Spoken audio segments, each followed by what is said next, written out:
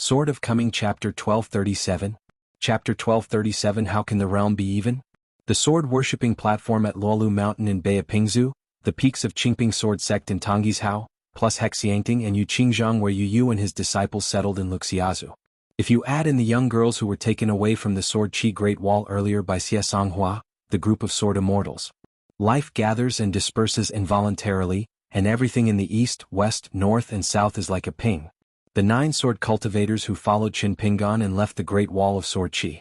Master Chao, who was nicknamed Chao Mo, at that time, took them out of the broken cave in the Hasta and met them in a small boat on the sea. Only Bai Xian and Nalan Jade was in the Cave Mansion realm, now Bai Xian is in the Dragon Gate realm, and King Sun Chun, who is the most diligent in practicing swordsmanship and has the most determined mind, is also in the Guanhai realm. After all, they have only been in Howran for a short period of time, and nearly half of the children have not yet entered the middle 5 realms. For example, among them is Yao Xiaoyan, who has the largest number of flying swords. Yu Qingzhang of the highest rank. On the contrary, He Xiangting, who likes to read, stayed up late at night to read during the heavy rain, flipping through the swordsmanship sermon, and several local chronicles over and over again. He somehow managed to break into the cave realm without any bottlenecks or obstacles, which was frightening. Master Yu jumped. Qin Pingan asked with a smile. He Xiangting, did you hear Qing Chaolu say that you actually want to learn boxing? He Xiangting blushed slightly. Bai Xian Yu Shehui, why bother, they also want to learn boxing from Master Chao. Qin Pingan said, if Bai Xian knew that you were a girl, he wouldn't speak so out of tune. He Xiangting's face turned red.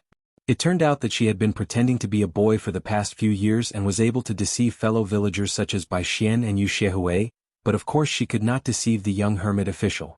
Qin Pingan hesitated for a moment, thought carefully and then smiled and said, I know that the 9 of you in the eyes of me Miyu Chui Sect Master, Chief Zhou and us so-called seniors, your sword training qualifications and future achievements are very important. Ranking? In fact, He Xiangting had the least confidence in himself. After all, the qualifications of Bai Xian and King Sun Chun, who was nicknamed Dead Fish Eyes by Bai Xian, were obvious at a glance. If we evaluate it in the terms of Howran Antique Shop, it is a big door. Among the remaining 7 of them, Yao Xiaoyan owns 3 natal flying swords. Yigu and Yu Shehui each have their own strengths. In short, He Xiangting just feels that he is too ordinary. Even for a long time, the little girl felt that the reason why she was taken out of the Sword Qi Great Wall by the young Yin Guan was due to the military exploits accumulated by her family and preachers. Just like the Howran Mountain dynasty, some people had a good pregnancy. It was just good luck that he relied on Zhu Yin to get his official title. But because he had just broken through and entered the 5th level, He Xiangting gained a little more confidence. After all, whether the sword cultivator has the spirit or not ultimately depends on the level of the realm and the speed of breaking through the realm. Yu Qingzhang looked gloomy and said, no matter how others rank, I will definitely be at the bottom. Qin Pingan shook his head and smiled. Yu Qingzhang, did you know that your flying sword is named De Duanyang? Yu Qingzhang nodded and said, I heard uncle say that it seems because according to the old customs in our hometown, the day I was born, May 15th, was the old Dragon Boat Festival. I later gave birth to my natal flying sword, which was also the day at noon. Qin Pingan said, in the past, the priests of our Jianxi Great Wall would hold sacrificial ceremonies on this day, but that was in the old almanac. In fact, this is the same as the custom of the ancient Shu realm of Aquarius continent. It was first held on May 10th. May 5th is the Dragon Boat Festival, not the current Dragon Boat Festival, and May 5th. Luolu Mountain belongs to the ancient Shu mountains and rivers in a broad sense, so I guess that several of your more critical Taoist passes and opportunities for enlightenment will still be in ancient Shu. I didn't follow it before. You said this because I was afraid that you would have a rebellious mentality. Just because I told you this, you knew it was so, but it wasn't so. Of course it doesn't matter now.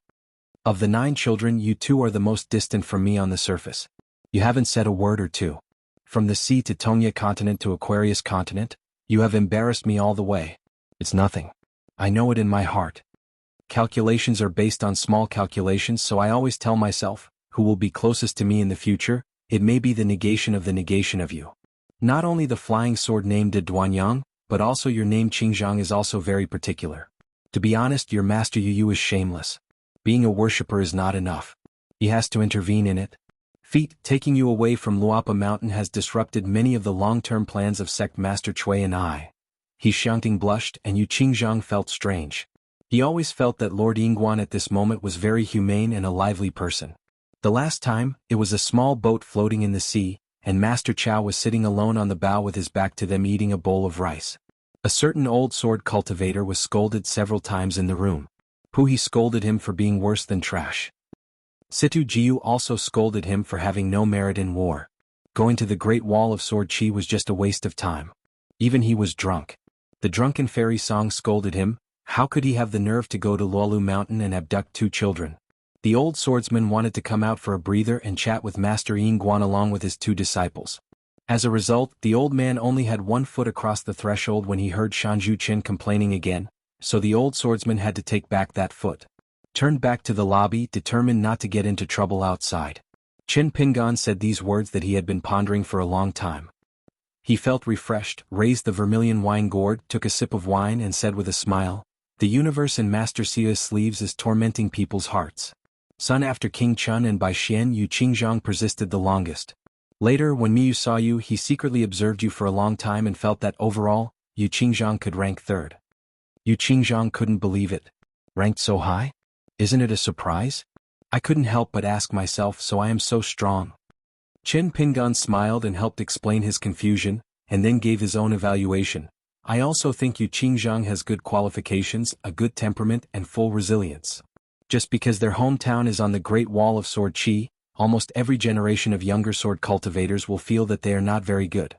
Throughout history, there have been many truly strong men and there have been so many genuine geniuses that many geniuses dare not consider themselves geniuses. Qin Pingan shook the wine bottle in his hand, squinted his eyes and said with a smile, "It's like some wines with great staying power." Yu Qingzhang was speechless. Qin Pingan smiled and said, "But none of us can, and of course we are not willing to look to death on your future achievements. Just talking about He Xiangting, she is now in a higher realm than you. Because she is also reading, He Xiangting was able to read each book from the thickest to the thinnest, but Yu Qingzhang, who also liked reading, was not able to do so. He Xiangting had read many truths that she recognized in her heart from the book, and she began to recognize xianxia to a limited extent, but Yu Qingzhang did not. I still doubt the truth in the book and the world outside the book, maybe except for the occasional 2 or 3 things. Deep down in my heart I always reject everything except the Great Wall of Sword Chi." He Xiangting said shyly, "Master Chow, am I really that good at studying?" Qin Pingan smiled and said, "Am I a closed disciple of the literary sage lineage, or a gentleman appointed by the Chinese Confucian temple? Will I talk nonsense about studying?" Yu Qingzhang was silent for a moment, rubbed his cheeks with both hands and said softly, "Remember uncle and my swordsmanship preacher before they went to the battle out of the city? They all actually admired and appreciated Master Chow. One said the second shopkeeper is the kind of outsider who is willing to take a sincere look at the Great Wall of Sword Chi, a man who would regret Ning Yao's favor, not a sword cultivator. Yi Xiangting's grandfather has a similar view." After that, several of them sword cultivators violated the stern military order issued by Fei Jian in the Summer Palace and went out of the city to fight without authorization. On top of the city, there was no way to save him, and there was no sword cultivator to rescue him. Qin Pingan just kept silent and did not comment. He did not tell the 2 children in detail what was right and wrong here. On the road of growth, to untie the bell you must tie the bell and you need to untie the knot on your own. Yu Qingzhang and He Xiangting were taken out of their hometown by Master Chow, the culprit. The 2 children traveled together in foreign lands, and actually began to gradually understand the actions of the young hermit official. The problem is that when they begin to understand the decision of a summer palace, they feel even more uncomfortable. Maybe things in the world are so weird. Only when you know right and wrong can you care. I remember that big white goose once said something that they only half understood. Those who do not distinguish between good and bad, and only use interest to decide right and wrong, only deal with things not themselves. In addition to teaching swordsmanship, Master Yu would tell them about the local customs in various places during his travels. However, the master almost never reasoned with them. Only once, when he arrived at Liuxia continent, did he deliberately use a plain tone. It seems like I made a digression. If the same thing is done by different people, it may not be the right thing if it is good. Bad is not necessarily wrong. He Xiangting said, "Master Chow, we will return to Luapa Mountain often in the future." Yu Qingzhang hummed. Qin Pingan smiled and said, "Over there in Liuxia continent, you must also practice hard and be sure to break through so that Master Chow can hold your lap in the future. In the vast mountains and rivers of the 3 continents to the west, you can walk around the world under a pseudonym, and you only need to report to Yu Jian with the name of He Jianxian. You can settle things without taking any action. Yu Qingzhang grinned and said, if we can't do it at the moment, we can report our master's name first. He Xianxia rolled his eyes, saying that he didn't want to open any pot.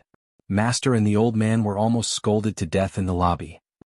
Qin Pingan smiled and joked, remember before I became the sword immortal, whether I am alone or with friends outside Liuxia continent, if I meet an old guy who is not long-sighted and has a high level, anyone who dares not to take your master seriously should just say that you have an anonymous little master named Qin Pingan. Let them consider it. He Xianxia blinked and said, Master Chow, would it be more effective to give Sister Ning's name and pretend that she is our little master? Qin Pingan's golden signboard sighed, in the vast world, the mountains and rivers of Jiuzhou, my name is definitely enough. Ning Yao walked out of the lobby and sat next to He Xianxia. Are you okay? Qin Pingan put away the wine gourd at lightning speed and said energetically, I didn't drink much, this little wine is just a drizzle. He Xianxia, who was caught in the act, quickly called out to the ignorant Yu Qingzhang, got up and left. They crossed the threshold together and turned to look at the steps outside the door. I found that Qin Pingan was also turning his head to look at them. Qin Pingan smiled and said, your master's wine is very good, help to block the wine. That Situ Jianxian is pretending to be drunk. I know his drinking capacity clearly. He is pretending to be drunk and really swearing. In the room, a certain swordsman from the beauty nest said that he was really drunk, so don't blame him for his bad words, and tried his best to persuade others to drink. Hearing this, he immediately lay back.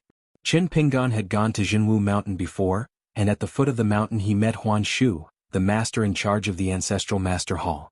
He was so senior that he was actually the great uncle of the master of the mountain, Yueting. This means that Huan Shu is either the junior disciple of the founder of Jianghu mountain in Alpine continent, or a sage assigned to a certain martial arts temple in Alpine continent by the ancestral family of the Central and Eastern military dynasties. In short, if Huan Shu is really willing to take charge of affairs, he can take charge of not only Jianghu mountain but also the internal affairs of Fengshua temple. In the Longji mountain belonging to Jianghu mountain, 30% of the sword sharpening stones that have not yet been mined can be donated to Luolu mountain. Jianghu mountain made 3 requests, one of which was related to the Ascension City of Colorful World. Ning Yao nodded and agreed, it's a small thing. It's also a good thing. The covenant on the mountain is much more reliable than the love vow between men and women in the city. Qin Pingan asked, has Qin Ji thought about when to leave the mountain?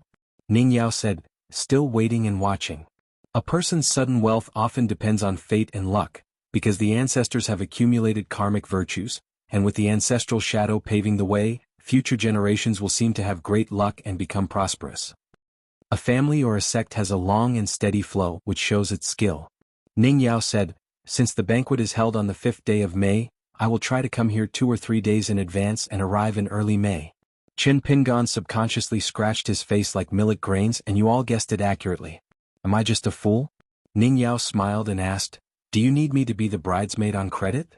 Qin Pingan nodded quickly and said, it's necessary, it must be needed. There were 2 relatively young earth immortal sword cultivators, Yan Hodao and Tian Xian. They walked out of the lobby hand in hand and said they wanted to be guests of Tongyi's Hao Qingping sword sect. Of course Qin Pingan would not refuse, and there was no need to say hello to Cui Dongshan. Effective immediately, the 2 of them were already guest ministers of the lower clan. All we have to do is go through the process at the Qingping Feng Ancestral Master Hall and ask the headmaster Cui Wei to spread out the golden and jade genealogy booklet and record his name on it. The student carried a small to dig into the walls of the upper sect, but the teacher took the initiative to send talents to the next sect. This is called repaying evil with kindness, and the teacher is magnanimous. Because Big White Goose became the leader of the next sect, it seemed that things were not done in an honest way and it was really too much. There was a lot of resentment on Luolu Mountain about this. The boy in Tsing-Yi once risked his life to make a remonstrance, reminding the master of the mountain that we should guard against thieves, thefts, and Dongshan. Shanju Qin suddenly realized at that time that he needed to take it seriously, and asked Qin Lingjun if he dared to speak out for justice the next time the 2 sects gathered in the ancestral hall of Jisa Peak to discuss matters. At that time, Qin Lingjun had just taken old immortal Jing and the others to have a solid morning drink, and he was full of courage. He patted his chest and promised that there would be no problem. It was time for someone to step forward and pour cold water on the Big White Goose. Tian Xian is Jean Dan, the woman who openly confronted Wang Jia before. She plucked up the courage to ask Ning Yao, Ning Jianxian, can I have a word with you? Ning Yao couldn't laugh or cry. What kind of trick was this? But she still asked, what do you want to talk about? Tianxian is also an upright person. My head is buzzing and blank. Ning Jianxian asked me to slow down first. Before going out, she had secretly drank 2 large gulps of wine, but it seemed that she was still not courageous enough. The wine was spent on talking about serious matters with the young hidden official, but when it came to Ning Yao it was not enough. Ning Yao was rarely at a loss for words. You are from the Ruiqing Dragon King Hall, right? I heard that your ancestor went to the Sword Qi Great Wall, and there was a private house of the Sword Immortal outside the city. She has a good relationship with Lu Ji. Tianxian was full of energy and flushed. I am a sword cultivator from the Fanji Princess Temple in Ruiqing, Grandmaster Hong. Ning Yao nodded. Chen Pingan explained to Ning Yao a few words about the origin of the murals in Ruiqing Dragon King Hall and Fanji Princess Temple. Tianxian was in a very excited mood. This time he went out, he was in a bad mood. Tianxian, who was well known in the Ancestral Master Hall for her unique ideas in Ruiqing, felt that she had not been exposed to a spell from Void Lord Wang Jia before, as if she was sorry for this opportunity. Then there was a nascent soul sword cultivator named Hua Qinggong, who was also a popular female swordsman in the 3 western continents of Hauran. She wanted to be a guest of the Dragon Elephant Sword sect in Qi Tingji and Nanposa continent. Of course, I don't dare to hope for a memorial service. As a rule, seats in the Ancestral Hall need to be arranged for offerings, especially those with higher rankings. On the other hand, the standard and salary of the guest ministers are not as high as those of the enshrined ministers. Generally speaking, the more the merrier in large sects and small immortal mansions. Of course, Qi Lao Sword Immortal's youthful appearance and Fengshen Zhuoran are also one of the reasons. Qin Pingan nodded and said, I will help deliver the message.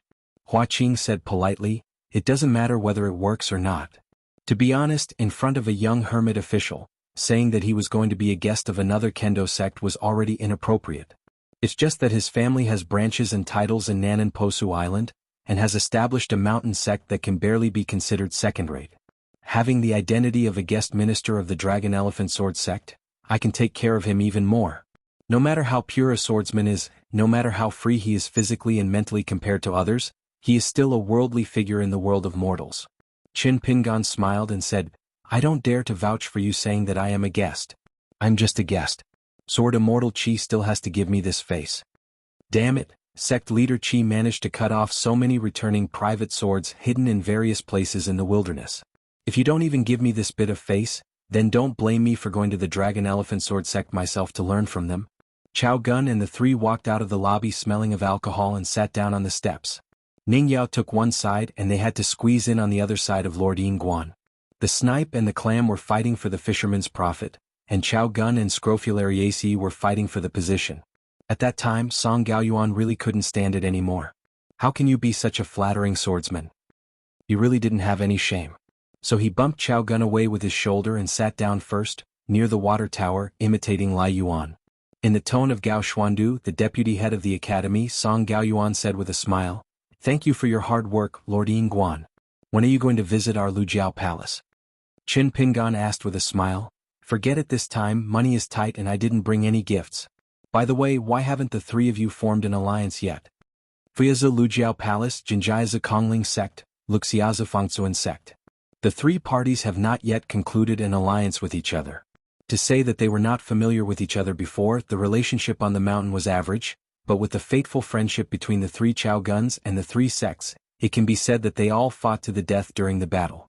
Chao Gun explained with a smile, the 3 sects have accumulated enough military exploits.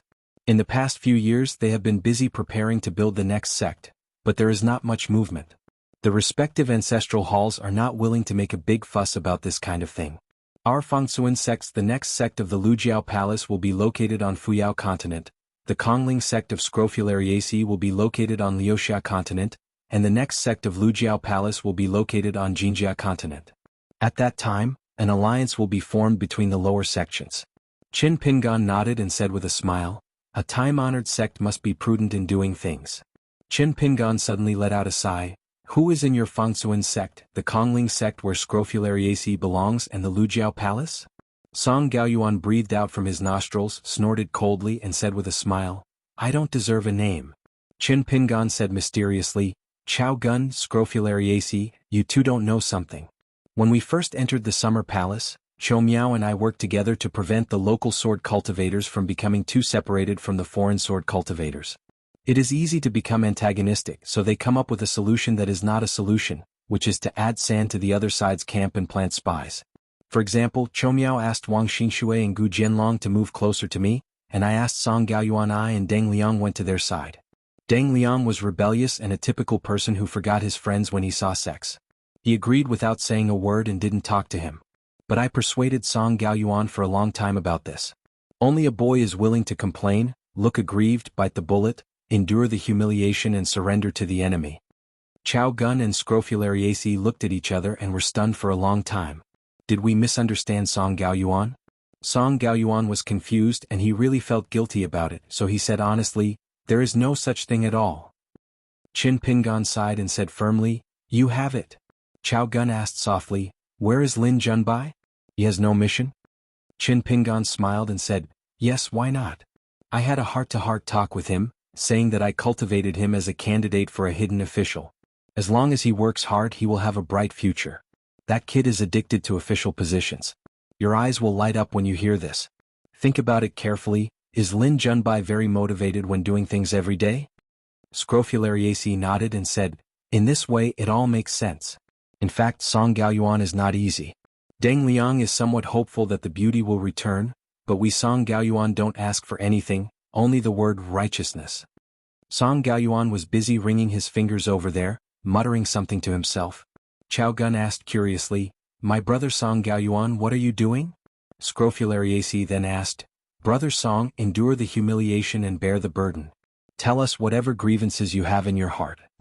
Song Gaoyuan said with a smile, "I am counting how many people have been sold by Lord Yin Guan with just a few words. Chou Miao, Wang Xingxue, Gu Jianlong, me, Deng Liang and Lin Junbai." Qin Pingan laughed. None of them deliberately avoided mentioning Chou Miao in their words. After leaving the summer palace and leaving the Great Wall of Sword Qi, you can talk about it as long as you think of it. Qin Pingan raised his arms and raised the wine bottle high. The other three young swordsmen all carried wine bottles when they went out, so they all had the same movements. This Xuanjiao mountain is recognized as a piece of cake that can make even an Ascension Realm monk's heart flutter. An old man and a female cultivator came with the wind, and the majestic energy they carried directly split a large sea of clouds, and the master and disciple stopped suspended in the air. The woman's skin is as good as snow, but she is wearing a black robe. The hosta on her head is ink-colored, and the scabbard is also made of jet-black dragon tendons. She also carries a mountaineering device made of ink bamboo. What a Lishui river that rushes to the sea and never returns, what a Xuanjiao mountain full of moral integrity. A graceful waste crosses the sea of clouds, and the mountains and rivers face Xuanhuan. Not all of them may recognize the old monk, but they must recognize the most beautiful woman in the world. There is a female swordsman Song Pin in Jinjiazu who carries the Fuyao sword, and there is a Niet Suea with the Taoist name Manpa, in Qinggong Mountain in Luxiazu. There are two women in Sanzhou whose beauty is the most beautiful in the world. They were talking about her in Song Pin. Now that Niet Suea has been recognized, the identity of the old man beside her has also come to light. As expected, it was Jing Hao, the Taibao of the Qing Palace, and Mr. Jing was promoted. There are no Ascension Realm monks left in Fuyao and Jinjia continents after the war. It stands to reason that if a mountaintop existence with a deep city like Elder Jing takes advantage of the situation, whether it is to occupy the entire Jiaoshan mountain alone or in partnership with someone, is it not just a matter of holding it in hand? Soon there were monks who thought they had figured out the connection. Is it possible that the old swordsman who pretended to be an Ascension Realm old swordsman was Lu Hui, the #1 person in Fuyao continent and Liuxia continent? First come with one hand to cooperate with others, and then sit on the ground to divide the spoils? It is indeed a battle of skills between those in the Ascension Realm, singing a double act and acting like us. Niet Suea said in her heart, "Master, that Jing Dan is already here?" Jing Hao narrowed her eyes and said, "Since she hasn't appeared at the gate of Baidi City yet, she will follow wherever the heartless sect Master Gao is." Although Niet Suea didn't know what secret method the master used to track the young swordsman Gao Yi, the female ghost was really annoying and made the Changyu cave, which was already the master's possession, surnamed Gao. Jing Hao caressed his beard and pondered for a moment. There was a lot of excitement along the way. They all said that there was an Ascension Realm sword cultivator in Xuanjiao Mountain who openly handed over his sword and expelled everyone? Are you kidding me? It's just ridiculous. There are only a few Ascension Realm Sword cultivators who would go out and run around now. There are only a handful of Ascension Realm Sword cultivators in the world, but now all the local Great Sword Immortals have been transferred by the Confucian Temple to various fairies in the wild world. It is the newly Ascension Baishang who returned to Beiju Luzhou for retreat and came out again. We must also return to the wild battlefield as usual. As for a certain mountaintop on a certain continent in the east, it is naturally impossible to speculate with common sense. Could it be that Chen Pingan came here? Jianghu laughed softly and said, Xianxia Cave Sky Site, the large and small caves are intertwined with each other, just like the acupuncture points of the human body. Although it is incomplete and only half of it is broken, it is still a place that is properly managed and handled. If it is properly managed, there will be a chance to create more. The Ascension Feng Shui treasure land is the icing on the cake for me in Qinggong Mountain. If you have it, it is of course the best. You or Gao Geng, whoever will be the first to become an immortal in the future will be able to prove the truth and ascend. If not, there will be a solution. That means you two don't have enough opportunities, and you won't be so heartbroken as a teacher. On the contrary, the Shu Cave Master, who seemed calm from the beginning to the end, is so heartbroken that he almost chewed his back teeth into pieces. Xianxia the cave is something that the Taoist couple has been waiting for many years and is determined to get. Can the Taoist couple soar to the sky? After all, in one fell swoop, they completed their long-term plan in one battle. As a result, a female ghost appeared and she claimed to be the Baidi City prisoner. Haha, Xuanhuan is about to break his teeth and I am about to laugh out loud, so happy. At first she was fighting openly and secretly for the Xianxia cave. She was competing with Zheng Dan, a ghost swordsman, for the opportunity in Wuxialover, her own territory. Jianghu didn't fear her at all. What really needed Jianghu's careful planning was the rising Xuanhuan in Xianxia cave, a newly ascended person who had accumulated external skills in a hidden way. Within the territory of a continent, we are neighbors to each other. Ascension meets ascension and few are on the right track. Yet Suea didn't like the Xianxia cave either, especially the Taoist monk at Xuanhuan. I'm going to meet the young and promising sect master Gao as my teacher. Jianghu thought for a moment and then made this decision.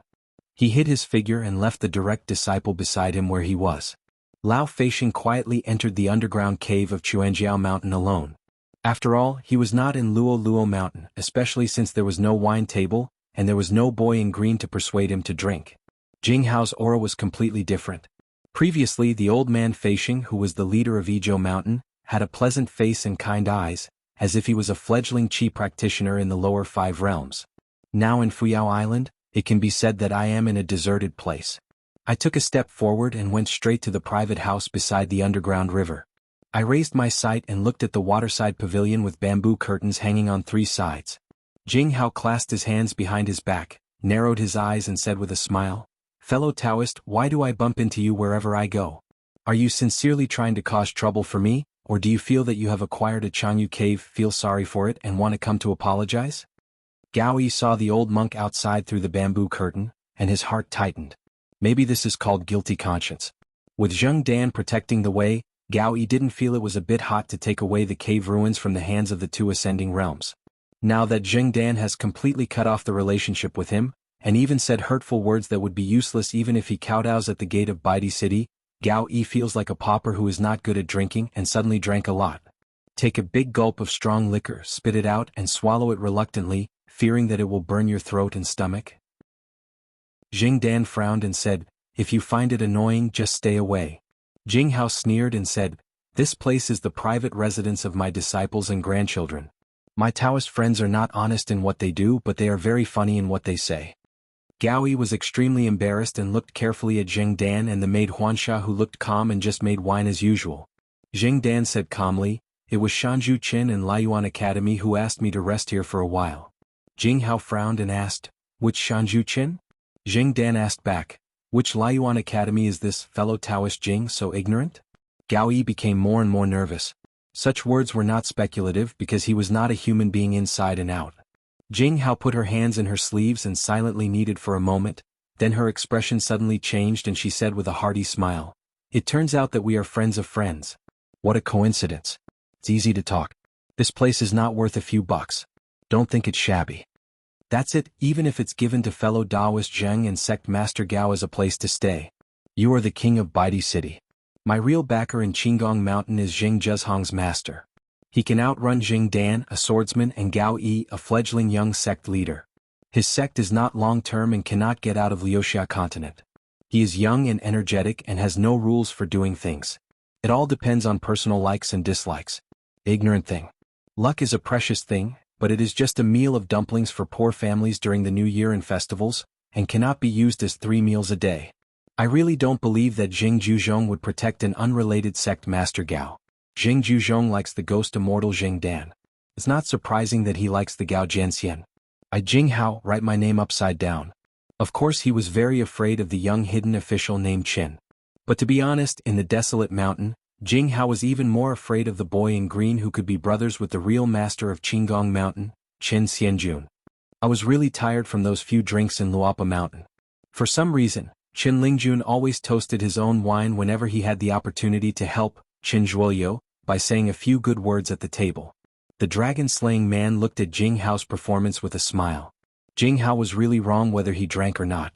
He couldn't figure out whether to drink or not to drink as a penalty. In that unfathomable Luolu mountain, those who are not in the Ascension realm are really useless. Zheng Dan, xuanhuan, and even the 2 sects up and down Qinggong Mountain all felt that his trip was to recruit troops and contact some old friends from other continents. It makes no sense for a mute to eat Coptis chinensis. Just when Jinghao was still wondering whether the word please from Zheng Dan was her grand display of Dragon Gate formation, a familiar and warm voice sounded from behind her. Fellow Taoist Jing, we haven't seen each other for just a few days and now we meet again. Jinghao quickly turned around and saluted and said with a smile, I have met Master Qin Shan Ning Jianxian Master Chao. Originally she wanted to call the junior Chao Gun on a first-name basis, but Jinghao changed her tune when the words came to her lips. After all, that boy was standing next to Qin Pingan and Ning Yao, or to be precise, between them. Then Jinghao immediately knew what was going on. This arrangement was done deliberately. The young Yingguan was clearly helping his own family members to come to the summer palace to persuade him to drink with Jinghao. On the top of the ancestral mountain of the Fangtsuan sect where Chao Gun was located, there is a solitary stone cliff with the words "Mending the Sky" engraved on it. It is one of the few authentic works that Chao Gun is most proud of in the world.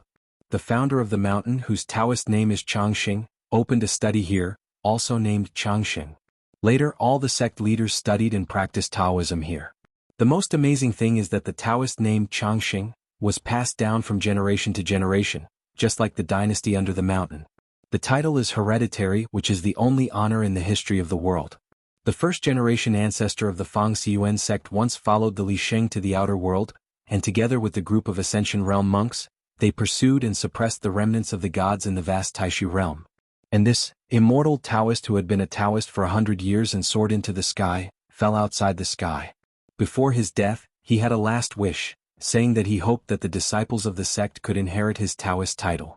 One day, when someone from the Fangxiyuan sect can join the 14th Tao realm and achieve true Tao immortality, then this precious Tao title will be returned to the world. Li Sheng personally agreed to this matter. Since it is a matter decreed by the Holy Spirit, for thousands of years, countless Qi practitioners in the world, no matter how much they covet the 2-word Taoist title eternal life, can only stare at it, not daring to have any ambition or arrogance.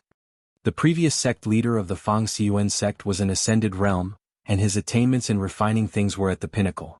His reputation, character, and virtue both up and down the Liuxia continent were indeed better than those of Jinghao, the leader of the Yizhou Immortal Master. Slightly better. After all, Jinghao was the leader among the immortal masters in the continent, and he was quite well informed through the grapevine. He knew that the Fangxiyuan sect was going to establish the next sect in Fuyao continent, and it seemed that the name would be the Jiuqi sect. Indeed, as rumored by the outside world, Chao Gun will be the acting sect leader. When you reach the Jade Pu realm, you will take off the word generation. Chao Gun performed a Taoist ceremony and said with a smile, Junior Chao Gun has met Master Jing. Jinghao laughed heartily and said, Sect Master Chao, there is no need to be polite. From now on, if anything happens to your sect in Fuyazu, just say hello to Gao Gong. My disciple will soon serve as the national advisor of the Jinpu dynasty. Maybe Gao Gong can't help much, but he can definitely help if he can. Ning Yao looked at the waterside pavilion inside the bamboo curtain. A certain young swordsman who once asked Qin Pingan face to face whether he was nervous or not felt like a light on his back in an instant. The ugly maid whom Jing Dan called Huanxia maid held up a wine cup with both hands and invited with a smile. Shuri Guang, a remnant of the ancient subjugated country and a lonely ghost, met Ning Jianxian. Many years ago, I once visited Daoxian Mountain with Mr. Fan, and had the honor to visit Ning Mansion. Although he could not buy the dragon-jumping cliff to treat my heart ailment, Mr. Fan stayed in your mansion for several months and I often stayed there. Climbing to the top of the city and seeing the real vastness of the sky, my heart aches healed before I knew it. Ning Yao looked a little softer, nodded, stretched out his hand to lift the bamboo curtain, walked into the waterside pavilion, took the wine cup from the hand of the woman who had used the blind trick, thanked him and said, Su Zi has said, I feel at ease. This is my hometown. Qin Pingan and Jing Hao were walking by the river together and asked a question seemingly casually. Fellow Taoist Jing has been a neighbor of Shu Cave Master for many years. What kind of person do you think he is? Jing Hao smiled and said, Master Chen's question seems to be too general. Qin Pingan nodded and said, then narrow the scope and only look at the Shu Cave Master from the perspective of Jing Hao. Jing Hao thought for a moment, carefully weighed his words and said, I personally don't like this new ascendant from the same continent. Qin Pingan raised his hands, tapped his fingers together, was silent for a moment and asked, is it because he could ascend earlier, but he achieved enlightenment and ascended after the war ended? Jing Hao smiled and said nothing. That's the answer. I don't know who made the first comment. The wild cultivator is like a dog and the genealogy is like a snake. Then an even more mean-spirited statement emerged. The wild cultivator is like a domestic dog and the genealogy is like a wild dog. Many mountain wild cultivators like to bark when they see people. A real wild dog can bite someone to death just by opening its mouth. Jing Hao said something very sincere, so this time I competed with Tianyu Dong Tian for the opportunity that was right under our noses. I actually didn't know what to do. If Zheng Dan hadn't stepped in, I would have just acted on the surface. Now that I'm in a quarrel with Tianyu Dong Tian, I deliberately arranged those troops in formation and manipulated them to gain momentum. In fact, I was ready to quit at any time. The best plan was to make peace with Xuanhuan and negotiate a share. My side only accounts for 20 to 30%, that's fine. I have to fight. It's the realm of ascension, and my dual identity as the nominal number 1 immortal master in Liuxia continent, and the master of Qinggong Mountain, that forces me to fight. No argument, it's just that I really don't want to conflict with Xuanhuan and Tianyu Dong Tian. To say the least, my Qinggong Mountain only has a few disciples like Niet Suea and Gao Gung who are unlikely to be great, but that couple has a good son who is one of the 10 young candidates in the world. Xuanhuan, the owner of Tianyu Cave, has the Taoist name Jiao Ming. And there are many self-titles, Zhuangxi, Hanren, Suegong. Next, Qin Pingan asked another question that was thousands of miles away from the topic. Is the great dragon Qiu of Middle-earth familiar to fellow Taoist Jing? Jing Hao was a little unable to keep up with Master Qin Shan's thoughts. He thought carefully for a while and then said, I'm not familiar with it. I only had face-to-face friendship with the two sect masters, but I had a few drinks with the contemporary master at the same table. Jiu once was invited to participate in the opening ceremony of a certain Liuxia continent sect, and the other time was at Tianqing Holy Mountain in Zhuhai Cave. However, I once had an encounter with the immortal Situ with the Taoist name Longbeard at the foot of Liuxia Continent Mountain. We both hid our identities and we hit it off at first sight. He is a good person. His conversation, Taoism, and appearance are all top-notch. It is a pity that Situ Mingjing does not have the will to be the leader of the clan. Otherwise, Dalong Qiu will be the master of the clan. I believe he can take a big step up. Qin Pingan nodded and said, business is booming. Jing Hao was filled with panic and uncertainty, fearing that Master Chen would make a false move and falsely convey the imperial edict, and he would not be able to verify anything with Master Qin Xian. Fortunately, Qin Pingan didn't continue to say anything to scare people, but just said something. Gao Gung married 2 brothers with different surnames in the Tiefu River Water Mansion, and they lived happily together. Jing Hao suddenly glanced at Qin Pingan. Qin Pingan deliberately turned a blind eye. Test me? Determine the level of my realm and the depth of my spiritual power? Jing Hao did have this intention. Seeing Shanzhu Chen's oblivious attitude, he was not sure about the true cultivation level of the swordsmen around him. It turned out that when the 2 mountain masters Jing Hao and Qin Pingan were walking by the river, a speeding Liuxia boat appeared at the Xinjia ferry closest to the boundary of Xuanjiao Mountain. On the ferry, 2 local monks from Fuyao Island, Lu Hui and Yang Chenggu, stood side by side. This made the local monks in Fuyazhou who still chose to stay outside and wait to watch the excitement secretly feel happy. As Jinghao, the dragon crossing the river, he was destined to be unable to succeed. In addition, the group of people who came from other continents to fish in troubled waters were also cautious and were not in a hurry to return to the mountains. They also felt that it would be unjustifiable if there was no fight in Xuanjiao Mountain. These great monks on the top of the mountain who are invisible to the dragon seem to have made an appointment, either not to show their saints in front of others, or they like to appear in groups when they appear. Fuyao Island used to be a mountain top where the northern and southern sects faced each other. Lu Hui from Tianyao Township in the north and Yang Chenggu, a ghost cultivator in the Back Mountain in the south, were both in the Ascension realm. Yang Chenggu, the founder of Back Mountain, had a difficult time cultivating the Taoism. He had an upright character and made enemies on all sides. In addition, his sect sheltered many ghost cultivators and heroic spirits. He was once plotted by his enemies, which led Yang Chenggu to go on a killing spree. He slaughtered more than 100 monks who had given the genealogy, and was eventually brought to Fuyao Island by Ye Sheng, who forcibly detained him and took him to the merit forest of the Zhongtu Confucian Temple. Even though the battle in Fuyao continent was brutal and the entire continent was destroyed, this Ascension realm ghost immortal still could not leave the merit forest. The person in charge of the affairs was a ghost cultivator, the deputy mountain master. The mountain behind a mountain with the word Zong was personally attacked by Bai Ying, the demon from the throne, who broke through all the formations and ordered the monks to leave no trace. Almost all the monks from the upper 5 realms and the earth immortals died in the battle. The reason why it was almost was because there was only one golden elixir ghost responsible for protecting the God Lord, and he evacuated together with a group of young direct disciples. There were less than 10 people in total. There is not even a protector for Yu Pu or nascent soul. At the last meeting of the Ancestral Master Hall in Back Mountain, there was no objection to this at first, and it was planned to have a relatively young Jade Pujing enshrined in order to protect the younger monks from evacuating from Back Mountain. The deputy mountain master overcame all opinions and convinced the entire Ancestral Hall with just one sentence without saying too much. When our mountain master opened the mountain, he was only a golden elixir. Today's eye-catching Liuxia boat, in addition to Lu Sui and Yang Chenggu, the rivals in the past, there are also a few unfamiliar faces on board.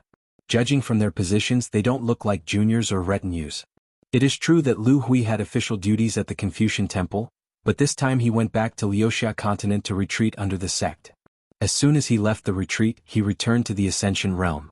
Yang Chenggu just happened to escape from Gongda Forest, but he still needed to travel to the wild world, so he made an appointment to return to his hometown of Fuyao Island together.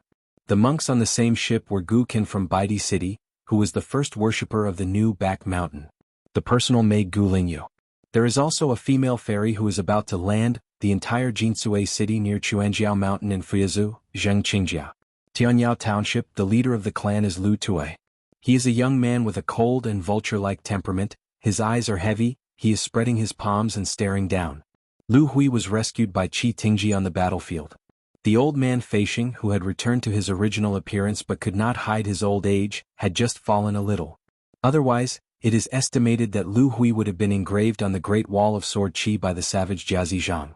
The other side of the city wall is on top. The lower sect of Tianyao Township was built in Luxiazu and has a white porcelain cave that ranks among the 72 small caves. Lu Hui had been recuperating there for many years.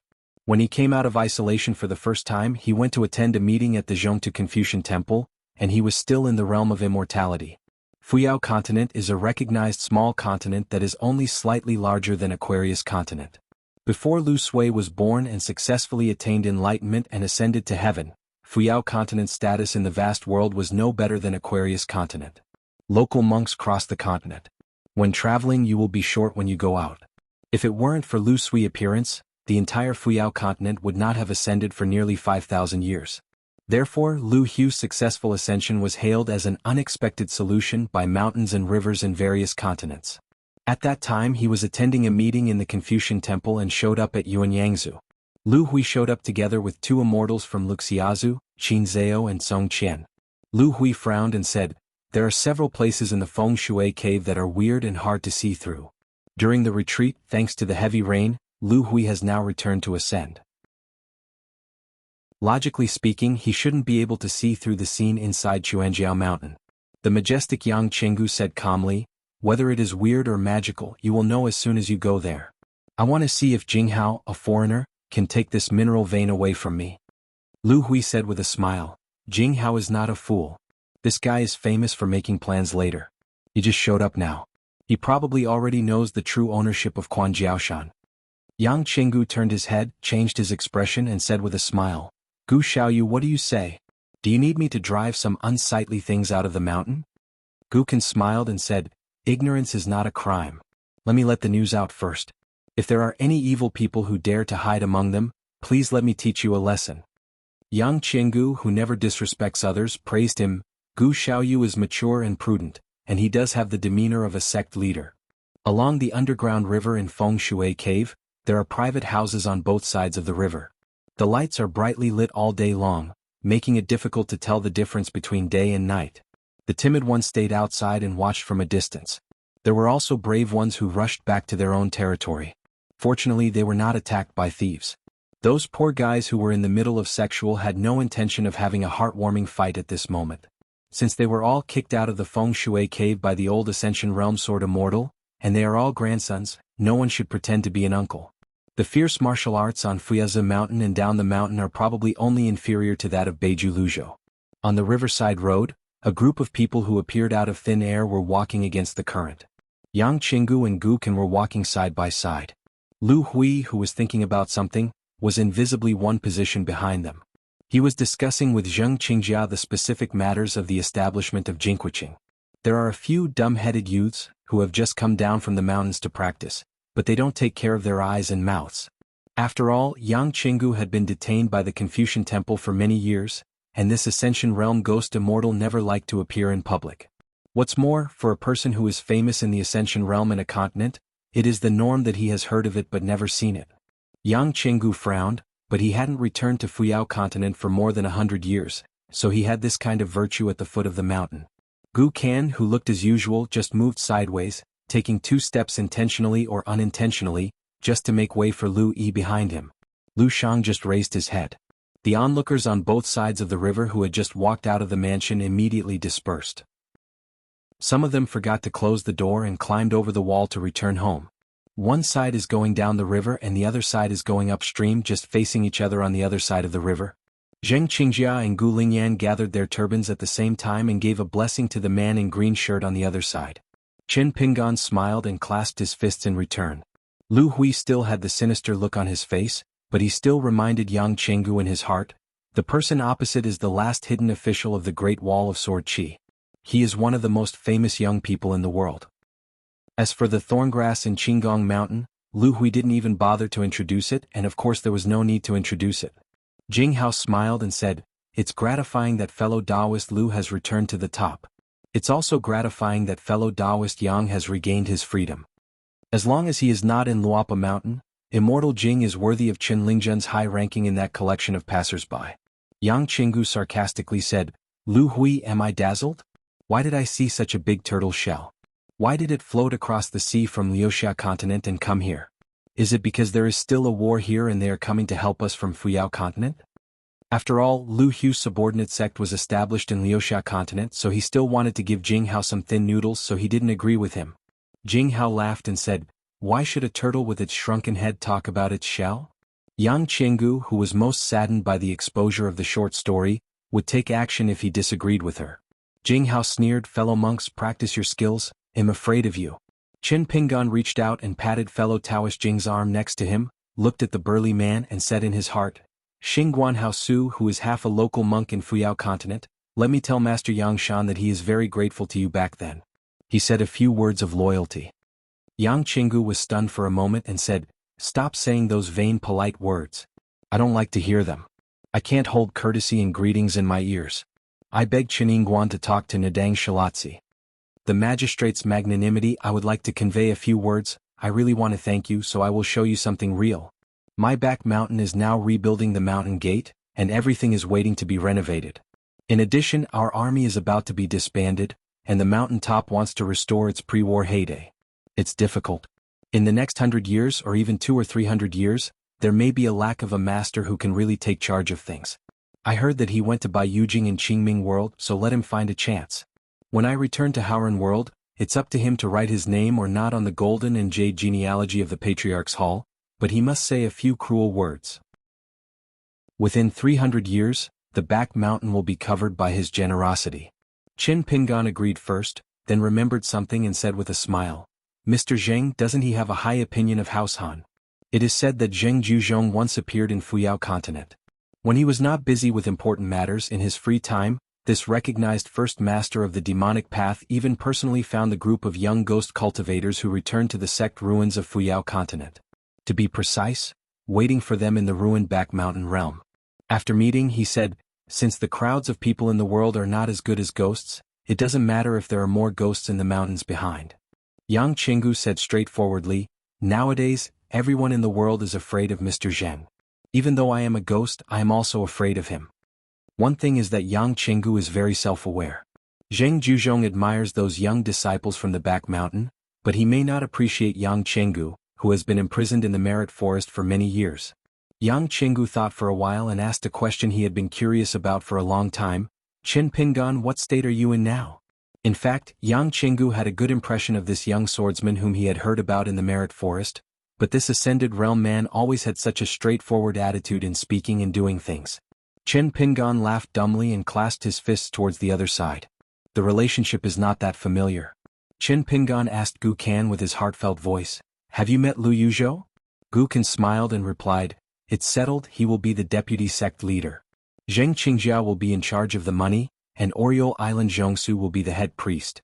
I have also met the Eugene and he is willing to be the chief minister. Qin Pingan nodded.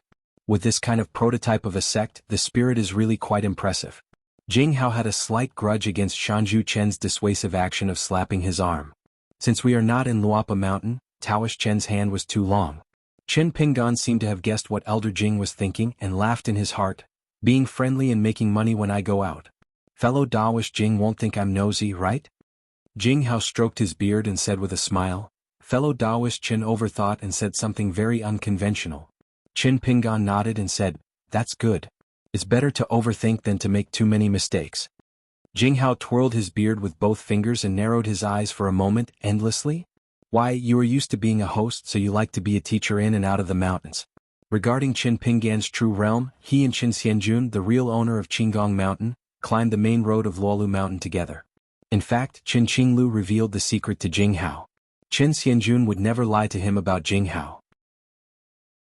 Such a young hidden official is now just a hidden nascent soul realm. The truth makes sense.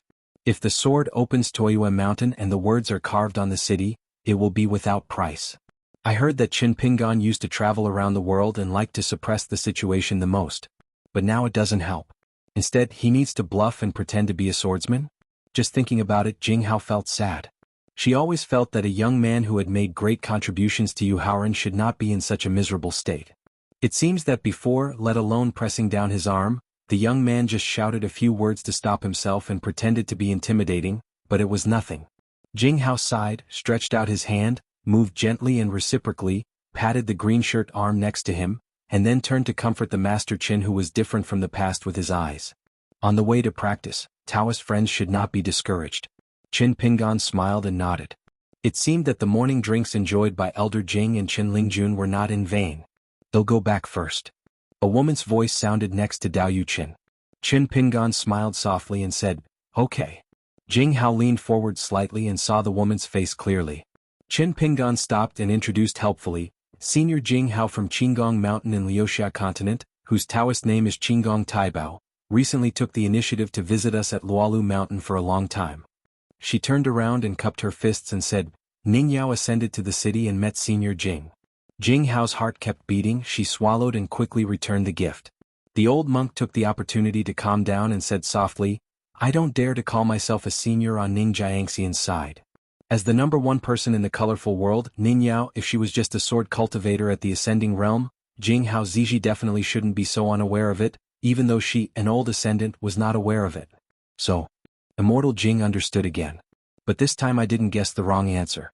A long rainbow with blurred sword energy soared straight into the sky, stretching out a seemingly endless bright beam of light on the Fuyao Island territory, breaking through the sky without opening the door, and headed straight to another world. Jianghu witnessed this magnificent scene up close and personal. The old man couldn't help but feel swayed. She was as beautiful as a jade sword in a rainbow. After all, Song Pin and his disciple Nyetsuea were far inferior to Ning Yao. Qin Pingan withdrew his gaze earlier and said with a heartfelt smile, "Fellow Taoist Jing, to be honest, I am not in the nascent soul realm, but now I am an immortal." Jing Hao once again understood everything from his heart, nodded and said solemnly, "I understand, fellow Taoist Chen must be the great sword immortal. Even if you, Qin Pingan, now say that you are in the 14th realm, I will nod. Otherwise I, Jing, will have spent nearly 3,000 years of monastic life in vain. Anyway, you and Ning Yao are Taoist couples. Since we are a family, there is no need to separate our realms so clearly. Your two realms, one is the 14th realm, the other is the nascent soul realm, evenly divided, aren't they both the immortal realm?" Jing Hao couldn't help but sigh in her heart. It's great to be young, to have a good life, and not to be criticized by outsiders.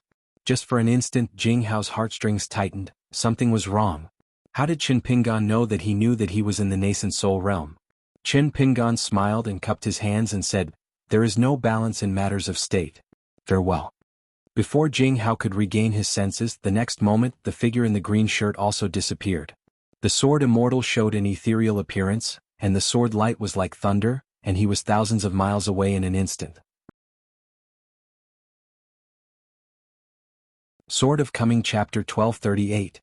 Chapter 1238. Mountains and seas are moving like magic. The bright moon rises over the sea.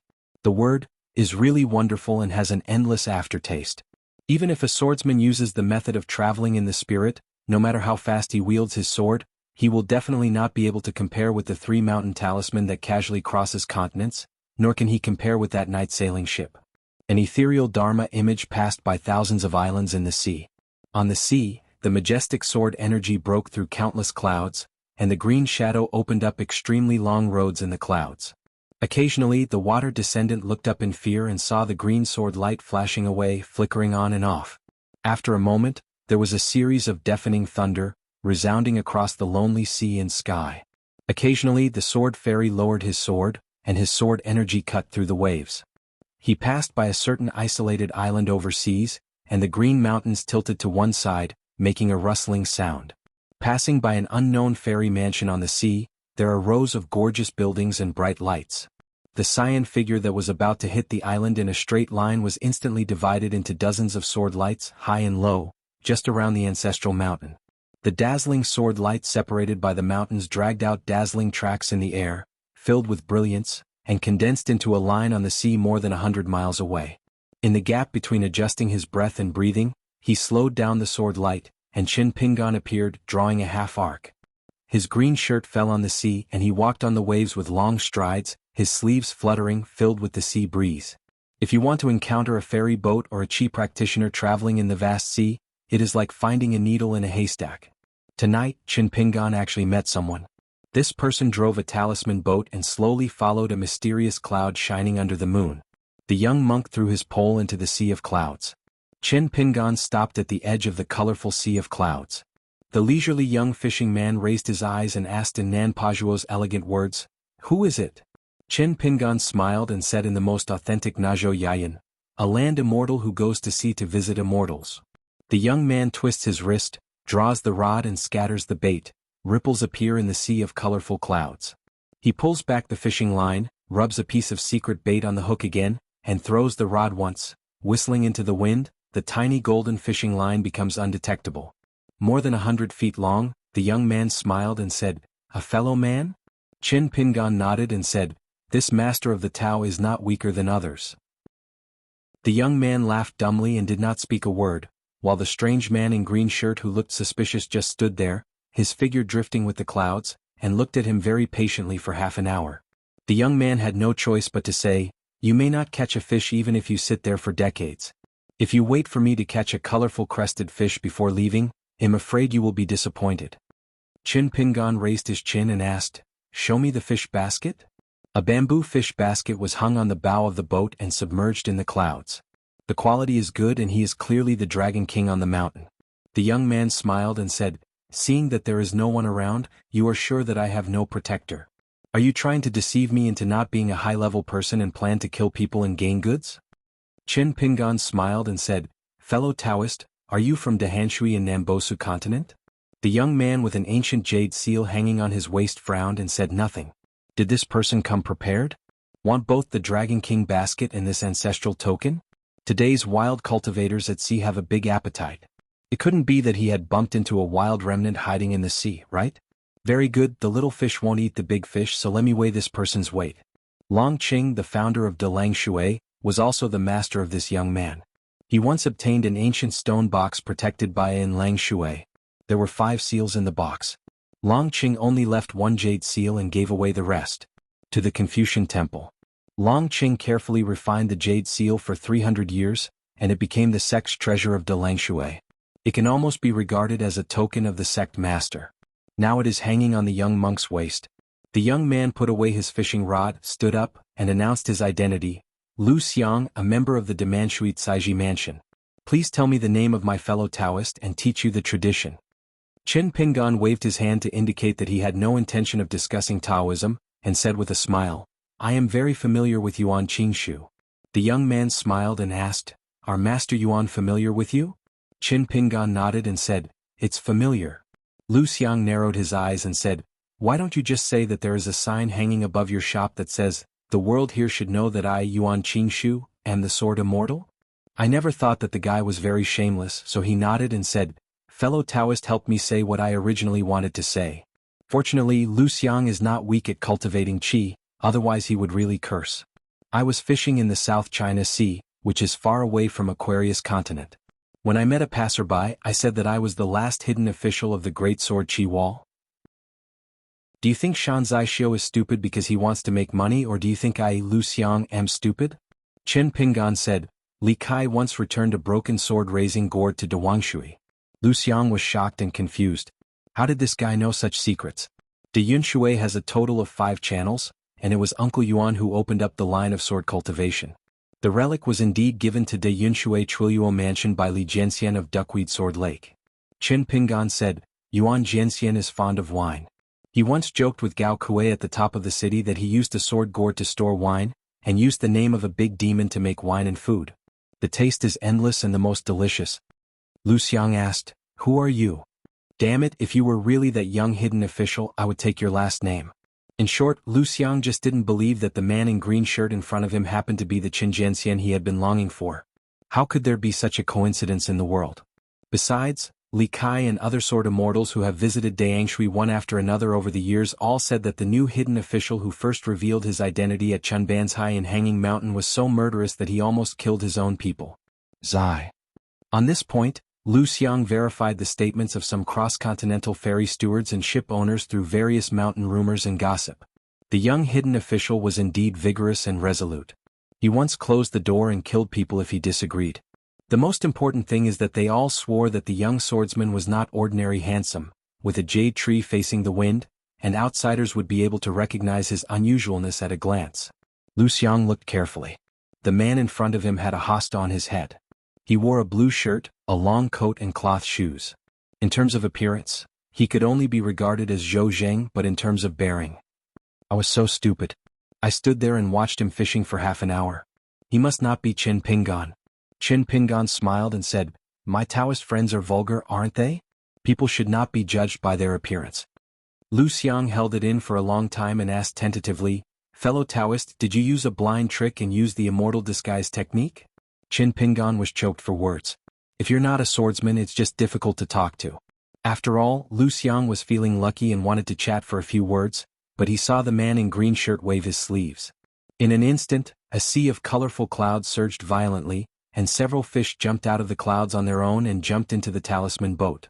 The next moment, King Shan's figure was no longer visible, and a lingering voice lingered in Lu Xiang's ears. When my fellow Taoist returned home, he just said that he caught it himself, so he didn't need to spend money to buy it from Nanhai Fish Market. Lu Xiang was stunned. Although he still couldn't determine the identity of the other party, it was definitely true that they were people of the same mind. Then at the border of the South China Sea and the East China Sea, Qin Pingan suddenly stopped and looked down at the bright moon in the sea. There was an old Taoist priest in purple clothes and a gourd on his back, rising slowly from the bright moon. It was a phantom that Yu Xian used his magical power to appear in the world. Qin Pingan said, This junior has met Mr. Yu. Yu Xian smiled and returned the bow. Fellow Taoist Qin, there is no need to be more polite. Qin Pingan asked with a smile. Are you worried that the younger generation will mislead the younger generation? Yu Xian waved his hands and said, how is that possible? The poor Taoist vision of people and the preaching skills of fellow Taoists are the best in the world. That's what he said, but after all, it was a bit shocking for an immortal to dare to talk about the method of ascension. At that time, Bai Jing almost mistakenly thought that his mountain master was drunk and talking drunkenly. Naturally, Yu Xian was still a little worried. Walking hand in hand on the sea covered with moonlight like snow-white fish scales, knowing what the old man was worried about, Qin Pingan carefully considered every word and said slowly, in this closed-door practice, the real years that Taoist Ding needs to spend are short.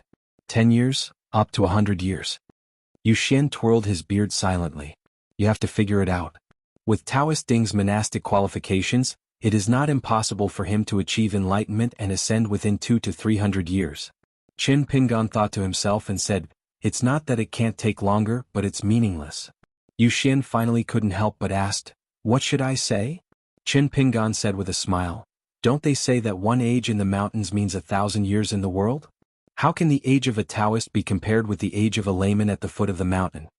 Yu Xian became nervous and said tentatively, fellow Taoist Qin, Taoist Ding is the best young man in Pindo's sect. Even if the jade is not polished and cannot be used, you still have to have some restraint, right?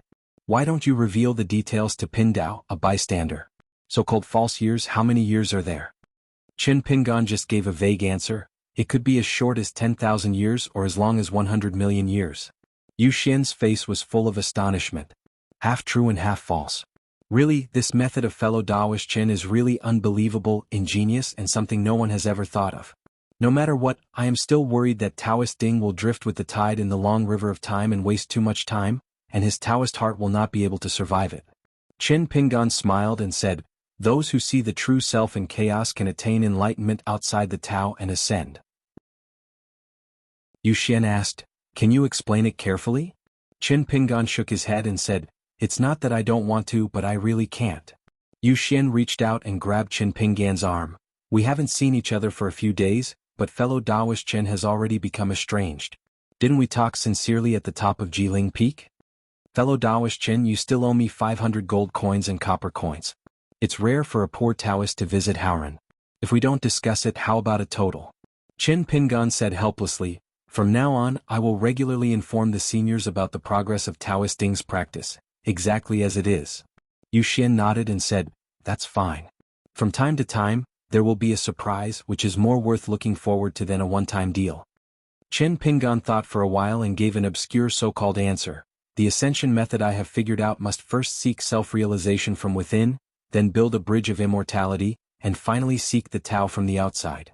Yu Xian chewed for a while and said, just hearing this, my trip is worth it.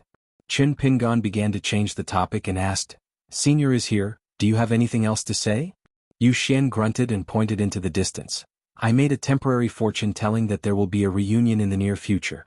It can be related to you, of course it can have nothing to do with it, it depends on whether you are willing to wade into troubled waters. Qin Pingan guessed the general reason and made a decision in his mind, so he asked a digression, why is there never a mountain sitting in the Xuanjiao mountain in Fuyazu? Whether it is an orthodox one from the imperial court or a heroic spirit who built his own temple for obscenity, it seems like it has never happened before in history. Yu Xian hesitated for a moment and said with a smile, there are hundreds of spirits walking around the mountains and rivers, either gods or immortals. Living in the mountains and practicing magical powers or immortal methods, there are always those who like purity. The old man put away the illusion of the moon, while Qin Pingan continued to travel on the sea with his sword. Several serious Taoist priests worked together as free masters in Qiaoyu Mountain, helping the 8 Taoist monks carefully selected from the Great Li dynasty to teach some simple Taoist methods that did not involve the sect's secrets or violate the taboos on the mountain. In fact, it is not a difficult task, and these 4 Taoist priests who have the same ancestor but different sects, see each other every day when they look up and look down. Over time, they naturally become more familiar with each other. It is also in Qiaoyu Mountain where the boxing is taught in the martial arts arena, and the preaching place here is in an empty hall. There are several futons on the ground. It is said that they were bought with a lot of money from Sanlang Temple in Luzhou, Beiju. After Bai Feng and the others all told about their situation, but Xiang Tong refused to say another word. At that time even Xue Jisue, the highest-ranking and senior heavenly lord, made no bones about it, saying that he was led by Master Chen into a 9-story glazed pagoda with an extra broom in his hand, and they would sweep the tower together every day. Xue Jisue started from the bottom and Qin Pingan started from the top. Whenever Xue Jisue chose to sweep from the top floor, Qin Pingan would sweep from the first floor. Today Liang Xiaoguan asked again. Xiangtong really annoyed them, so he squeezed out 2 words from between his teeth, wandering around. It's not that Xiangtong is being pretentious, it's really the past that he can't bear to look back on. Every time he thinks of it, Xiangtong can't help but shed a handful of bitter tears for himself.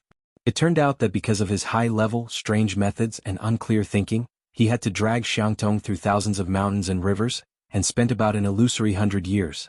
The man surnamed Chen always likes to give him difficult problems, causing him to lose his Taoist skills and no spiritual energy flowing between heaven and earth, but he forces him to be a beggar on the run, forcing him to rely on his ability to rely on a broken bowl. Only the wealthy gentry who are on the richest side can pass the test. I have worked as a fast-moving subordinate in the county government for many years. I rely on a little ancestral 3-legged cat handle technique to arrest those gangsters who fly over the walls and suppress water bandits every day. I was almost hacked to death with a knife several times. The emperor's roll call in the capital announced the good news. I was an errand boy begging for a few rewards from the new scholars. I finally relied on my smart legs and knew how to jump over walls and take shortcuts. After getting the money, I might have to be blocked in the alley by a few colleagues. After a few punches and kicks, the guy would jump out and say a few disgusting words like, in broad daylight, under the emperor's feet, don't be arrogant. This scared those away, and then he would cross his arms and lean against the wall. Smiling as he looked at himself with a bruised nose and swollen face, he staggered to his feet. Qin Pingan even asked him to do the job of smashing rocks into his chest in busy thoroughfares or water transport terminals. He raised his arms high and smashed them down with a hammer, which made his chest feel tight and stars in his eyes. There was a burst of noisy cheers. In the middle, the guy had already started shouting loudly and selling dolly pills. Occasionally there are some leisurely mountain walks. The guy said that he combines work and rest, fearing that his Taoist heart will collapse and he will not be able to deal with fellow Taoists in the future. Together we wore straw sandals and carried baskets into the mountains to collect herbs, and stopped by to visit immortals and enjoy the scenery. The guy was full of nonsense and made some nonsense that did not understand illusions and did not follow the rhythm of the common and oblique rhymes. He said that the king was a poet but the guest was a guest, and the prime minister was Bo Wufu. Only Dr. Chen can understand the pity of the fragrant children. He also took over a boot shop that was in a sluggish business in the capital of the country. How did Xiangtong know this? He was naturally blinded. Finally, under the guidance of Chen, Xiangtong sold a roster of officials by the way. Really making money. Xiangtong also worked as a silversmith who cheated and cheated. Not only was his business experience full of copper odor, but Xiangtong, who thought he had some bottom line as a human being, was about to fall out with that guy. However, they also opened a prosperous incense and candle shop outside a certain temple. He doesn't make money or lose money. Xiangtong is neither busy nor idle every day, he just feels calm. Liang Xiaoguan saw that Xiangtong, who was known to be arrogant, was acting like a gourd again and wondered, Xiangtong, since you hate Shanzhu Qin so much, why do you still stay? If you leave, wouldn't you be invisible? Not worried. Xiangtong was silent for a moment and said dully, stay here and sharpen your Taoist heart. Liang Xiaoguan patted Xiangtong on the shoulder, laughed and said, face the difficulties and rise to the top. Xiangtong glanced sideways at Liang Xiaoguan, who was getting close to him, and the latter retracted his palm angrily. Xiangtong then asked, what is the approximate level of the qualifications of these children among the youngest generation of Taoist priests in our Taofu mountain? Bai Feng intertwined her hands and fingers, straightened her waist and stretched out a lot. She was really too lazy to answer such an idiotic but charming question. Liang Xiaoguan smiled and said, after all, they are the immortal seedlings selected by the Song family of Dali with the efforts of the whole country. It is not difficult to switch to our side and become the direct disciples of the members of the ancestral master hall of each peak. 1 or 2 have the best qualifications. No matter how lucky you are, if you fall into the eyes of a certain ancestor, become a disciple, and practice Taoism for hundreds of years, you might become the second best Lu Biyu in the Feishan Palace of a certain peak. Lu Biyu was helpless. Although he was in Feishan Palace, Liang Xiaoguan was at Yufeng in Taofu Mountain, his ancestral home. There were 4 sects in one mountain and countless Taoist priests. Before coming to Luolu Mountain, he had never met this immortal Yufeng who was extremely destined to be immortal. Any intersection, but Liang Chaoguan has long been heard of. After all, he is a Taoist genius who went to Yunmeng Cave to practice based on his true ability. In addition to practicing Taoism, according to the sect's internal newspapers and some rumors, Liang Chaoguan was a very serious Taoist priest who practiced both talismans and swords. He didn't seem to be so arrogant in his words. The girl in the mink hat checked the Taoist progress of those little melons. She looked unhappy, frowned, and was not very satisfied. She clearly taught the Taoist formulas seriously and explained every step carefully. Why is there still nothing? He was bumping around like a fly on his head and just yelling a few words, but it showed that his preaching ability was not good enough. Xiego then tried to encourage a few words, intending to let a certain ordinary priest teach it several times according to the outline he had drawn up. A fool teaches stupid man, maybe a negative can make a positive, and it will have a miraculous effect? Xiego glanced at Baifeng's chest. The girl in the mink hat said nothing, just shook her head, sighed and left. Liang Chaoguan lowered his voice and asked, "Miss Xie, what do you mean?" Lu Biyu would not dare to express an opinion on such an issue. Xiangtong said honestly, "I find it too cumbersome." Lu Biyu said, "Miss Xie is not simple." Liang Chaoguan echoed, "It's unpredictable." Baifeng sneered, "Drink the wine to understand." Xiangtong, who was born in Hebei Peak, has the highest realm and actually has the highest vision. He hesitated to speak but still did not express his guess. Xiego, who has a girlish appearance, is most likely a swordsman whose swordsmanship is far superior to me. Yes. Xiangtong believed that this second-in-command of Luolu Mountain had cut down the old throne. I heard that she also has a Taoist companion named Xiao Mo. If nothing else, he will also be a swordsman. Liang Chaoguan held the back of his head with both hands and sighed, "I really don't know how Mr. Qin gathered them together. Except for the divine continent of Middle-earth, all continents are either nominally one-continent Taoist masters like Tianjun Qixin and Xia Shi, or mountain leaders like Jianghu with unlimited glory. But if we really want to calculate the size of the territory of the 4 seas beyond the 9 continents is so vast that it is far from being comparable to the land, mountains and rivers of a certain continent.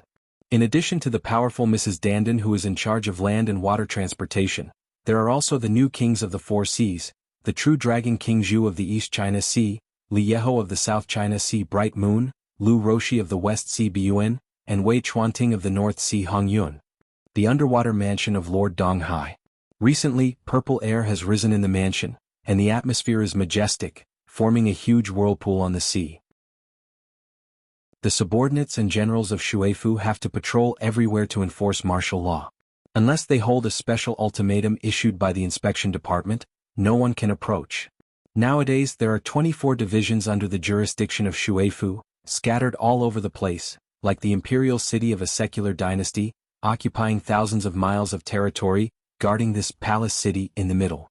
Outside the 9-foot-tall vermilion lacquered gate, in the blue-green jade square, an old man in green shirt appeared out of thin air with his hands behind his back.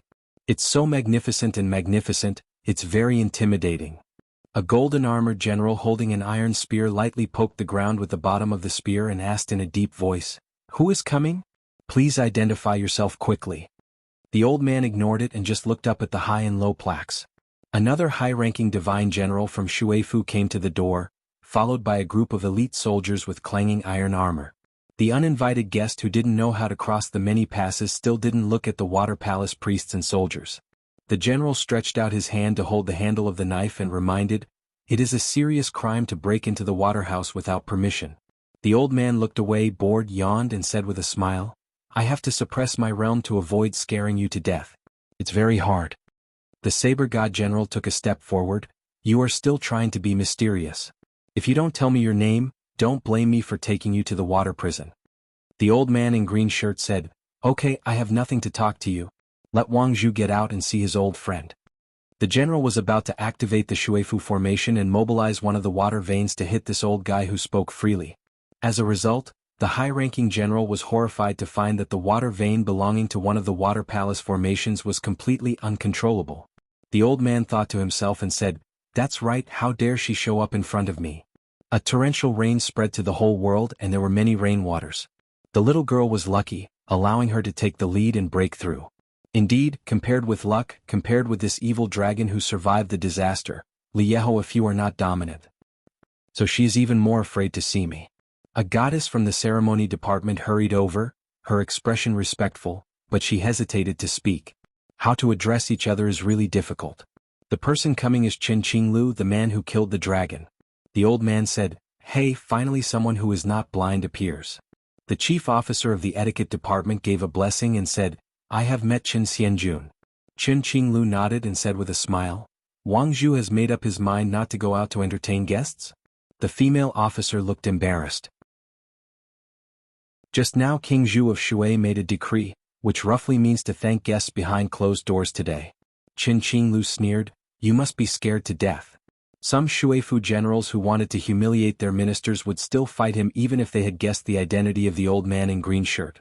Qin Qinglu moved forward, and together with the female official of the Department of Ceremony, a group of Water Palace divine generals and soldiers could not help themselves. No matter how hard they struggled, they still had to kneel on the ground to use their magical powers. Like the way of heaven slowly pressing down on the top, they could not help but stand. Every step Qin Qinglu took.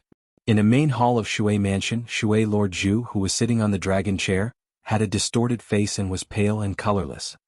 His hands that were tightly covering the handle of the chair began to tremble. When Qin Qinglu entered the water mansion and got closer and closer to the main hall, Wang Zhu, who had already reached the 14th realm, still did not dare to even think about leaving the dragon chair. When Qin Qinglu was strolling in the courtyard, he came outside the threshold of the main hall. In the main hall, there was no longer the human form of King Zhu of the 14th realm, but a huge snow-white dragon entrenched himself. The huge body of a real dragon, even if it tried its best to curl up, still occupied half of the wide and deep hall. Qin Qinglu still had his hands behind his back, his expression was as usual, but there was a bit more sarcasm in his eyes. He raised one foot, stepped on the threshold and said, "A little stronger than before, I just hit, not ran." The giant snow-white dragon slowly raised its head more than 10 feet high. It was just such a small movement as if all its energy and power had been consumed. "It's staring at that, butcher? A blood feud, nothing more than that." Qin Qinglu smiled and said, "Are you desperate? You are already in the 14th realm, but after seeing me you find it so difficult to even raise your head? After a slim hope is shattered, it is probably true despair." Wang Zhu was confused, but he maintained his true spirit and said hoarsely, "If you kill me you will also fall. Confucian Temple rules? It is destined to be unable to stop this dragon-slaying man. And Wang Zhu will never go to the Confucian Temple to beg for mercy." Qin Qinglu sneered and said, "Today's world is different from the past. Is there still a shortage of true dragons? If you kill one Wang Zhu, there will naturally be a second one to fill it and some people will be busy. 3,000 years ago, in the battle of slaying a dragon, there was no true dragon in the world. A Liju cave was created out of thin air. Qin Qinglu retired after his success and disappeared without a trace. But even if he never shows up again in the past 3,000 years, there is still no dragon species in the world that dares to cross the Thunder Pond. I was just passing by and came here to be a guest, but what you said didn't make sense." Qin Qinglu smiled and said, "Then take your head and try to polish the edge of the long sword that has been used for 3,000 years? This snow-white true dragon's golden eyes showed obvious hesitation, and its two dragon whiskers slowly swayed, creating bursts of pure golden light. Qin Qinglu has an unknown Taoist name, Qingzhu. This dragon-slaying man possesses a more concealed single-character flying sword. But it was not like this from the beginning, but the sword cultivator cultivated the sword through battle, tempered the sword edge and polished it bit by bit. Fijian's natal magical power is just one word. Qin Qinglu stretched out his hand and grabbed it. The endless sea water in Shui Mansion dried up in an instant, and finally condensed into a long blue sword. Standing up the long sword, Qin Qinglu put his fingers together and flicked it lightly, causing the sword body to vibrate and tremble. Wang Zhu was already very reluctant to resist the aura that was like the pressure of heaven. However, she absolutely refused to kill him by the neck. She raised a claw and pressed the ground of the hall. Qin Qinglu shook his head. "You guys from the new 14th realm are simply incredibly weak." Wang Zhu was actually suppressed to the point where he lost his true body and returned to his human form, bleeding from all his orifices and curled up on the dragon chair. At this moment, Qin Qinglu was about to cross the threshold and decapitate the poor guy with a sword, when he suddenly stopped and cursed with a smile. "Old you, I like to be nosy." It turned out that there was a middle-aged man beside him, who also looked like a Confucian scholar in blue shirt. It was Qin Pingon. Qin Qinglu exclaimed, haven't you two already terminated the contract? Qin Pingan nodded and smiled. Unknowingly, I passively formed the contract, and when I came to my senses, I took the initiative to break the contract. Qin Qinglu squinted at the young mountain master and tooted, young man with Ning Yao as a Taoist monk, are you still not satisfied? Eat what's in your mouth and think about what's in the pot, isn't it? Qin Pingan couldn't laugh or cry, this was nothing. Want to save her? Oh. A little Yuanying who just jumped over the immortal realm on the first level of Yupu, dares to show up here? Qin Qinglu turned around and casually shook the sword in his hand. Apart from the realm, why don't we talk about the realm? Qin Pingan glanced at Wang Zhu who was sitting on the dragon chair in the room. Wang Zhu's face was frosty and he looked unappreciative. Qin Qinglu held the sword in one hand, took a step towards Qin Pingan and said with a smile, I don't understand, I am very curious, how are you going to stop me just because our surname is Qin? Qin Pingan bowed and said, I beg you, senior, to sheath your sword boldly. Wang Zhuping was furious for no reason and screamed, don't beg him.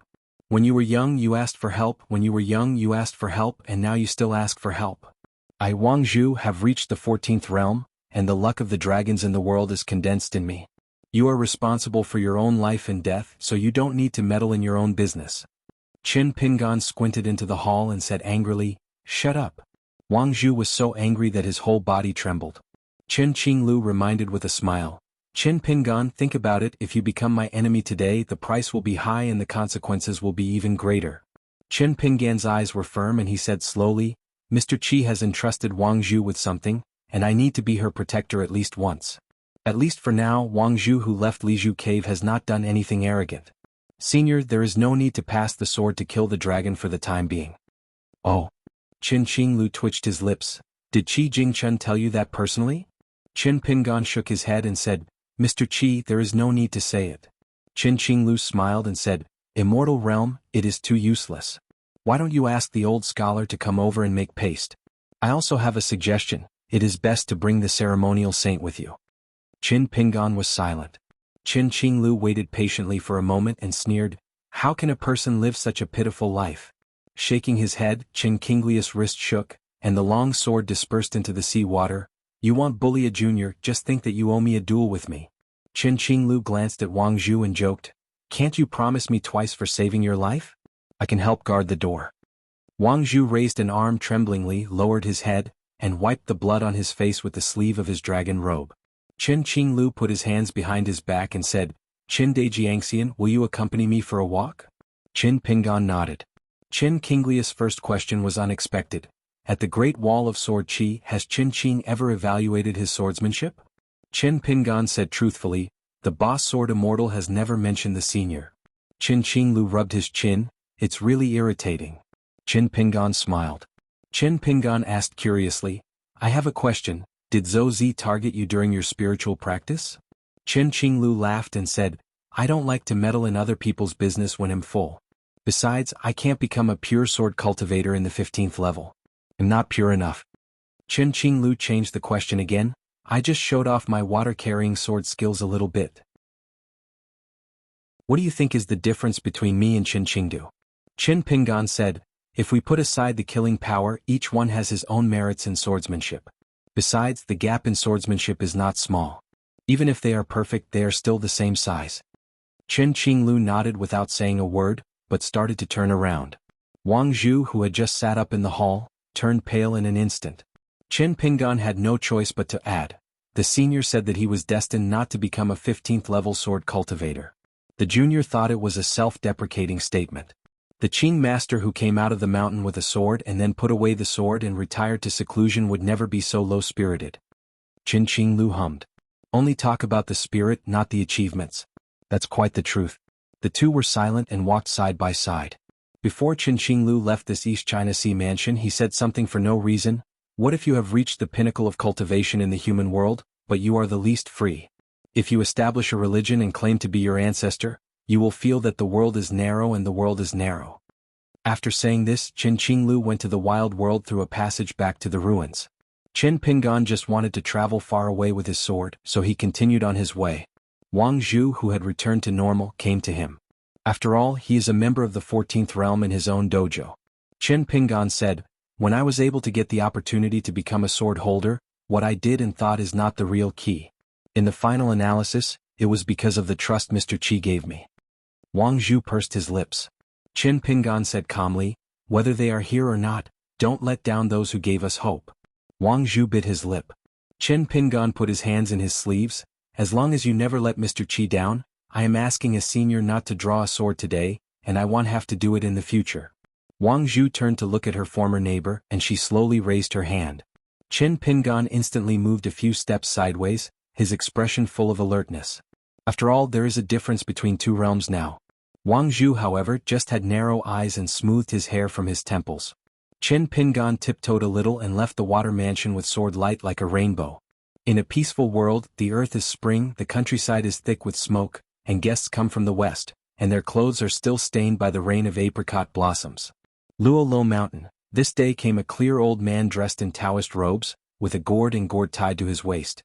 He was dusty and had a piano bag on his back. Immortal Jia just happened to come to this table today to drink tea and reminisce attentively with Taoist Immortal Wei, who has now been promoted to the head of a mountain. The visitor claimed to be Lushan Taoist priest Hong Chengxian, named Yu Jian. Because I didn't think about mountain climbing, I didn't register my name with Taoist Xianwei. The old Taoist priest was more talkative and said he was good at playing Lei's harp. He met an equally talkative Jia Lao Xinxian and they had a good conversation. The old Taoist priest took off his qin bag and showed his hand.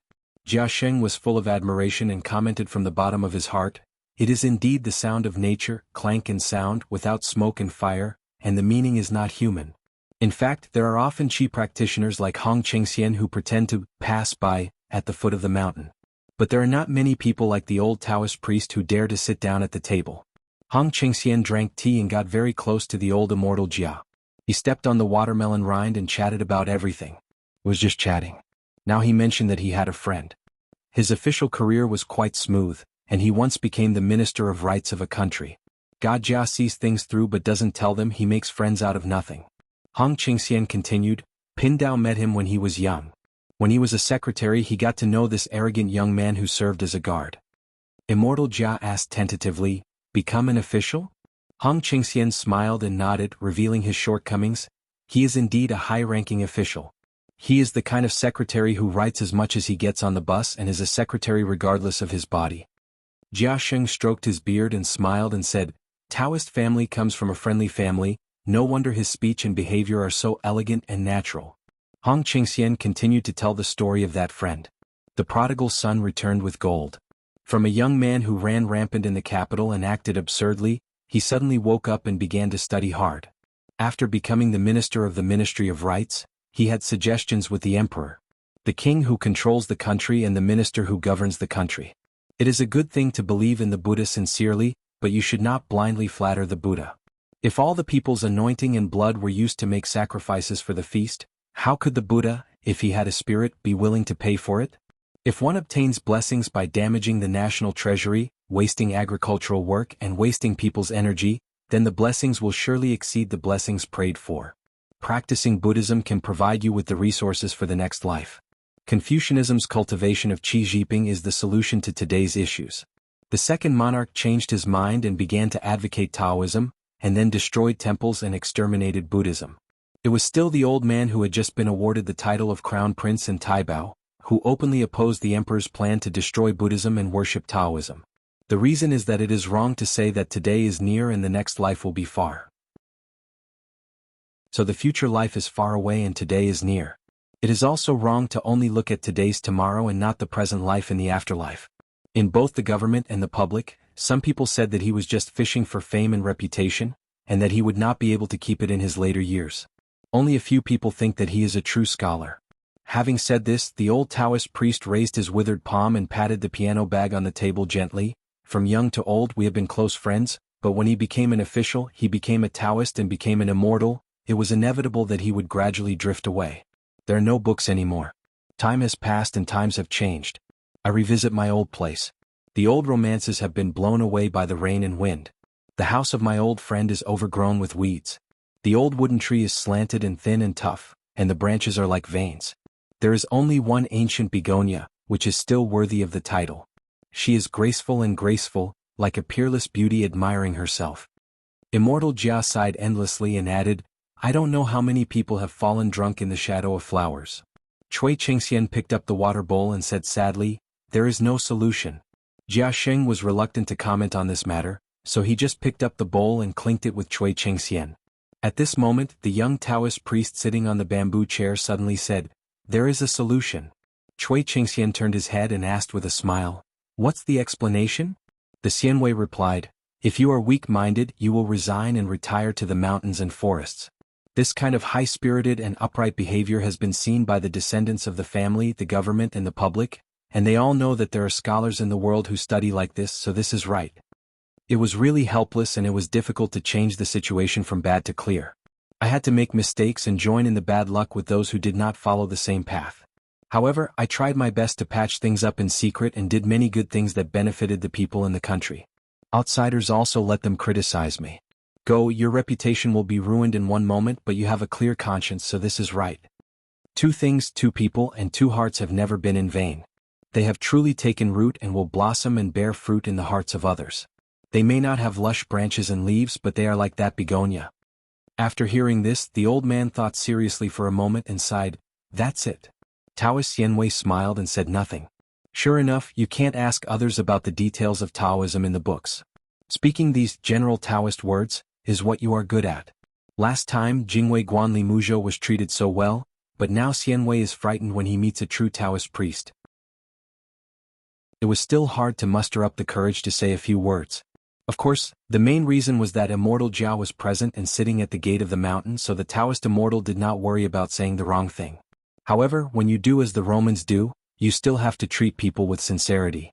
Xianwei wanted to add a few more words while the iron was hot, but he couldn't think of a good way to say it for a while, so he hinted at the master of this art at the table, the Grand Master. Immortal Jia immediately understood that it was his duty to do his duty. He immediately followed up with a few sincere words, the truth is such a big truth. Humans of course can't be vulgar, but they can't be totally unconventional.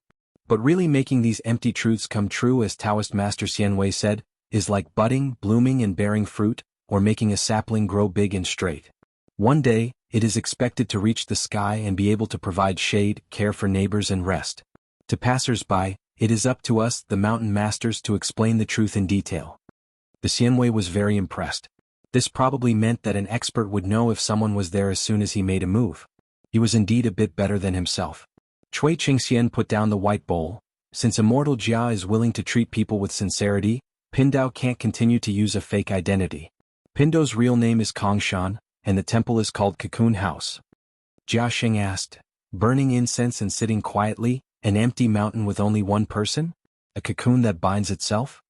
Cui Chengxian nodded and said, Pindao once dug wells and refined elixirs in a small place called Xuanjiao Mountain. He practiced for many years. Unfortunately, I was not talented enough and the path to immortality missed me. The old Taoist priest slapped the gourd and gourd on his waist and said with a hearty smile, I usually make some wine by myself, which is pretty good, but it's the poor Taoist who failed me in making the wine. The great Taoist misled me and I mistook the wine, so it's even.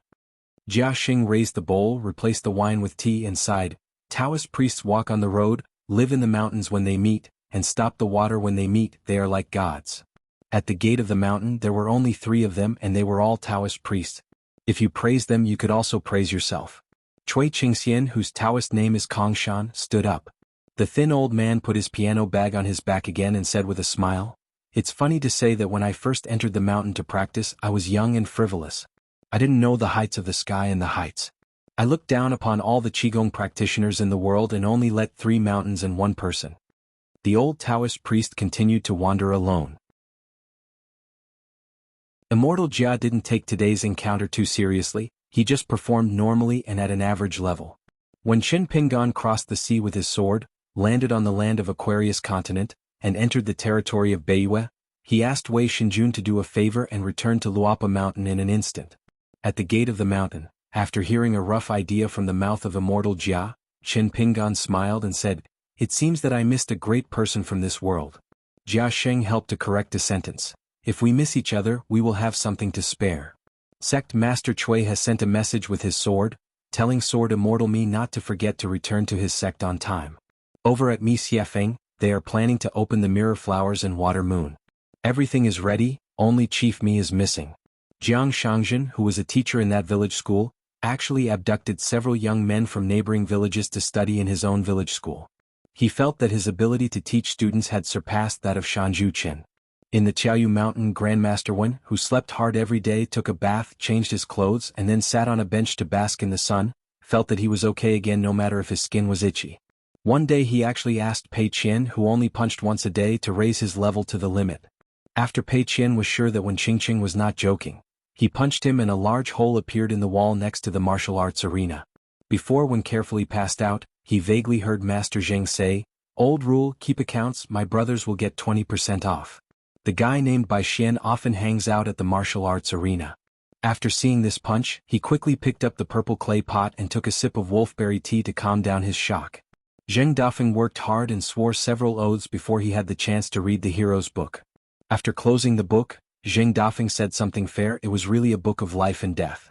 Bai Xian sat on the bamboo chair under the eaves, looking at the martial arts master who was said by Zheng Dafeng to be weak in body but not weak in spirit.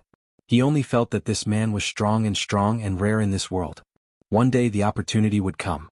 When he matures, just wait until he breaks the cup as a trump card and beats Pei Qian together. Brother Wen can be the vanguard general. How did Wen Qingxi know about the doorway here, let alone the incident where he was registered in an unusual way? In the eyes of Master Zheng, who saw through it without speaking out, he was just laying on the ground in a ghost gate. In any case, Bai Xian is a child with a strange personality. He is old-fashioned in his words and deeds, but he is the second member of the Luoshan mountain genealogy to recognize him besides Master Zheng, so he usually sits in rows under the eaves together and warms up. I would like to chat with Bai Xian more carefully. Especially when he learned that Bai Xian at such a young age was already a secretive Dragon Gate realm swordsman, when Qingxin was even more willing to talk to him warmly, while Zheng Dafeng held back his bad words and secretly Lihi. The two people who lived on Jiling Peak and just had nothing to do all day long were snitched by someone. They went to Mount Master Chen to complain and were driven to Qiaoyu Mountain. However, they did not go to the martial arts arena on the Inyu Peak side of Qiaoyu Mountain to help. Instead they went to Huaying Peak.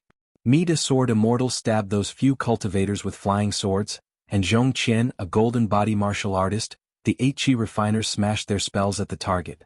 The girl in the mink hat, who seemed to be in the top spot and the chief master, was relatively satisfied, looking at the mess and excitement. However, they don't go to Huaying Peak very often, and there is no such thing as Dianmao.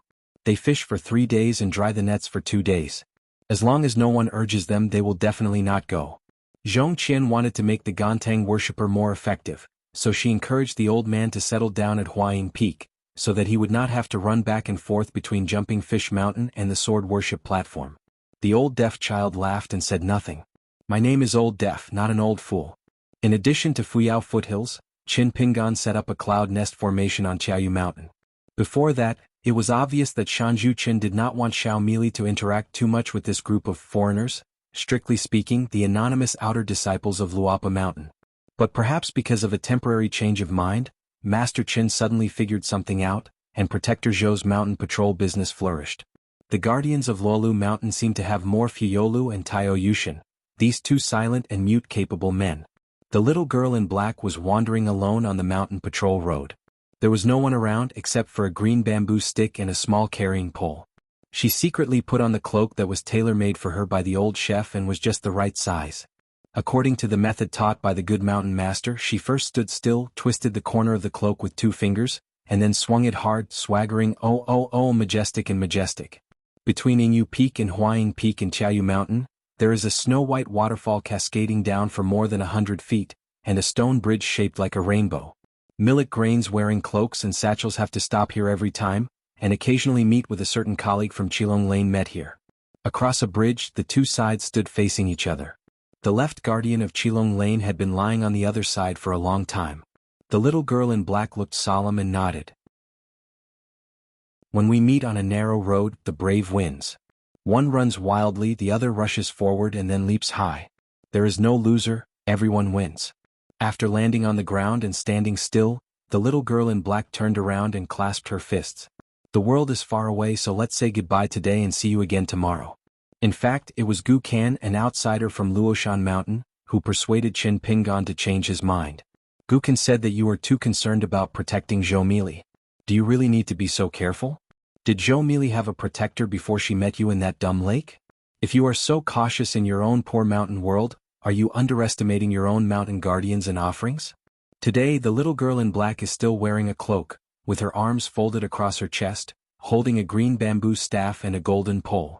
She is standing in the middle of the stone bridge. She raises her head and looks at the waterfall. He looked serious and frowned. It turned out that Sister Xiego suggested yesterday that she reveal her true form, stay in the pool, and drink water with her mouth wide open. To be precise, she caught the waterfall to see if she could drink enough. Therefore, Zhou Mili thought carefully about whether this suggestion was feasible and whether it would be embarrassing or not if someone accidentally saw it. A warm hand pressed on his head. Zhou Mili tilted his head. Oh, it turned out to be the good mountain master. Qin Pingan told her his thoughts and reasons for setting up a cloud nest.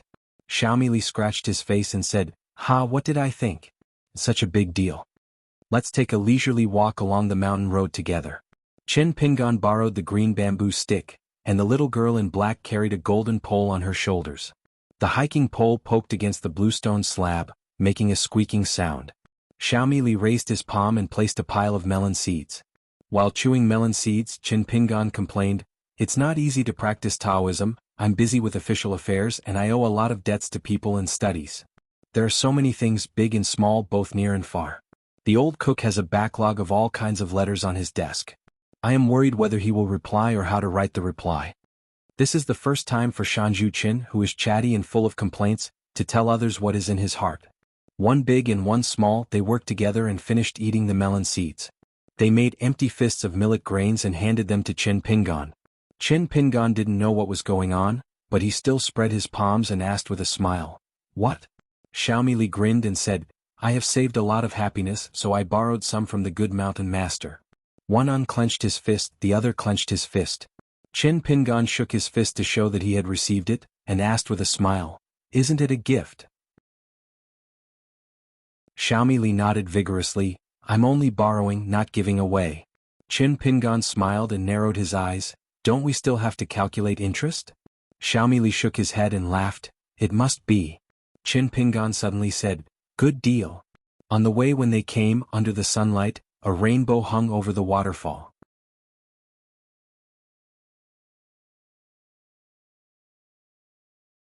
He practices qi on time and occasionally flipping through the books. Time passes by, looking for poems behind closed doors in late spring, waiting to see the plum blossoms after the snow.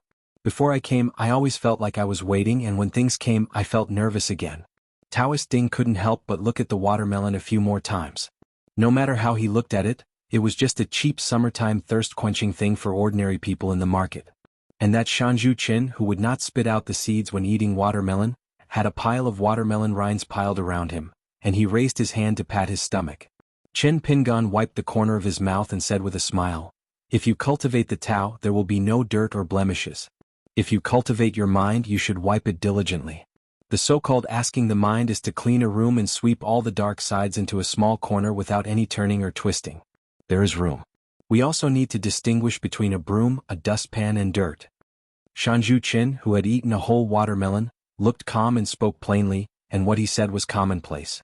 However, the more Taoist Ding listened, his scalp became numb and he became more and more guilty. It is said that it is a preaching and ascending method. Mr. Qin, who is protecting and observing the Taoism, is he going to be cruel and deadly to himself? You need to be aware that some words in the book are deliberately loud and frightening, such as how someone needs to die in order to gain a lively way. Why should we find a way out of death? If we consider ourselves among thousands of knives, we should use great perseverance to create a place for ourselves and see strength among the ancients. In the past, Taoist Ding didn't have a deep understanding of such empty principles. Because he was a good monk, he didn't have this kind of personal pain. Qin Pingan smiled and said, "Taoist Ding, let me start a small stove for you first. Be careful, pay attention, and remember it carefully. Remember that Go Quan's life is in troubled times.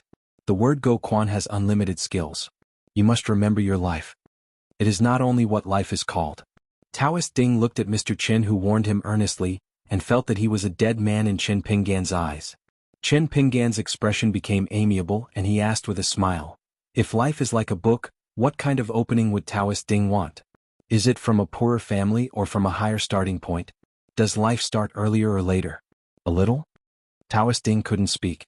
Qin Pingan thought to himself and said, I have already thought of the name of this book for my Taoist friends, and it is called Youth. Taoist Ding knew something was wrong. Qin Pingan's eyes were playful and he said, when things come to a head, there is no way to avoid it. There is no other way to retreat. Taoist Ding's hair stood on end. In an instant, with a plop, Taoist Ding fell backwards and fell to the ground. He didn't know when he woke up. Taoist Ding, who fell to the ground and had completely slept to death, heard the last words in his ears, filled with murderous intent. Withdraw your troops before the battle? Kill them according to law. Don't look at the Taoist priests who have been thrown away to attain enlightenment. I finally dared to steal the watermelon and eat it. Qin Pingan looked down at the watermelon rind at his feet, looked up into the distance and said to himself, maybe what I eat is freedom. Outside the sky, two old men are having a show. Yu Xian praised Mr. Qin Daoyu for daring to think and do, and the old scholar said something about it. The old master said that the lineage of literary saints really needs to be carried forward, and the old scholar said that you, Taofu Mountain, are prosperous. Gu Qingsong, whose Taoist name is xianxia, had nothing to do, so he wandered around in a small boat and traveled across the sea of stars. He originally wanted to find the ruins of the ancient heaven, exchange a few words with his master and say thank you for your hard work. Unfortunately, the journey was too far, and Gu Qingsong had no choice but to return the same way. Since he was in a bad mood, he wanted to have a few words with Yu Xian. As a result, I saw the old scholar and Na Yu Lauer, happily drinking wine. How are you two brothers? The old scholar quickly waved his hand and asked Brother Xianxia to have a drink with him. Gu Qingsong glanced at the silent Yu Lao Shenxian and waved his hand. I am of a low level and do not have the status of a sage like an old scholar. This kind of wine game, which must be 28 levels in total, is beyond my reach. Even if you get up, you can't reach Yu Shishi's wine table. Gu Qingsong turned the bow of the boat and said, I will support my shabby boat, and you will drink your status wine. The old man who got the nickname Yu Shishir, for nothing, was so exhausted that he was so poor that he didn't dare to speak. When the stern-faced Josie was far away, Yu Xian sighed. There was really a reason why Headmaster Lu did not dare to accept this person as his direct successor. The old scholar laughed softly and said, if not, Gu Qingsong would be worried that his master would forget a disciple who was not named in the first place. Yu Xian nodded, deeply convinced. Yu Xian asked in his heart, Pindao has a rough guess about fellow Daoist Chen's method of ascension. The old scholar hesitated for a moment and said, in this matter, Taozu said a few words in the backyard of old man Yang's medicine shop, which is very important. Note 1, Yu Xian breathed a sigh of relief. The old scholar laughed and said, what the Taoist said is not an inspiration. It can only be regarded as a refined summary of the previous ideas. The Tao and the road are in harmony with each other. Yu Xian took another breath. On the flower shadow peak of Tiaoyu Mountain, the 8 boys and girls had different evaluations of the different masters who taught them. It is said that Mr. Gontang, who was enshrined in Luolu Mountain, was an old master who taught seriously and never talked about knowledge elsewhere. He can explain the truth in a profound and simple way and has great preaching skills. Taoist priest Liang Chaoguan teaches in class. He speaks in a soft and glutinous local accent, and his words are concise. There is no need to read any books. He talks endlessly and is fascinating. Bai Feng's tone of voice has no inflection and makes people fall asleep. Lu Baiyu's lectures were uninteresting and he was more nervous than the 8 people attending the lecture. Sweat formed on his forehead as soon as he spoke. But outside of class, when 8 people asked him for advice, he changed completely. He was profound and elegant, with precise reasoning, unruly and unruly. He occasionally made a few jokes and joked, and his demeanor was completely different from that in the classroom. As for Xiego, who called herself Bai Jing, she also named herself several titles such as Master and Chief Instructor. None of the 8 people could understand or learn what she taught. Here at the sword worship platform, Xiego, who seemed to be sleepy today after sharing the spoils and eating melons, suddenly yawned, sat up straight and gave orders. Gon, I heard the mountain master say before that you can rise to the level of sword chi. The origin of the ranks of the great sword immortals at the top of the Great Wall seems to be very unusual. Regarding this matter, the mountain master did not say much and helped you to pass it off, saying that a jar of old wine will become more fragrant with age, so don't hide it. Tell me. He always calls the old deaf boy a general worshipper, which shows that he is too addicted to officialdom. Xiego imitated Bai Xian, who liked to give people nicknames, and gave him this name. The old deaf child complained in his heart, Shanju Chen was also too talkative.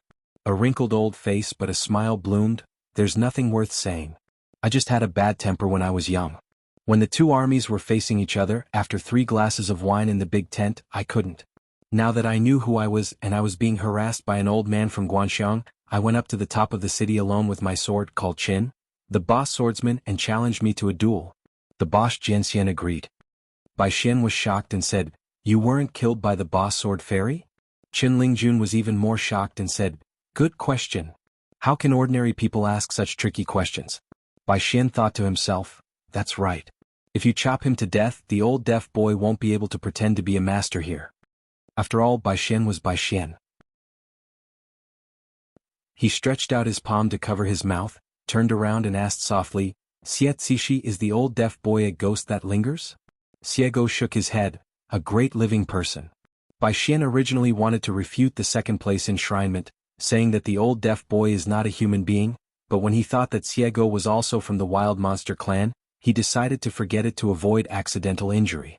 Miyu sneered and said, "You are not brave enough to climb up the pole and stretch your neck to wipe the sword edge of the boss swordsman? Or ask the boss swordsman to hold the sword forward with one hand, but do not need to hand the sword, and you can stride forward by yourself. Rush towards the tip of the sword and stab yourself to death?" The old deaf child turned a deaf ear to the sarcastic words of Mi de Jianxian. He just subconsciously straightened his back, clenched his fists and placed them on his knees, with a look of nostalgia on his face. It's like drinking a jar of old wine. The alcohol is too strong. After a night, the drinker smashes it in his mouth, and there seems to be an aftertaste. The old deaf boy was finally willing to take off the jar of old wine and drink it with others. This time, to reminisce about old times, I called the boss swordsman by his first name. Qin Qingdu, who had not asked anyone about swordsmanship for many years, and who had not been asked about swordsmanship for even more years, raised his hand and asked for a standard long sword, saying that he would let me perform the swordsmanship that I am most proud of in my life. There were more than 50 attacks and defenses, during which Qin Qing handed me 2 swords. Of course he gave way to me on purpose.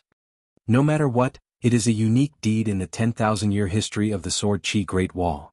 Even if it was Bai Xian and Mi de Jianxian who were like this, the local sword cultivators who had never taken the old deaf child seriously felt that the old deaf child was not good after hearing this. Xiego was probably the only one who listened with little interest, but Gontang was at Huaying Peak and had no credit but hard work, so she didn't say anything. In the ancient years when Bai Jing and Xiaomo were traveling far and wide with swords in the human world, Qin Qingdu at that time was actually not that strong. It's not that Qin Qingdu didn't have great swordsmanship at that time, but he couldn't put a big distance between himself and the swordsmen in the world. Moreover, it seems that Qin Qingdu has a special status, and many fellow swordsmen are trying their best to conceal Qin Qingdu's growth, especially deliberately reducing the number of sword exchanges between Qin Qingdu and ancient Taoist priests. In addition, at the same time, there was the unidentified swordsmanship leader. After all, he was a transcendent existence that represented all swordsmen in the world and ranked among the top 10 in the world, so he was recognized as the number 1 person. Moreover, Qin Qingdu was accompanied by Yuan Xiang and Long Jun. They were all very skilled in swordsmanship. Even if they were not as good as Qin Qingdu, the difference was not obvious.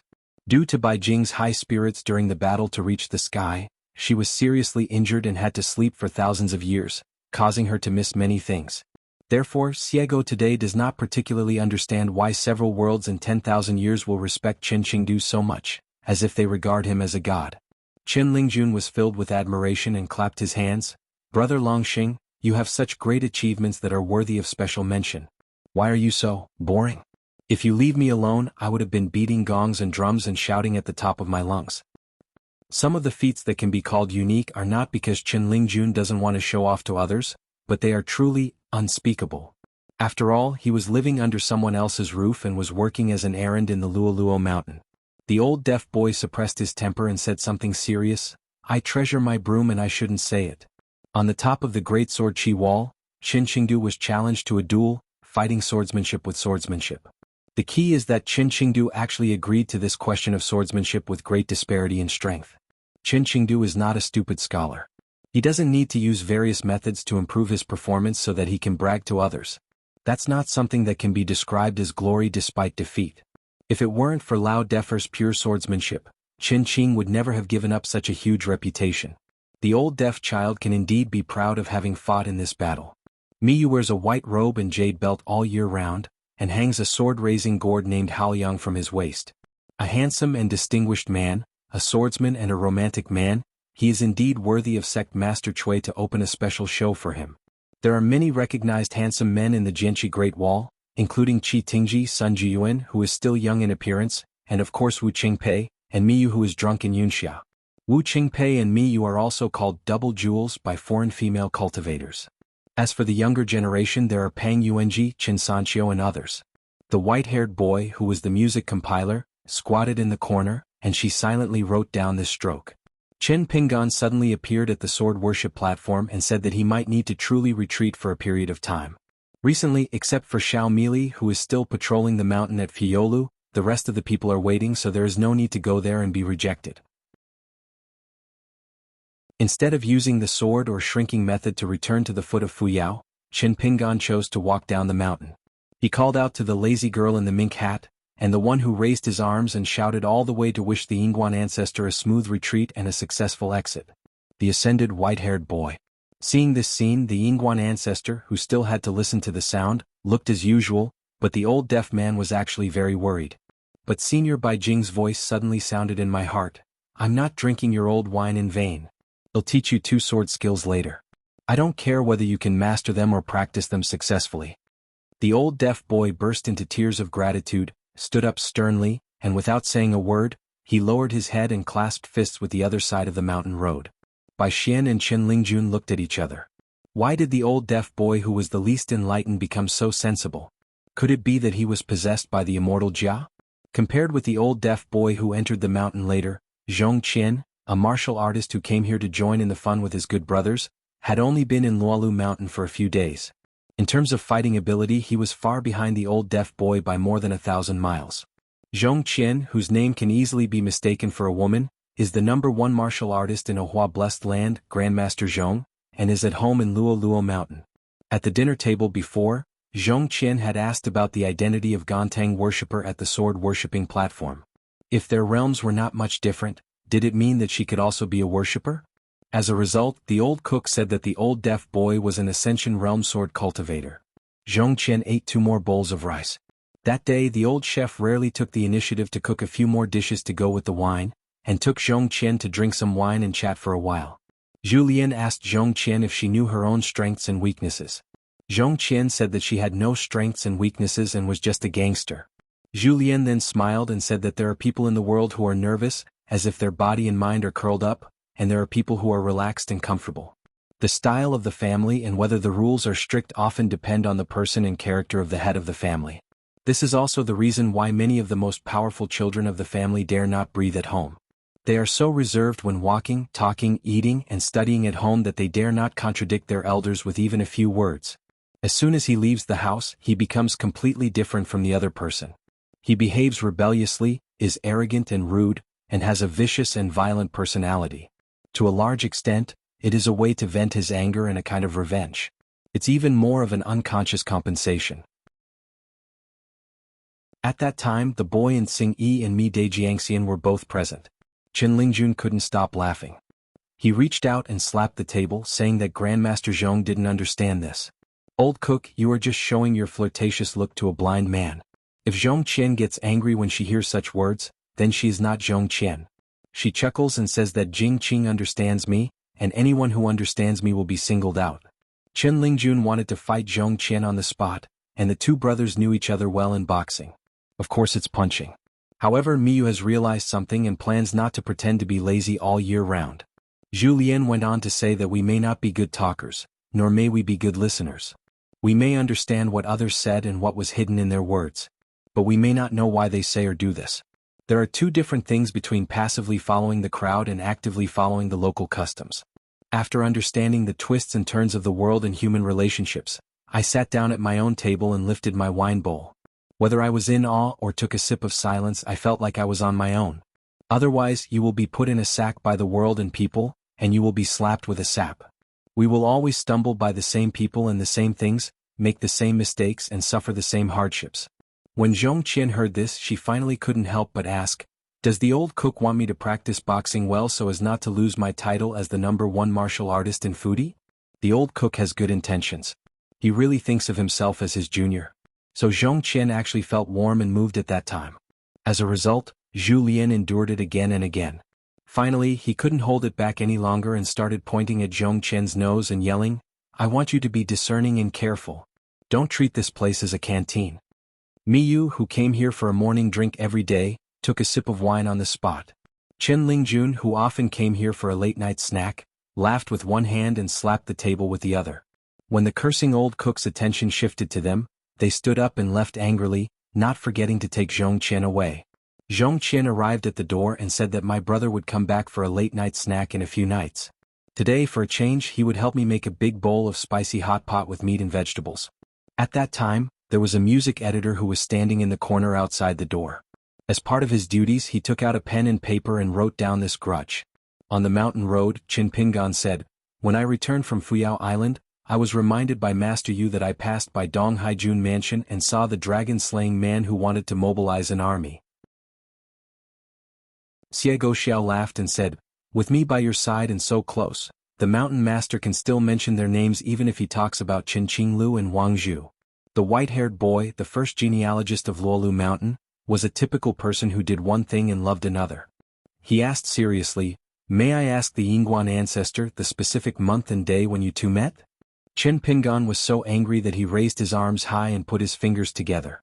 The white-haired boy shrank his neck and immediately turned around and said, "Forget it, since the ancestor of Yingguan wants to hide his clumsiness, the humble position should not be recorded in the book." Qin Pingan said softly, "The previous meal of wine at the New Year's Eve shop in Qilong Lane, please go through the process again carefully and see if there is anything missing." The white-haired boy said aggrievedly, "The conscience of heaven and earth has not missed a word. Besides, when I reported the military situation to you earlier, I planned to add a lot of details vividly. How did Wang Zhu raise his eyebrows, smile charmingly, etc.? It was Yingguan Patriarch who was impatient to hear it, so he directly replied, "Stop talking nonsense." "Ah." Bai Jing smiled and said, "I don't think I've heard of this. Captain Kong Ho, hurry up and explain it to the chief captain. It'll help you and Leader Gu claim credit later." They roped in Guizhuzhou and secretly formed a small mountain group. They had a deep friendship, and they were like good sisters who had become sworn friends to Jinlan and exchanged posts. In the hometown of Qin Shanzhu and Yingguan Patriarch, there has always been a custom of going from house to house on New Year's Eve in the town. The old people and women would set up a table of wine and food and be responsible for entertaining the guests at home. The adults sat down to drink, while the children came in groups and shouted when they came in, begging for some fruits and snacks. Last year in Qilong Lane, when Shiro and the little mute were sitting by the brazier to watch the new year, they met Wang Zhu, who came to ask about dinner. Shiro was originally polite and asked Ji Gue if she wanted to sit down and have a drink. I never thought that Wang Zhu, who was already the king of Donghai Sea at that time, actually agreed and praised Shiro's plate of smelly mandarin fish. For some reason, Shiro always felt that Wang Zhu was in a good mood at that time. Later, the white-haired boy who was standing on the bench next door and boxing with others also came to join in the fun. He had a few words of abandonment with the Lord of Donghai Sea, whom he met for the first time, and had the good fortune to be the neighbor of Yingguan Patriarch for several years. Among the words, the white-haired boy talked about Qin Qinglu, the man who killed the dragon. The white-haired boy's views were relatively general, and belonged to the common knowledge of ordinary monks. She made a metaphor and felt that a powerful dragon could not overwhelm a local snake. What's more, Wang Zhu is still the local leader, and Qin Qinglu is just a snake crossing the river, so there is no need to worry about him. But Wang Zhu's answer at that time was very interesting and straightforward. The general meaning was that even if she reached the 14th realm one day, as long as she faced the dragon-slaying person, she would die if she didn't run. Note 2, this surprised the white-haired boy. He was very self-aware compared to Jigue, the maid in Mud Bottle Lane, who he remembered. The reason why the white-haired boy took the initiative to talk about such an unpleasant and taboo topic was because Wu Shuangjiang had told her on the night cruise earlier to try his best to persuade Wang Zhu to leave Haoran World and go to Suichu Palace. It's a pity that a white-haired boy is not the material to be a political strategist or lobbyist. As expected, Wang Zhu seemed to have recognized the identity of the white-haired boy and took the initiative to mention the Stork Tower. How could the white-haired boy dare to admit this?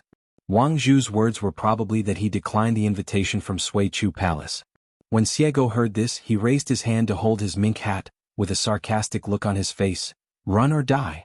Are these Wang Zhu's original words? The white-haired boy nodded vigorously and said, "Exactly. Today was different from last time." The white-haired boy hesitated again and again, but finally told a little more about the inside story, telling Wu Shuangjiang's plans and thoughts from her heart. Qin Pingan is not a meddlesome person. Since he and Bai Jing were specially called to go down the mountain together, he and Yingguan ancestor should treat others with extra sincerity. The white-haired boy said guiltily, "Qin Pingan, is it because I didn't say this before that something went wrong on your side?" Qin Pingan shook his head and said, "It doesn't matter much. To say the least, even if it does, it has nothing to do with you." The white-haired boy said dully, "If something like this happens again in the future, I want to talk about it from beginning to end." Qin Pingan said, "No need." The white-haired boy wanted to say something else. Xiego smiled and comforted, "If it's such a big deal, you can change the story but don't make it so complicated." Qin Pingan fell into deep thought. Of course he didn't know a deeper inside story. As long as Wang Zhu himself is unwilling to say it, no one will be able to know the truth. It turns out that Qi Jingchun once took the initiative to find Wang Zhu and gave her a great prophecy. When you climb up to the Stork Tower, the sky is vast, and when you go down to the Stork Tower, it has a long history. Qi Jingchun even taught her how to deal with Qin Qinglu in the future and how to escape a seemingly inevitable fate. She left the palace last year, went to Wu Shuangjiang and practiced in Guanxua Tower. It was a promising future for her and it was probably her best move. Staying in Haoran Xianxia and avoiding Qin Qinglu can also be regarded as the middle strategy. In short, you can stay or go. But Wang Zhu was unwilling to compete with the scholar with frosty temples. Just like a naughty child who cannot listen to the teachings of his old-fashioned elders, he must be angry. "Whatever you ask me to do, I will do the opposite." Qi Jingchun finally gave her a suggestion with a smile. "If you really encounter any difficulty, go to his junior brother. You can tell him that this is senior brother Qi's request. Maybe this is the last resort?" Among the two brothers from the literary saint lineage, one was the one who helped her get out of trouble, and the other was the one who formed a contract with her. No matter how much she didn't understand or approve of the way the two of them behaved, there were also decisions that she wouldn't accept even if she understood them. But as proud as Wang Zhu was, he had to admit that they were the two most important people in his life when he started over. Qi Jingchun asked his junior brother Qin Pingan. Qin Pingan begged Qin Qinglu not to hand over the sword. That's why Wang Zhu lost his temper in the main hall. She would rather take the sword and be decapitated than Qin Pingan to beg for mercy. On the mountain road, the three of them were silent for a long time. The white-haired boy asked curiously, "Before you rush to relieve the siege, since they are facing each other, the enemies are extremely jealous when they meet. Do you want to fight?" Qin Pingan shook his head, "I can't fight." Wang Zhu had no intention of fighting with Qin Qinglu, not at all. Xiego didn't hide his sarcasm. "You're still in the 14th realm, you're a coward." The white-haired boy probably had a good chat with Wang Zhu last time, so he rarely defended the real dragon. When a dragon sees that person, it's like a sword cultivator in the current generation meeting Qin Qingdu. It's also like an ancient sword cultivator meeting the sword holder. Xiego rolled his eyes but did not deny it. "Isn't this what Xiaoma is like?" Qin Pingan said, "According to that plan, if Wang Zhu went to Qingming World, she would not have to share the world's water transportation equally with the masters of land water transportation, Mrs. Dandan, and the 4 sea lords including Li Yeho. She could even travel by water twice. First, climbing the Stork Tower is equivalent to a justifiable name recorded in the genealogy, telling the world of Qingming. Go down to the Stork Tower and follow the water into the sea. As long as there are people from the side to help the situation, it is very likely that she will merge with the 14th realm of the Tao. By then she will monopolize the world's water transport. Then she will be able to integrate with the Qingming World Tao, and follow the trend to obtain Bai Yujing's approval. During this period, the Xielong Terrace in the Suichu Palace, which has been idle for many years, has finally been put to use as the mainstay. Wang Zhu can protect Sui Chugong in turn so that the worst result will not occur. In short, this is a fair transaction. Wang Zhu does not need to owe favors. Xiego commented, "Everything is linked together and is a military strategist's work." The white-haired boy asked tentatively, "Ancestor Yingguan, there is something I don't know whether to say or not." If it were normal, Qin Pingan would not give her a chance to speak. The white-haired boy said, "Is it possible that Wang Zhu took the initiative to walk into the New Year's shop last time because she actually wanted you to help her make a decision?" Qin Pingan was stunned, frowned and said, "No way." Regarding Wang Zhu's initiative to visit the New Year's Eve shop in Qilong Lane, He only thought about the first level. Wang Zhu became the Lord of the East CC, ascended to the Ascension realm, and regained her true dragon identity. According to her usual character and temper, she would definitely not be willing to walk in brocade clothes at night, so she had to show off. Of course, this is indeed Wang Zhu's idea, but it is relatively superficial. Today is different from the past. Once her realm is higher, her vision will be broader and she will see further. Xiego chuckled and said, "Mountain Master, don't think about it, it must be like this. Women understand women's thoughts best. We've reached the foot of the mountain."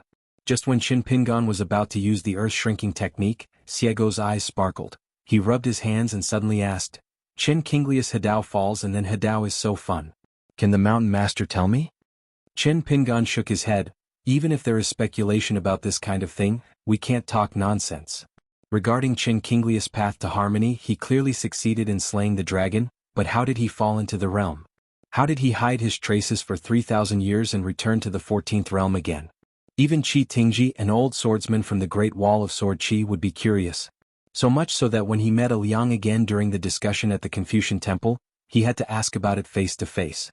Qin Qinglu, who had great roots in the world, had an obscure place of origin, and was shrouded in mist during his sword-making process. In the eyes of the vast world, he rose like a comet and then disappeared in an instant, as if he had only done two things.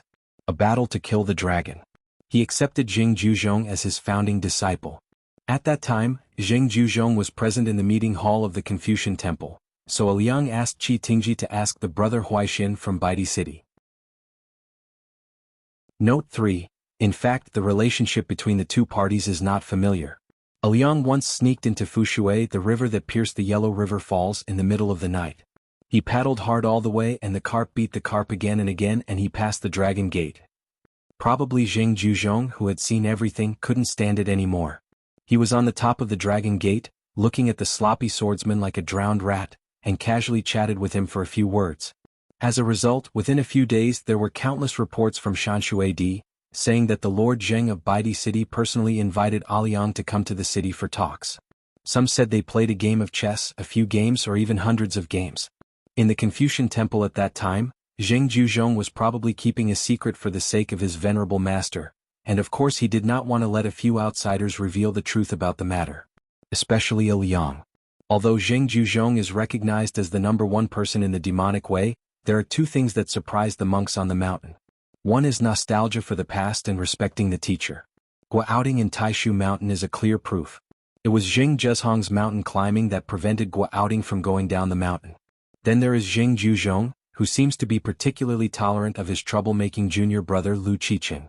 When Liang arrived at the Great Wall of Sword Qi, he had the same mentality as Qi Tingji and was more interested in his colleagues with superb swordsmanship and broad swordsmanship in the world. But he is the little cotton-padded jacket of the boss sword immortal, and he almost became his godson. Sword cultivators such as Mr. Dong, Qinji and Qi Tingji were too embarrassed to ask, or they simply didn't ask because they knew there would be no answer if they asked. After all, the boss Jianxia never seems to talk about things outside the Great Wall of Sword Qi. Liang is not vague. If he has doubts in his heart, he is not ashamed to ask. Before he became the little cotton-padded jacket of the boss sword immortal, Liang crossed the Hanging Mountain for the first time. When he arrived at the Great Wall of Sword Qi, the first thing he did was to swagger up to the top of the city and ask Qin Qingdu about it. "Have you ever heard of the great swordsman Liang?" Qin Qingdu squinted at the short swordsman who couldn't even stand on the same level as Lu Ji when he stood on tiptoe, and replied with a smile, "I know your father." Liang was indeed Liang. He laughed endlessly and slapped me with his fist. "With your temper and appetite, you must protect me from now on." Probably because he felt that being happy alone was not as good as being happy among others, Liang, who couldn't even taste the wine after drinking, started to ask Qin Qingdu if he had ever heard of Bai Yi, the most proud person in the world, one of the 3 great masters of Haoran. The swordsmanship of Pei Min. At that time, Qin Qingdu just put his hands behind his back and walked around the city. Liang followed beside him, his mouth dry as he talked, and even the Jindan realm sword cultivators he recognized had already signed up for the old man. There is really no other way, so we must use our trump card. When it comes to one person attacking a large group, Liang considers himself a good fighter, a master among masters, but that Qin Qinglu seems to be stronger and there is no reason to be so fierce. After all, it was Liang. The boss sword fairy still gave him a sentence at that time. In fact, it was not an answer. A Liang benefited a lot from hearing that sentence and learned a unique skill. Anyway, as long as you're a swordsman, no matter how strong you are, you can't beat me. You can figure out what I'm going to do with my brain. After walking for a while, Qin Pingan reached out and pressed the mink hat on Xiego's head, and said with a smile, "Don't be so impulsive in the future. You won't do it?" The white-haired boy's eyes turned rapidly. Is there a story? According to the consistent style of Yingguan ancestor, this story is unlikely to have a charming and rouge atmosphere. So Xiego is having with someone? Xiego laughed and said, "The heroes are happy and the sages are miserable. I am a swordsman who is unparalleled in the world." There is a solitary peak standing on the seashore of Aquarius Island, rising suddenly like a sword pointing at the sky. It is a barren land without spiritual energy, so no chi practitioners have lived and practiced here in history, and there are almost no people in the mountains. At this moment, there was a sloppy Taoist priest with messy hair on the top of the mountain, barefoot and carrying an umbrella. This Taoist Gu signed himself as a Taoist with 300 coins and was nicknamed Xuanhuan. When the Confucian temple was consecrated to the 5 mountains of Beipingzu, Taoist Gu once appeared at the Zishan mountain in Zhongyue to congratulate the tiger mansion from a distance. The real person was not acquainted with him in person. Even the tiger Jin Qing failed to recognize the Taoist priest's feet, but was caught by Qin, who recognized the goods. Qinglu found clues. The Zhongyue mountain and Zishan mountain in the territory of the old Zhuang dynasty were once one of the many alchemy places for old Taoist priests. Lao Tiger, who later chose Jin Qing as his successor, was actually a fire-burning Taoist boy who served Gu Xianjun for hundreds of years from the beginning. Before the old Taoist priest went out to travel, he did not tell the young Taoist boy about his return date. He only left an unknown prophecy to the latter. Daizhang Peak would be mastered by a courier who sincerely respects incense. Previously, Qin Qinglu took the old Taoist to meet his junior disciple Lu Qiqing and his disciple Gu Kan, and introduced him as fellow Taoist Ziqing. According to the barefoot Taoist priest himself, he and Qin Qinglu were half-friends. Note 4. The old Taoist frowned. The person we were waiting for here was Qin Qinglu, who was going on a long sea voyage. He told him to wait for a while and then go back. Of course, he might not go back and just say goodbye, so fellow Taoist just said need to wait half an hour. Of course, Daoren Gu knew what Qin Qinglu was going to do. It wasn't that he didn't want to persuade him, it was just that he couldn't persuade him to stay. He couldn't persuade him at all. The old Taoist priest looked melancholy. Old friends died one after another on the road, and farewells often turned into farewells. Unfortunately, spring grass still grows in the same place every year. On the top of the mountain, next to the barefooted old Taoist, there were 2 people who could fight each other with 8 poles. One was a little intimate and the other was a little anecdotal. The old one and the young one have recently moved here to build a well in Gufeng Mountain. The old one is Gudoran's younger brother, Wei Benyuan, the old head of the Wei family in Taoya Lane, Liju Cave. Or to be precise, he has recovered his memory. The predecessor of the Taoist priest Wang Min, he, like Lu Yu, a native of Lizidangshan, was one of the unnamed disciples of Mr. Sanshan Jiuho. After the accident that happened in Liju Cave, it took root and was reduced to a blessed place. Wei Benyuan left his hometown and chose to live in seclusion in a mountain call outside Zushqingfeng City to refine alchemy. The main reason was to help his maid Taoya, who regarded him as his own granddaughter. Seeking the opportunity of the Fox Kingdom to see if she has the good fortune to become the master of the Fox Kingdom first, and then the new master of the entire Fox clan. If she can succeed, then of course Taoya will be able to reach the 14th realm in the future. It can be reconciled, at least there is a glimmer of hope. It's a pity that it didn't work out. Taoya did indeed get a great opportunity in the Fox Kingdom. Logically speaking, he could follow the plan step by step. Taoya would encounter various opportunities on the road of cultivation, such as overcoming tribulations and cultivating Taoism. But before long, the whole everyone in the Fox country was abducted and returned to their hometown, Luo Mountain. Wang Min has nothing to do about this. The book says that even if you wear iron shoes, you won't be able to find it, so why does it take no effort at all? How come I came here to work hard, but the mountain has grown and gone away? Fortunately, Wang Min is open-minded and thinks that this is the so-called divine will in the dark. He insists on forcing it, but his efforts are insufficient, and he misses the opportunity because of it. Miss Taoya girl? Wang Min confessed his thoughts and plans to Taoya, and Taoya was even more generous. Instead of complaining, she felt relieved. Deng Mad Sanyo, preparation Luo Mosquito Chaos, Moon Sang Shamothered. Yes. Shun Purple Camphor plays Huan Xiaoduan Wumi feed? Taoist Gu smiled and asked, Taoya, let's just talk about the matter without mentioning your intentions. Do you really want to care about it? Or is it because Luo Luoshan has ruined your future, and you don't have any resentment in your heart? Taoya was stunned for a moment. Gu Daoren continued, to use an analogy that is not particularly appropriate, if you are at a gambling table and you place a small bet, you have a chance of winning a big one, but as a result, the entire gambling table is taken away. Taoya carefully replied, Uncle Gu, I don't like gambling. Taoya seems to be ignorant and simple, but in fact, her little calculations are so loud that even Luo Luoshan may have heard her. An orphan from Muping Lane in her hometown could reach this point, but she didn't think she had what it took to compete with Master Qin. Why would she risk her life to become his enemy? What's more, the other party didn't deliberately remove a gambling table against her. The little capital she left on the table and the gambling money she earned from trying her luck were not taken away at the same time. She could just accept it as she saw fit. The two Taoist priests looked at each other and smiled. Wang Min looked at the vast sea and asked softly, Brother Gu, you won't make a big fuss, right? Taoist Gu said, it's impossible to tell. The method of yin and yang derivation and calculation can't calculate the 14th realm, so it will take a detour on its own. That Taoist friend is a solitary person, barefoot and not afraid of wearing shoes. Occasionally he can be motivated. Take it upon yourself.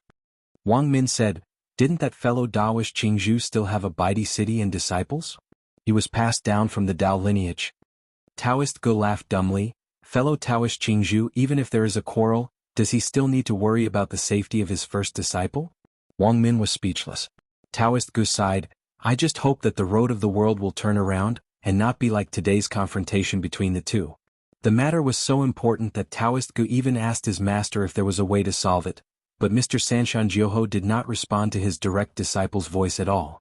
If we talk about dragons in the world, all dragon descendants, Narcissus, and all Qi practitioners who practice water magic in the world will be defeated by Qin Qinglia swordsmanship to varying degrees.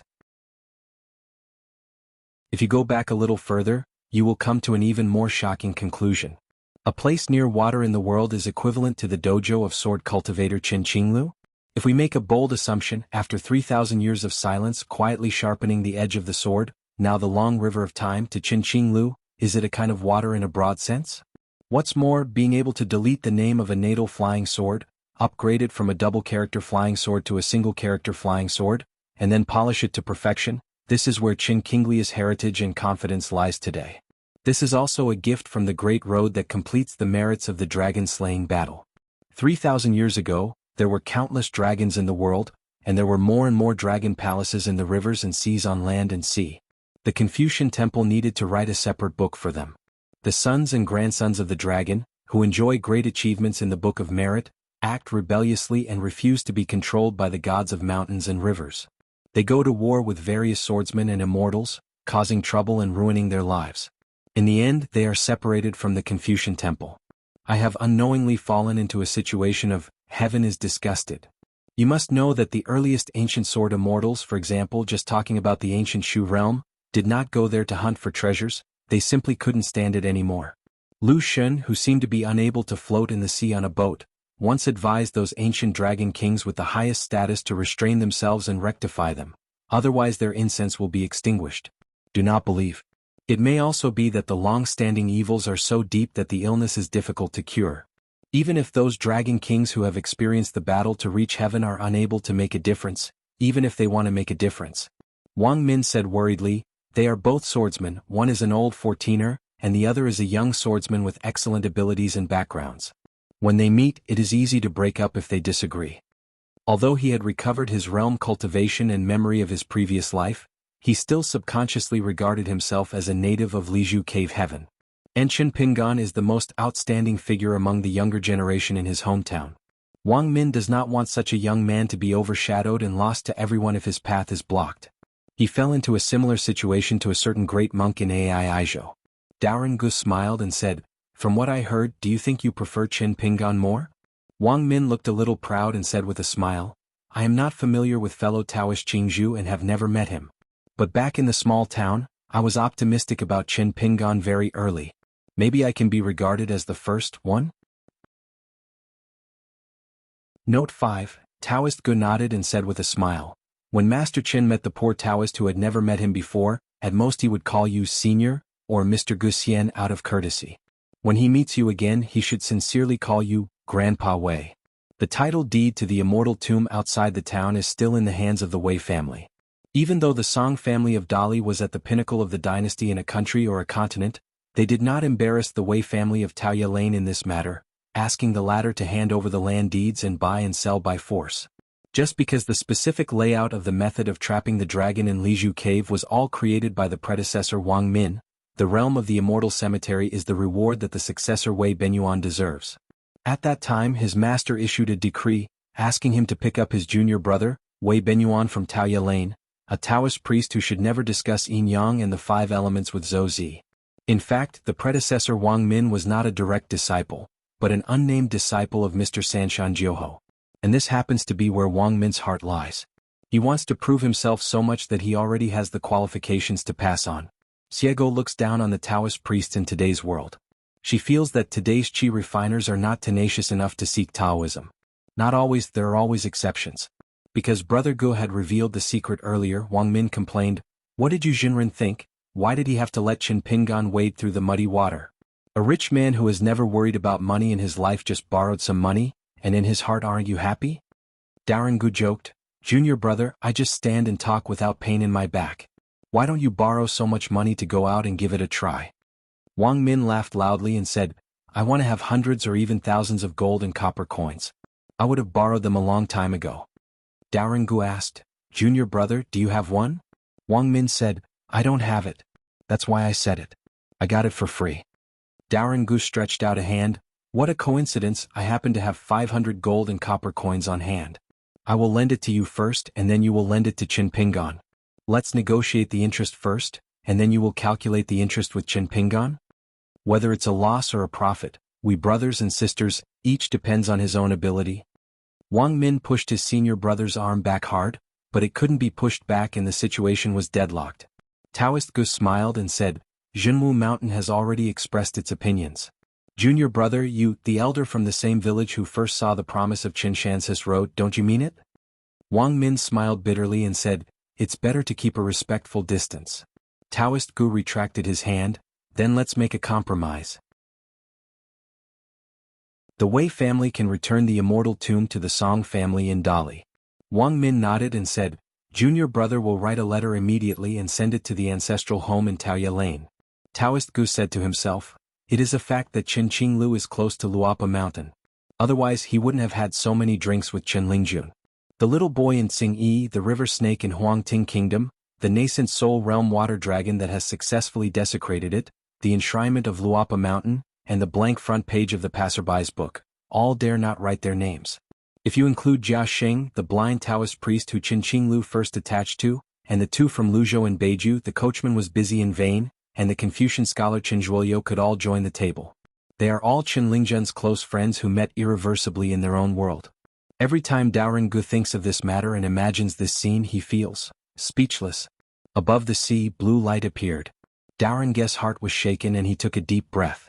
Wang Min, who knew the pros and cons, was even more nervous. Qin Qinglu came to the top of the mountain in an instant, shook his sleeves and joked, "You two Taoist priests, are you so worried about worldly affairs?" Taoist Gu asked, "Have you met Master Qin?" Qin Qinglu nodded and said, "I see." Wang Min asked, "How to say?" Qin Qinglu smiled and asked, "If I remember correctly, Gu Xianjun and I have a half-baked relationship, and I am very familiar with fellow Taoist Wei? Have I, noble one, forgotten things?" Wang Min smiled and held fists with the swordsman named Qingzhu to apologize. Qin Qinglu nodded. "He has a low moral character and a high spirit, which is exactly the opposite of Zhou Zi." Wang Min's face was full of embarrassment and he didn't dare to answer the question.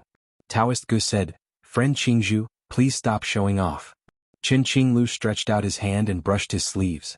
There seemed to be sword energy left, and the electric light intertwined and crackled, making Taoist Gu's eyelids tremble. Qin Qinglu said, "Anyway, since I owe Mr. Qi a huge favor, I have to give his junior brother an equally huge favor." The first person to uncover Jia Sheng back then was the scholar Qi Jingchun. Qi Jingchun also took the initiative to invite Qin Qinglius' real body, and the two parties had a pleasant conversation and had a drink. Later, because Qi Jingchun took over the affairs, he took on all the causes and effects accumulated by Lizhu Cave Heaven for 3,000 years, as well as all the counterattacks of heaven. At that time, Wang Zhu had not yet regained his true dragon status, which was equivalent to Qi Jingchun helping to take the sword, allowing Qin Qinglu, who was still in the Ascension realm at the time, to bear the backlash of the true dragon's energy. Qin Qinglu never likes to owe anyone anything, so he must pay it back. Previously at Donghai Mansion, the smart young man knew that instead of recruiting reinforcements with the old scholar and Li Sheng, he invited Mr. Qi, who did not call him senior brother Qi Jingchun. This forced Qin Qinglu to repay the favor early. Qin Qinglu said with a smile, "Don't worry, a poor boy who was an orphan from Muping Lane and grew up eating the food of hundreds of families has his own reasons to become Master Qin Shanzhu, who is famous today." Taoist Gu was silent. Wang Min still couldn't help but said, "Did Master Qin call the literary saint?" Daoren Gu shook his head, thinking too simply. Unlike his junior brother Wang Min, Taoist Gu has always paid attention to the sky, not to the figure of Xianxian but to the ceremonial saint. Qin Qing said with an exultant laugh, "How can we stop it after calling the old scholar? The only 14 realms that can be reached by Renhe's method are the 3 continents of Hedao Fuyao, Baoping and Tongye." Wang Min clicked his tongue. Qin Qinglu said calmly, "When I decide to hand over the sword, no matter how shameless I am, I can't stop it. In the sea, in that waterhouse, even if the old scholar came in person, he really couldn't stop Qin Qinglu from handing over his sword to behead his head. That's why Qin Qingdu suggested that Qin Pingan should also call the ceremonial saint. If Li Sheng is willing to return to Haoran from outside the world, Qin Qing will not be able to kill Wang Zhu for the time being. But next, your Chinese Confucian temple will be on guard against thieves." Qin Qinglu would definitely admit that Li Sheng was very capable in fighting, but he still couldn't do it to detain him and go to Gongda Forest. Unless the Li Sheng is willing to strip Wang Zhu of his true dragon identity, Qin Qinglu will accept his defeat no matter whether he falls down or goes to jail in the Merit Forest. The problem is that Li Sheng cannot do such a thing. So if that young man who has many backers and is a swordsman in the immortal realm, dares to ignore the seriousness and is in danger without knowing it, he really thinks that with his own strength and a few harsh words, he can stop the really angry Qin Qinglu, then kill the true dragon King Zhu first and kill Qin Pingan as well. As for the kid's method of saving his life, there must be some tricks to the bottom of the box. It's better to become a ghost. It's a pity that someone has already reached the ghost path first. If you want to achieve the 14th realm of the Tao through this, it is destined to be a luxury. Sorry, in addition to the 14th level sword cultivator, I also have a good apprentice. As a master, I never know what Zheng Huaixin wants to do. It's even less certain whether he will get involved in this matter. The problem is, can your Confucian temple determine Zheng Zhezhong's true thoughts? Then don't bet. Daoren Gu glanced at the sword spirit on his sleeve and asked curiously, "What's going on?" Qin Qinglu said with a smile. A girl in a mink hat popped up out of nowhere. She said she wanted to see with her own eyes whether my swordsmanship is worthy of the 14th realm. Daoren Gu asked, "Is it Bai Jing who has reached the Ascension realm?" Qin Qinglu nodded and said, "It's her." This question of swordsmanship will end as soon as the point is made, without harming the harmony. Mainly because Bai Jing acted strangely and seemed to have been stabbed on purpose. Taoist Gu understood clearly. This makes sense and makes perfect sense. Xiao Mo, at most, is asking the young master to ask swordsman. As for Bai Jing, he was a master who dared to sneak up on the ancient scholars' convoy and rain down a sword like a heavy rain. Daoren Gu asked, "How is her swordsmanship?" Qin Qinglu had no idea of answering this question.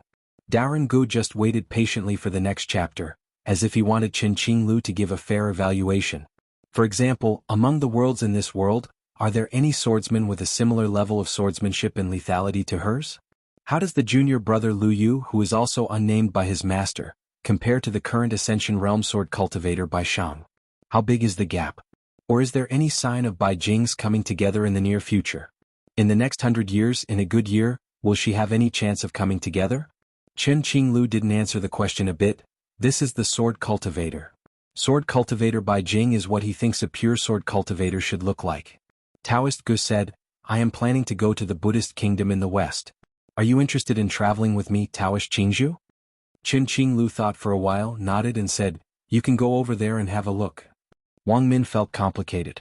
"I have forgotten, but I don't know who gave me a strange, profound and incomprehensible evaluation. A swordsman in this world is a martyr." Wang Min suppressed the strange feeling in his heart and asked, "Friend Qingzhu, you are a monk in the old 14th realm, how do you view the new 14th realm? Qin Qinglu smiled and said, how do you see it? You don't even look at it. Wang Min was speechless again. Taoist Gu knew the reason. It was not that Qin Qinglu thought too highly of himself. Once he reached the 14th realm with seniority, he could accumulate Taoist power, widen the road, and make a so-called single-plank bridge extremely wide and have a deeper realm, especially for people like Qin Qinglu can use the results of the dragon-slaying battle to sharpen their swords and make great strides forward. Furthermore, those in the new 14th realm who were blessed by that heavy rain were either pushed by external forces, pulled by others, or even worse, took some unorthodox shortcuts. In the end, it is not as good as the old blind man and Qin Qinglu who forged their own path, which is equivalent to creating their own destiny, forcing their way in, and uniting the world with their own strength. From then on, the sky is high and the sky is high and the freedom is great. Qin Qinglu put his hands behind his back and looked calm. Those who don't know me call me crazy, and those who know me call me arrogant. What is true freedom? I only bow to myself. Note 1, Chapter 854, A Bird in a Cage. Note 2, Chapter 950, Things to Come. Note 3, Chapter 790, Preparing for War. Note 4, Chapter 1079, Half of the Book of the World. Note 5, Chapter 32, Peach Leaves.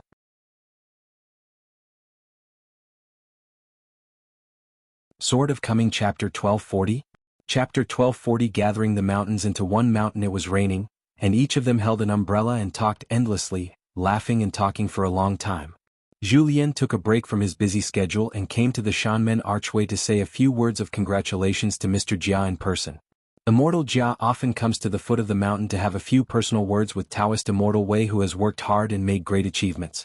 When you meet someone, you are a close friend in the world. When you meet someone, you call them brother and brother. After all, it is normal to have a deep friendship for a long time. Old Chef and Jialao Xinxian are not such people. These are great friendships that have been accumulated year after year. They are simmered slowly to bring out the flavor, and the true feelings are revealed after a pleasant drink. Luapa Mountain now has 2 cross-continental ferries. One is the Fengyuan ferry bought by Master Qin from the Xuanmi dynasty in China based on his ability, and the other is a brand new Fengyuan ferry, purchased from the Dequan Yao family of Tonggishao. Thunder Car. And Jia Xing, who has been the second steward of Fengyuan ferry for a short time, is about to be promoted, because before the mountain master went into retreat, he decided to let Jia Lao Xinxian be the chief steward of the ferry Thunder Car.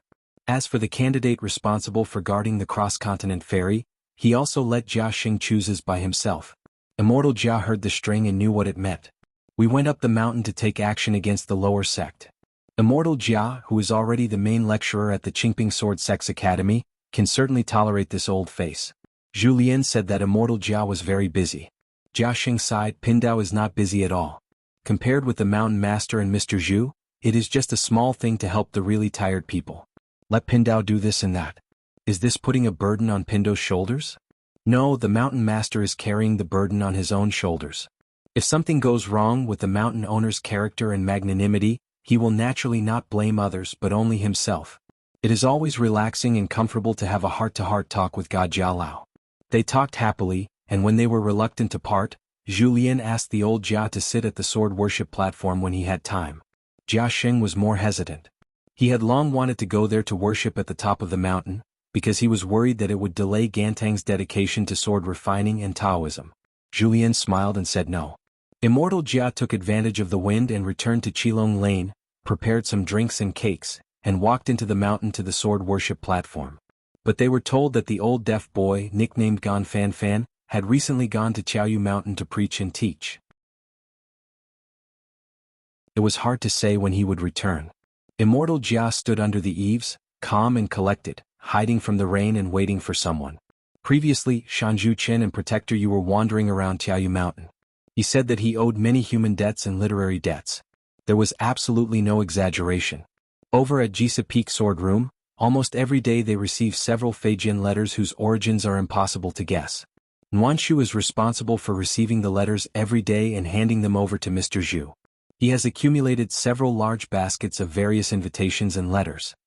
When Qin Pingan began to retreat, Zhu Lian still followed the point of view he had put forward before.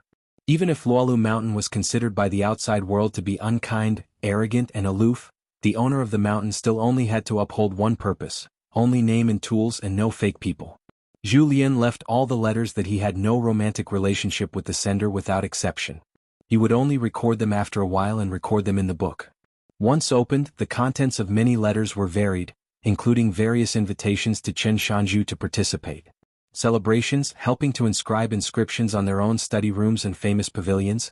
If Shanzhu Chen really doesn't have time to give a calligraphy treasure as a gift, can they collect the inscriptions from the two seals of Bai Jiangxian and Jiangxian on their own?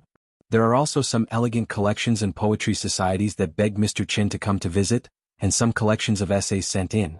I hope Mr. Chen can help write the preface and correct the content in his spare time. There are also some inexplicable private affairs of the family or sect, or it's a matter of pointing out the current affairs and criticizing the current affairs. It's up to xuanhuan to stand up and say something fair. Some of the letters that had to be answered were written by Zhu Lian on his behalf, imitating the tone and handwriting of the mountain master, which was easy and a piece of cake.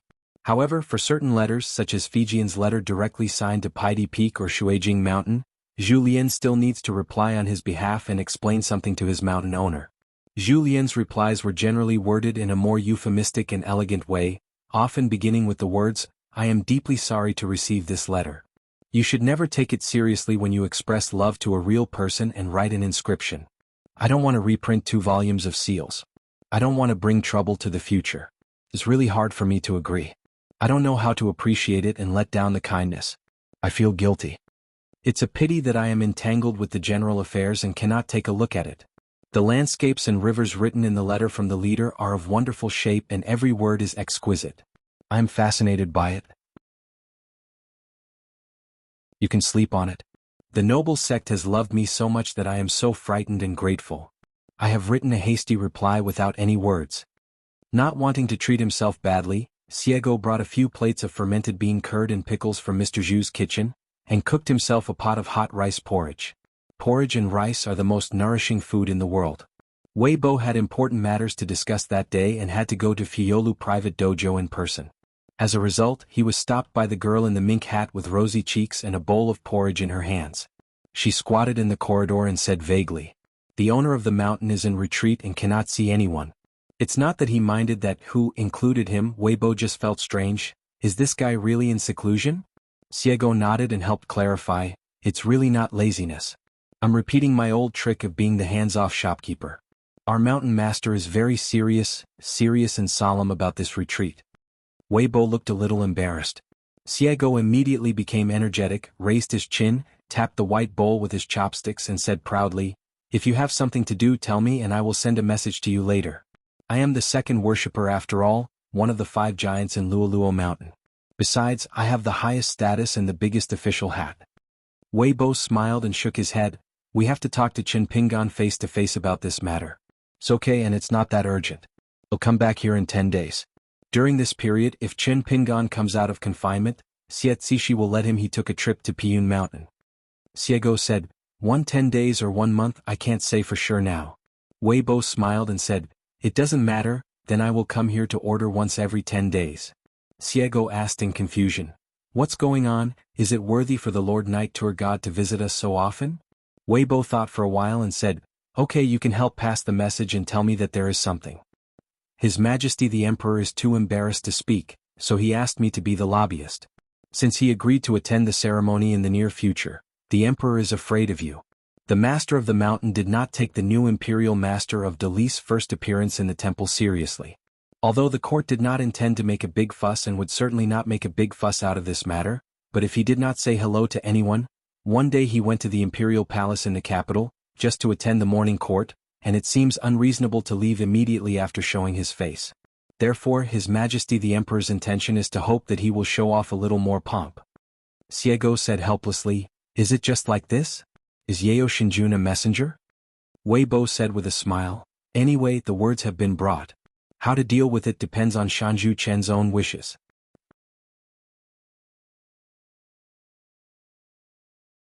Xiego quickly complained, "There is no need to do this trick. The speed of checking the mountains and rivers is too slow. Do you look down on me? Just spread your consciousness as much as you can." Weibo glanced at her. Xiego nodded and said confidently, "I'm not just bragging, but the toughness of our sword cultivator's body and soul is extraordinary. Today we must let Lord Yi you have a long experience." In an instant, starting from Fuyao foothills, countless golden rays of light were thrown out in arcs, falling on the Beiwa territory far and near, crisscrossing from point to surface. This golden net is even more dense. Weibo put away his magical powers and thanked the dog for helping his mink hat. Either you hide deeply or you run fast. It's definitely not a fuel-efficient lamp. Weibo said, since the other party dared to show up at the mountain gate openly and chatted with Jia Xing for so long, it is unlikely that he is some evil person with ulterior motives. Those who practice Taoism on the mountain, regardless of whether they are male or female as long as they are in high positions, can easily attract the attention of people from all walks of life. Just take Miyu in Tangyi's Hao, even if he didn't even get off the boat, how many women on the ferry fell in love with him at first sight and started to fall in love with him? Weibo originally thought that Xiego had something to say, but he saw the girl in the mink hat puffed up her cheeks and blinked. As if the look in his eyes indicated, why hasn't Yeo Shinjun left yet? He has changed his mind and plans to chat more? Weibo turned his head and glanced at the closed bamboo house. After thinking for a moment he was about to say goodbye and return to his study place, but he heard a sound of vomiting. Weibo quickly turned around and saw that Xiego had his back turned to him, holding a bowl and spitting out a bowl. The girl in the mink hat raised the back of her hand and wiped the corners of her mouth without turning around to explain. Maybe she was embarrassed for the first time? Weibo was so considerate after all that he just pretended that nothing had happened and was about to return to Piyun Mountain, only to see the Xia dog raise his head and drink it all in one gulp. Now it was the turn of Weibo, who had a mysophobia, and he almost couldn't help but retched on the spot. He thanked the dog and chirped, and thought about how difficult it was to go from extravagance to frugality. He turned around and said with a smile, Yeo Shinjun, I just remembered something and I need to chat with you for a few words. Weibo smiled awkwardly and said, don't worry. Yi Shinjun and the like don't seem to matter anymore. Xiego said, don't delay things that are urgent. Weibo sighed quietly in his heart and sat on the steps. Let's talk about it. What Xiego said next is really not a trivial matter. First he talked about the deal between Jinwu Mountain and Luolu Mountain. This means that Longji Mountain, which is recorded as Jiaoyou Mountain, in the secret records of Dali, only has Fengxue Temple. Nod with the Longquan Sword Sect and you will have the opportunity to officially transfer it to the name of Luoluo Mountain. As for the Song family in Dali, I'm afraid Shanju Qin won't open his mouth. Weibo understood the idea and asked Fengxue Temple and Ruan Qiong to go and help explain the matter. After that, Luo Pashan had already planned to buy the mountain. In the same way, the one who wanted to facilitate this matter the most was the Great Li dynasty, which was even more anxious than Luo Pashan. When Liju Cave took root, the mountains to the west of the town, including Piyun Mountain, totaled 62. Ever since the Longquan Sword Sect took the initiative to vacate land for Luapa Mountain, there are still about a dozen large and small Xinjia sects that are determined not to move. Ruan Qiong is the chief minister of the Great Li dynasty and a guest of 2 generations of emperors of the Song dynasty. Even if he needs to avoid suspicion in this way, he really can't help those dozen sects not thinking too much and not worrying. I really couldn't bear to move away. The piece of fat in my mouth was about to spit out even after I chewed it a few times, and no one wanted to put it away. They are not willing to do a business that will lose money or even lose money, but they are also worried that they are ignorant, have a bad relationship with the behemoth Luoshan, and will be resented. But they didn't have Ruan Qiong's identity or Lu Xianying's face, so they could ask Wei Shinjun to personally help move the mountain. Anyone with a discerning eye knows that the Luapa Mountain family is the only one in Zenchuzu, and there is no room for others to snore on the side of the bed. It is a torrent in the human world and the general trend is inevitable. It is impossible to stop it with a mantis arm acting as a chariot. At that time, Weibo moved 7 hills including Xinxiu Mountain and purchased them in 2 batches, the first 3 and the last 4. Among the 4 hills in the second time, there was the dojo allocated to Su Shaoqiao Juhai Peak, formerly known as Yushan. There is also the Yuyi Peak where the new sect leader Lu Jianxian is stationed. That Qilfish back was leased by Luolu Mountain to Zhuchai Island in black and white. The 2 parties had already concluded an alliance a long time ago. Lu Chongrun, who migrated here from Shujian Lake, was said to have met Master Qin during a time of crisis. Lu Chongrun and the group of female cultivators naturally have no such worries. As for Yidai Peak, which belongs to the Huangliang sect, it also has a very harmonious relationship with Luolu Mountain. There is a girl in a pink skirt who often sends some specialties to the mountain. This treatment is the envy of others. So when Qiaoyu Mountain and Fuyao foothills were acquired by Luolu Mountain, The group of mountain owners who stayed in Xianxia Prefecture immediately took notice and started asking around for prices. Some of the sects who stayed in Chuzhou have repeatedly communicated with Xianxia about this matter using flying swords. Everyone is very anxious. You, Luopishan, have taken the initiative to offer a price and come to talk to us. There was a meeting at the Jisa Peak Ancestral Hall. The mountain owner Chen Pingan wanted to occupy half of the mountain within the next 100 years. In this process of gradually uniting the mountains into one, Luolu Mountain certainly cannot do the kind of forced buying and selling. The price must be fair and everyone will be happy. Xiego said with a serious look, "Don't get me wrong, we in Luopa Mountain are serious people. We never bully others. When doing business we should spend money when we should. We will only pay premiums, never discounts." Weibo smiled and said, "It's not just about money." Xiego said, "It is also possible to barter for things and exchange treasures for mountains. The pile of magic weapons and spiritual weapons in Luopa Mountain's treasury can be converted into fairy money. In addition, we can also help find mountains elsewhere. Generally speaking, it's just a transaction method of a sum of fairy money, a few treasures, and a piece of mountain top. I'm not afraid of the other party's lion opening his mouth, but he's afraid that the other party won't open his mouth." The mountain master even said that some sects and immortal mansions that have been carefully inspected by the Beiwa Divine Sovereign Mansion to have an innocent background can invite a member of the Jisa Peak Ancestral Master Hall to serve as a guest. In the future, 2 or 3 people can also be sent. If a Taoist embryo enters Xiaoyu Mountain to practice the superior immortal method, no matter how many people there are, it will not work. You must be careful when preaching. How can you be light-hearted when hearing the word Tao? Of course, in this case, the price of the mountain will have to be calculated separately. Weibo nodded frequently, but when he heard this superior immortal Dharma, he was inevitably a little confused. What kind of Taoism was going to be taught on Xiaoyu Mountain? Those Tafushan Taoist priests, if they want to copy the Dharma, it may not be suitable. Chen Pingan, who has learned a lot, can indeed choose a few techniques to teach others, but the problem is that Chen Pingan doesn't care at all about the 16 people who jumped into Yushan, whether they were practicing Taoism or martial arts. Instead, they deliberately distanced themselves. However, the old cook also defended the mountain master, saying that he was mindful and not distracted. Xiego smiled and said, "Gone Bing Bang." Before entering the Great Wall of Sword Chi, he still had some good skills at hand. He personally taught them to others. There are no taboos on the mountain. What's more, I also have a few basic introductory techniques. They are the superb chi-refining techniques that those under the earthly immortal dream of. I'm not boasting, but they are indeed the most reliable climbing techniques. Just like rice porridge, it nourishes the stomach and nourishes the body. It is very good. It can benefit the soul. The only shortcoming is that the requirements for qualifications are relatively high, and the threshold for practice is not low. That's why I, as a second-rank worshipper, cooperate with Gon.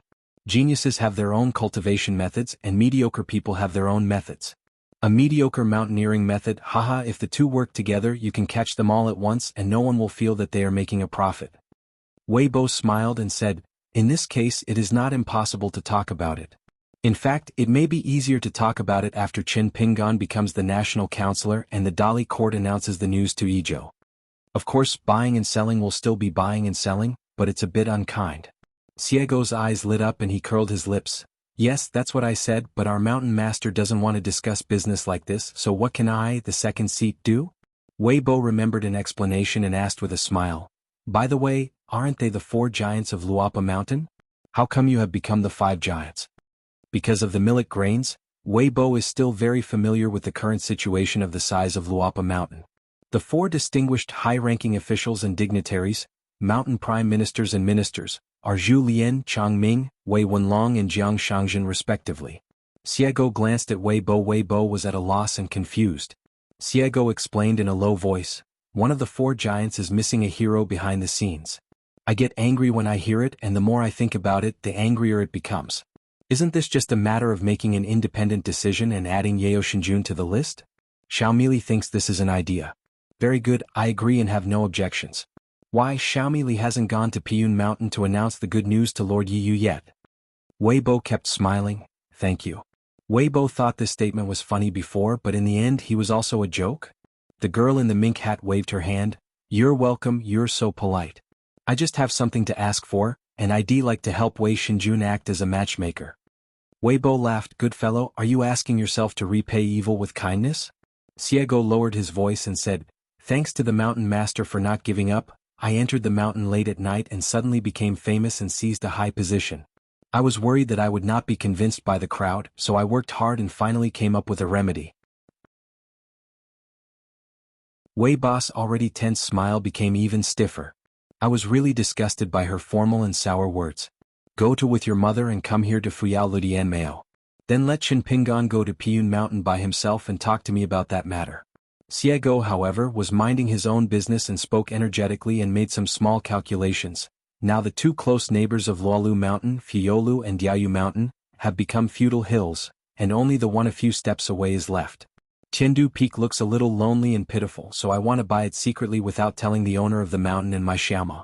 I still understand the rules and etiquette of going up the mountain to ask for woodcutters and entering the water to ask for fishermen. Weibo said nothing. Tiandu Peak next door covers a very large area, but is slightly inferior to Luolu Mountain. However, for such a big mountain, there are only a dozen chi practitioners, and there is not even a golden elixir in the mountain.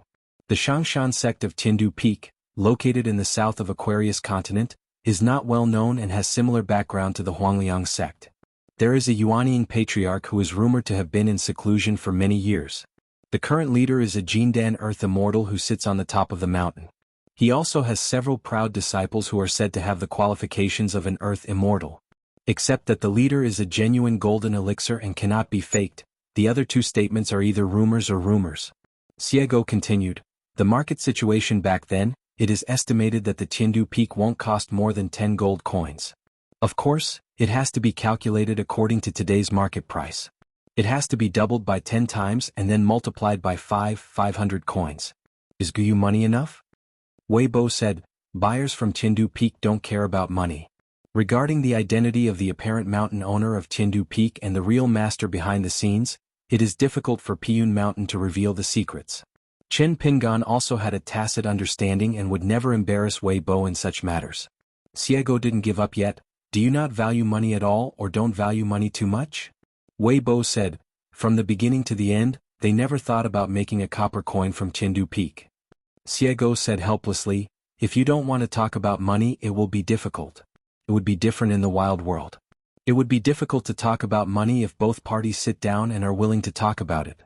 Weibo gave up and said, the ownership of Tiandu Peak can only be discussed after Chen Pingan becomes the greatly imperial master. Xiego was listless and she didn't like the rest of the mountains. Previously there was a foreigner who claimed to be Beng Jinjuan. He was wealthy and visited many places. He had a well-documented identity as a member of the Tonggishao genealogy. He and the 12 sects all made a difficult decision. Although he refused the high price, he was also willing to give a large deposit first, and he could take the deposit as long as he was interested. A money bag fell directly on the table. What was inside was Guyu money. The collapsed true king still vowed that if he regrets one day, or even whoever regrets it, the transaction will not be done in a righteous way, and the deposit will not be returned. If you are worried that the immortal is jumping, you can recruit someone from the Huaihuang County Yahufeng to work as an errand, and both parties will sign a draft contract first. Is there anyone in the world who doesn't treat money as money when doing business? You should be called True Lord Rini, right? But the problem is that if he dares to buy, they may not dare to sell. Once the money and goods are settled and the land title is officially delivered, both parties need to meet with the household department of the Dali Imperial Court. If someone changes hands and sells the mountain top at a high price, and the Real King collapses and starts acting like a monster. If anything goes wrong or causes trouble, don't go to without a big bag of fairy money. Shan apologized, or went to the Ministry of Punishment of Dali to explain the matter. Another example is that the so-called Tonggishao buyer is actually the money bag of a mountain monk. Because he got some gossip in advance, he wants to buy the mountain at a low price first, and then go to Luoluo Mountain with Chen. The owner of the mountain is making gongs and drums in front of him, asking for a price? Everyone is speculating, could it be an act of venting anger by a certain old swordsman from Xinjiang Mountain? You asked us to erect a monument on the border and we bought a hill next to your house, deliberately disgusting Luolu Mountain? Could it be that the Fu family of Leolongking spent a lot of money to open a way, hoping to use this to ease the relationship with Master Chen? Regardless of the differing opinions from the outside world, Chief Zhou's sincere move to spend money was quickly temporarily stopped by the mountain owner. As a result, Those sects that chose to wait and see and forfeit the deposit at that time regretted it more. Those who received the money also had uneasy consciences. After all, Luolu Mountain now has a subordinate sect, and the Qingping Sword sect has also separated many members of the Jisa Peak Ancestral Master Hall, and announced that the mountain will be closed for 20 years. The matter of unifying the mountains cannot be done accurately. Except for Master Qin, who knows it well, it is difficult to say for the time being whether the mountains to the west will all fall under the Qin family. Xiego said casually, I think the Longquan sword sect that has moved away is quite powerful. I hope it will be no less powerful than the 5 mountains. On the Longquan sword sect side, Ruan Xiong, as the last saint in Lizhu Cave Heaven, was the first to choose Xinxiu Mountain, Dianding Mountain and Hengshan Peak. Later, 4 more hills were purchased, 3 for his 3 direct disciples, Donggu, Su Xiaoqiao and Xialing, and 1 Yui Peak was reserved for Lu Xianying, who temporarily borrowed the Qin Confucian Qin family. Wei Bo nodded and said, the first disciple Donggu can survive the Jade Pure Realm. Su Xiaoqiao has no chance. She can occupy Boiled Sea Peak, which is the opportunity to practice Taoism. That long-browed child with deep blessings first went into seclusion to enter the upper 5 realms, and then came out of seclusion. Not long after, with the help of the exquisite pagoda of immortal weapon rank, there was another method of enlightenment in the rain. By sacrificing that treasure, you can intercept the merits from the rain naturally, just like the patio over there in the town. Si Shui Gui Tang actually opened a single channel as a ditch to divert water into his home. Maybe he will become an immortal earlier than Lu Xianying. Wei Bo had a very good relationship with the 2 sect leaders Ruan Qiong and Lu Xianying. Even Qin Pingan didn't know about it. Ruan Qiong often invited Wei Bo to drink with Longquan sword sect in private. Their relationship was unusual. So when Wei Bo talked about these inside stories, it was almost like chatting about family matters. What's more, the relationship between Lu Xianying and Qin Pingan has been known to everyone in the continent for a long time.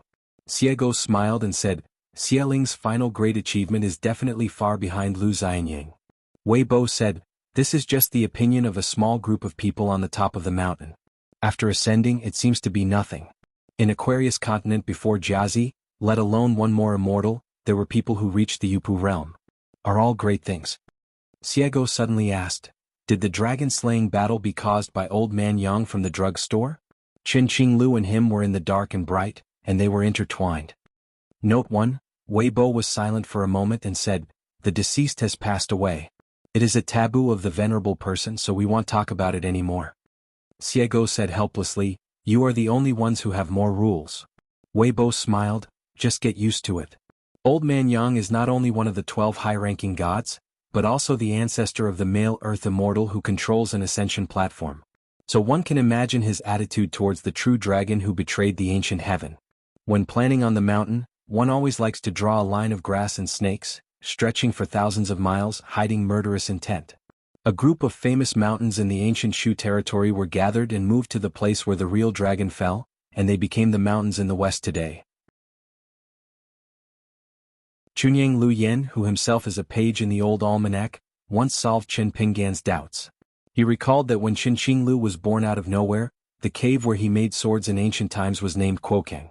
Note 2, the bamboo house and the corridor outside the door seem to be close at hand, but in fact they are worlds apart. Before Wei Bo returned to Piyun Mountain, he said one more thing, it was the suggestion given by Emperor Dali himself. The imperial court will bring out 5 bags of 5-color soil as one of the gifts for Qin Pingan to be the national master. Wishan Jun, after receiving the news, His Majesty the Emperor held a special meeting in the imperial study room. They all felt that there was no problem. However, His Majesty the Emperor did not put forward any hard requirements regarding the weight of a bag of 5-color soil. Anyway, Tong Shanjun had already asked someone to give a bag of 5-color soil. The 5-color soil was handed over to the Dali Ministry of Rites. Was a big deal. If it were me, I wouldn't be willing to take out so much in one go. No wonder Jin Qing muttered a few words and asked if he had made an appointment with Shanju Qin in advance.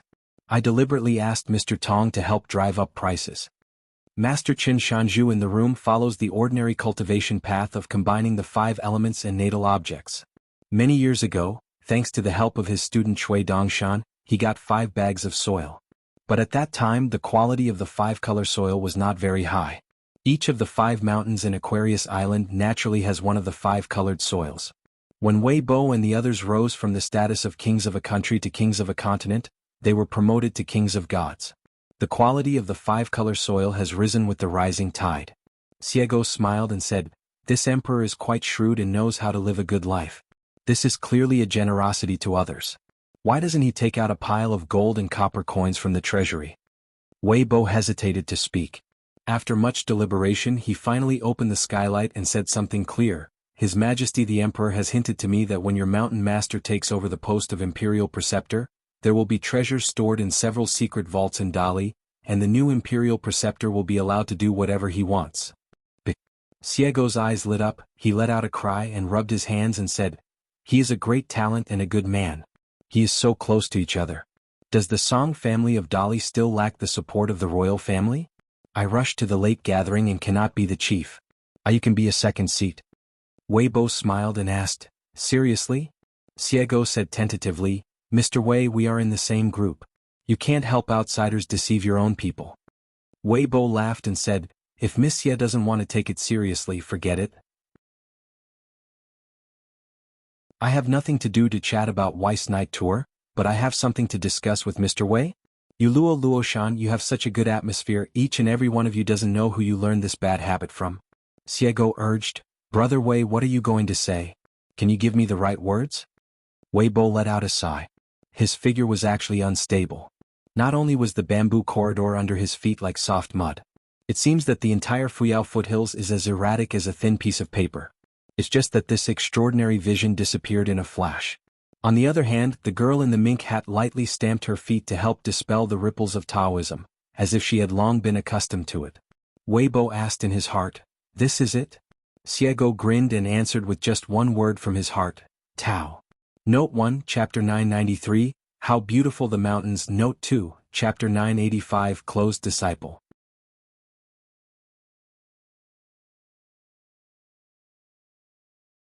Sword of Coming. Chapter 1241. Chapter 1241. Asking Jian by Yujing. Successively, the bamboo house is separated from the corridor by a wall, which is a unique cave. The room was like a vast ethereal realm. Chen Pingan closed his eyes and rested, sitting cross-legged. A severely damaged bright red robe and two broken swords hung in front of him. This is the price that Chen Pingan and Ma Xuanhuan must pay for a life-and-death battle. On the robe that Chen Pingan had transformed into when he entered the immortal realm, there were many Xuan characters of different colors and shades, ready to move as if they wanted to break out of the cage. These great demons' true names, which were sewn onto Chen Pingan's body with secret techniques by sewing men in prison, were woven together like a large piece of duckweed with roots, swaying gently with the water. The root of these duckweeds is Chen Pingan, who is in harmony with half of the Sword Chi Great Wall. The darker the color of the demonic characters, the larger the ripples in the robe that are pulled out, indicating that they are either ascending or becoming immortals. As for the real name of the Jade Pu Realm Monster Clan, let's just lie down. No matter how hard the water plants embedded in the robe struggled, they still couldn't move. Chen Pingan is already in the immortal realm. Unless they get a great opportunity, they will not be able to break through the invisible barrier that is one of the manifestations of this great avenue. This illusory will always exist in a way similar to Dao Hen. It's not that with this kind of restraint and the existence of this Tianmen Pass, Chen Pingan can directly decide whether the big demon breaks through on the path of cultivation, but Chen Pingan can at least rely on the strength of these real names to infer that the demon clan, the monk's current realm, depth of cultivation, and even the quality of his qualifications. This can probably be regarded as the reward for Chen Pingan's hard work in Hedao, half of the Sword Chi Great Wall. Chen Pingan, in white with pure golden eyes, wearing a Taoist crown, floated back from a very far distance. The style of the Taoist crown was probably the one he had seen on the golden crown of Fuyao Continent's New Ascension Shujuan Wangjia. On his head this crown also changed from a lotus crown to a more arrogant style, and was also named Yujing Mountain. Chen Pingan gave the other party a certain degree of freedom, and was mainly responsible for protecting Taoist Ding and observing Taoism. Chen Pingan's true form did not open his eyes, frowning slightly and said, "This is the initial stage of just slicing Hongmeng and creating the world. You are far from being lazy yet." Dao Guan Chen Pingan squatted next to the Broken Sword Knight Tour. The old saying that everything is difficult at the beginning does not apply here. Don't worry, I am not qualified to say anything about being a person, but when it comes to doing things, I am definitely more reliable than you. Qin Pingan said nothing. Dao Guan Qin Pingan smiled and said, between the 9 and 10 realms of a pure martial artist, you need to hit the Tianmen. In the same way, today's wild immortal Yupu who carries the true name, will also need to communicate with you in the future when they realize the Tao and ascend. Say hello. Qin Pingan said, in prison I once asked Nian Xan when it would really play a substantial role. Nian Xin's answer was the Ascension Realm. At that time, Qin Pingan felt that he was too far away from the Ascension Realm. Once you reach the Ascension Realm, you can stumble upon them on the road.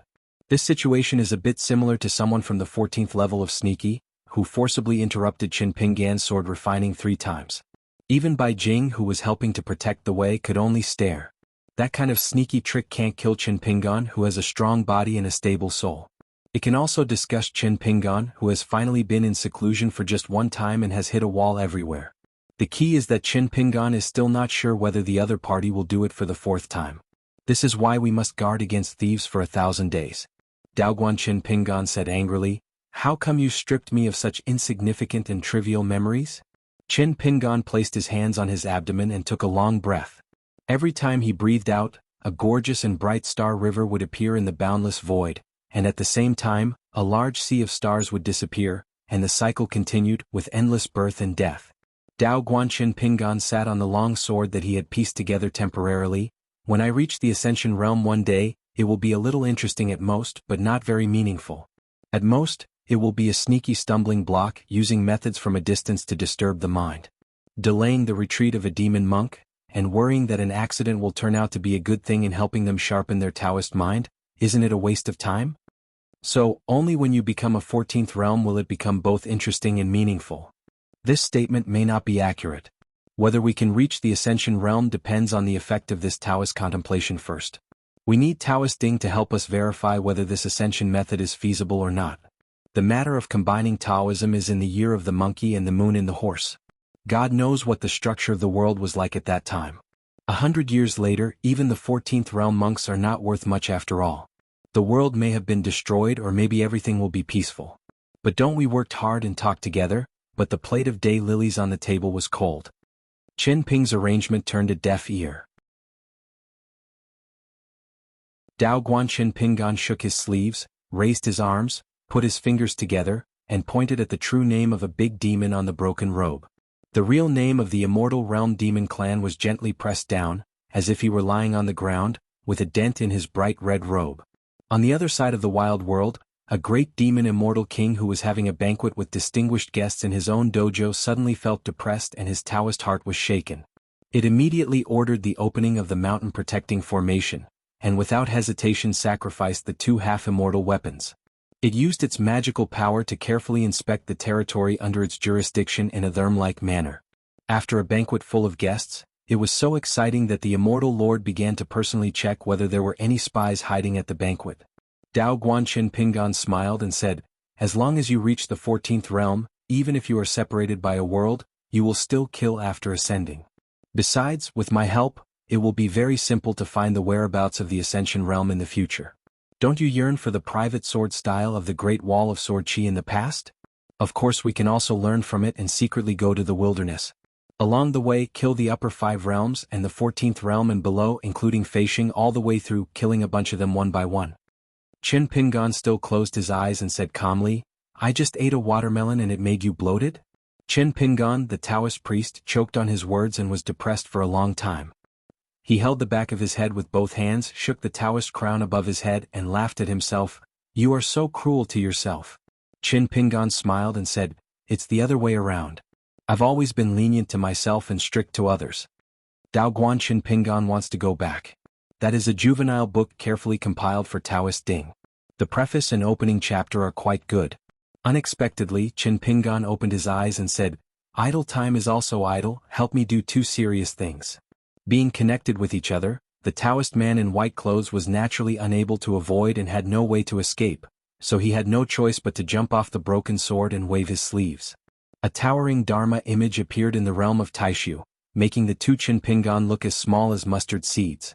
The hair, nails, skin, flesh and blood and tendons of the statue were all removed one by one, leaving only a frame of white bones, countless meridians and the Qi mansion as the connecting point. Qin Pingan showed this kind of hanging image, astrological and celestial diagram twice. Once, he gave instructions on boxing techniques to his closed disciple Zhao Shuxia, teaching him how to use a breath of pure qi to move like a fire dragon through water, using a more intuitive way. Method is called martial arts, so where is the path? Explain to Zhao Shuxia what happened. One time was at Demugwan in Lotus Root Blessed Land, where I preached to the local qi practitioners and martial artists. It was like opening up a magnificent picture of mountains and rivers for both of them. It was no longer the situation at the bottom of a well where you couldn't see your fingers, no matter whether you were practicing martial arts. It's better to practice qi and you can avoid many detours. In the eyes of the qi practitioners of Blessed Land at that time, there were different speculations and explorations about the number of human qi palaces. Xuanhuan, who had good Taoist qualifications, only dared to rely on the number of 300 or 400. But at that time Shanzhu Qin shook his head. The hanging portrait that came out showed that there were more than 1,000 human and qi palaces scattered throughout the place, and the atmosphere was severe. Taoist priest Qin Pingan raised his head and looked at the Dharma image with golden light in his body. The human body is a small world, and each qi mansion is both a fairy and a Taoist temple. He raised his sleeves and pointed, "Aren't you idle? Can gold and copper coins be used in this way? Every gold and copper coin is a talisman boat anchored across the sea." It turns out that the number of qi palaces in this image is significantly greater than that of the two previously disclosed hanging images, at least 400 more. According to Zheng Zhezhong's deduction, the number Qin Pingan needed to improve the moon rank in Fijianjing happened to be no more than 1,500. Fuyazu Lao Feixing Yang Chenggu said he was a ghost and was afraid of Zheng Chuzhong. Indeed, this kind of awe is not superfluous at all.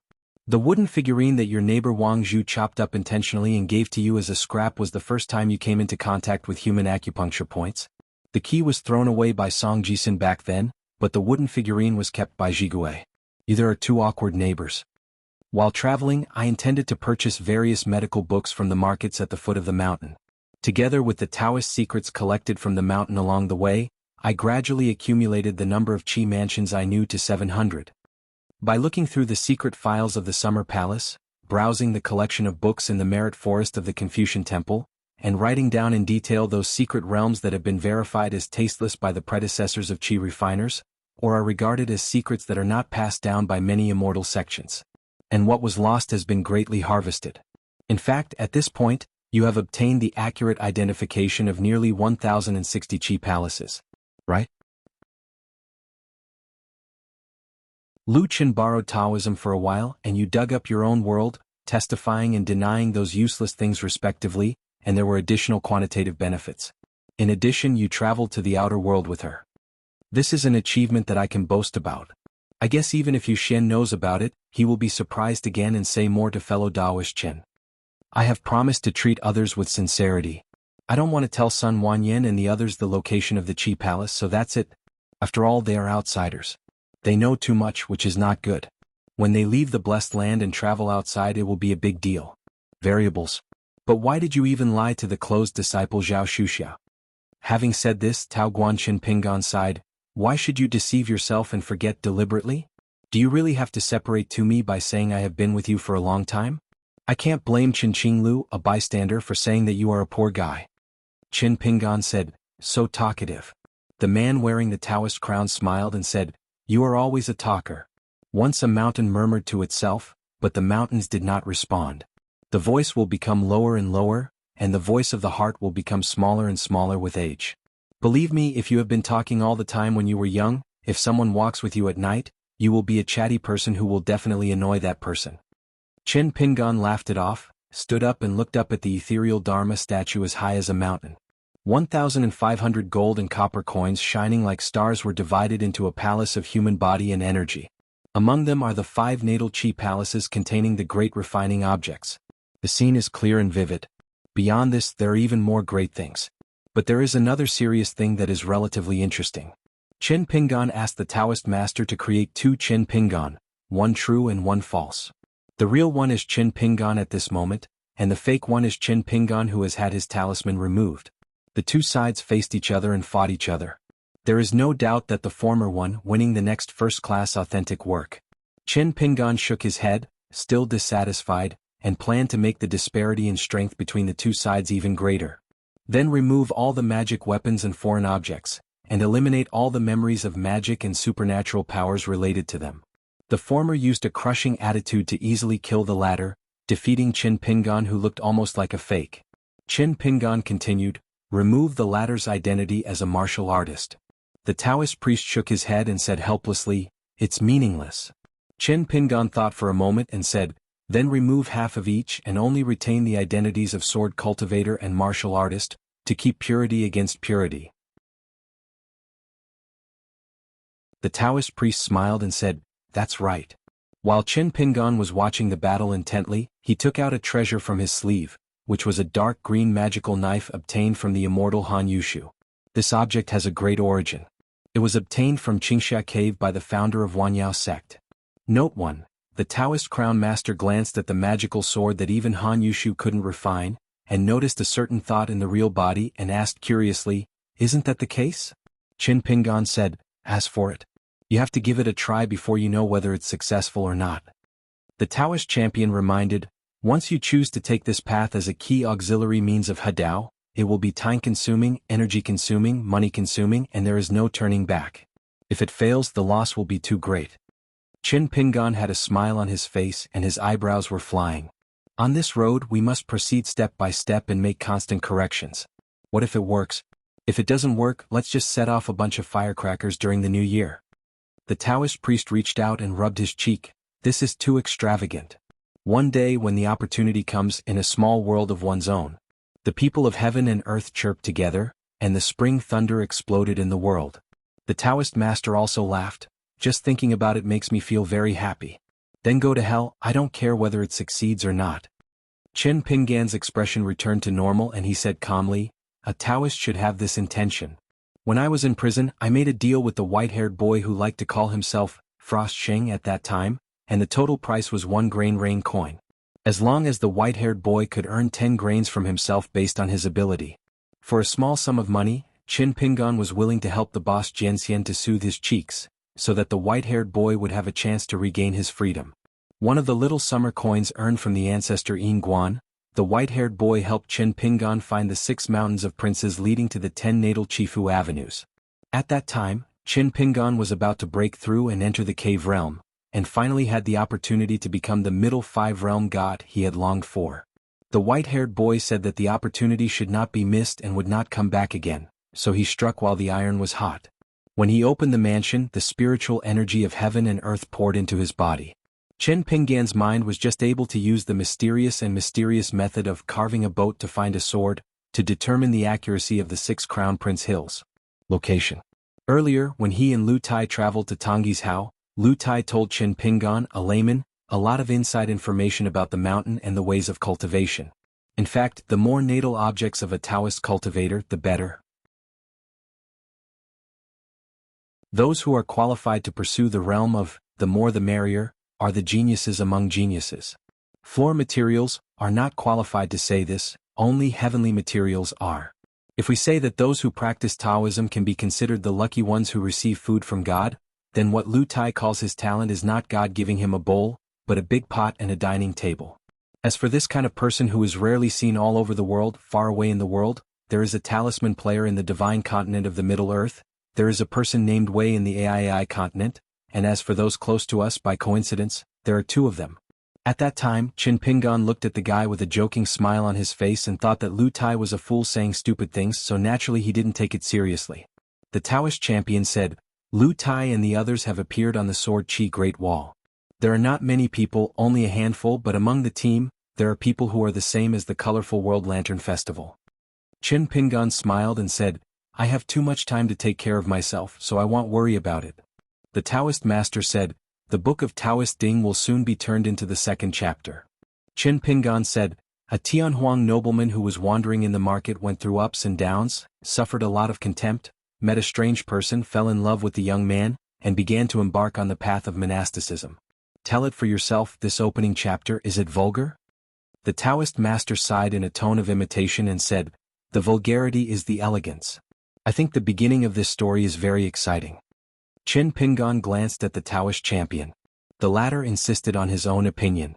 Qin Pingan had no choice but to give in and said, Join me in Xiangtong on those landscape travels. Remember the plot twists. Don't be too rigid. In the end, the protagonist will appear to protagonist. The Taoist priest said with astonishment on his face, "You even copied your own books? That's not good. It seems that you don't have enough academic ability and talent." Qin Pingan remained silent and stared at the Dharma image again, making a decision in his heart. The Taoist priest had no choice but to raise his hands and said, "Everyone go about your business?" Qin Pingan nodded, sat down again, closed his eyes and rested his mind, folded his hands and touched his thumbs. The Dharma image was not removed. Those who live in the mountains and practice Taoism spend their time and thoughts, unaware of the changes in the weather outside the mountains as the sun rises and the moon sets.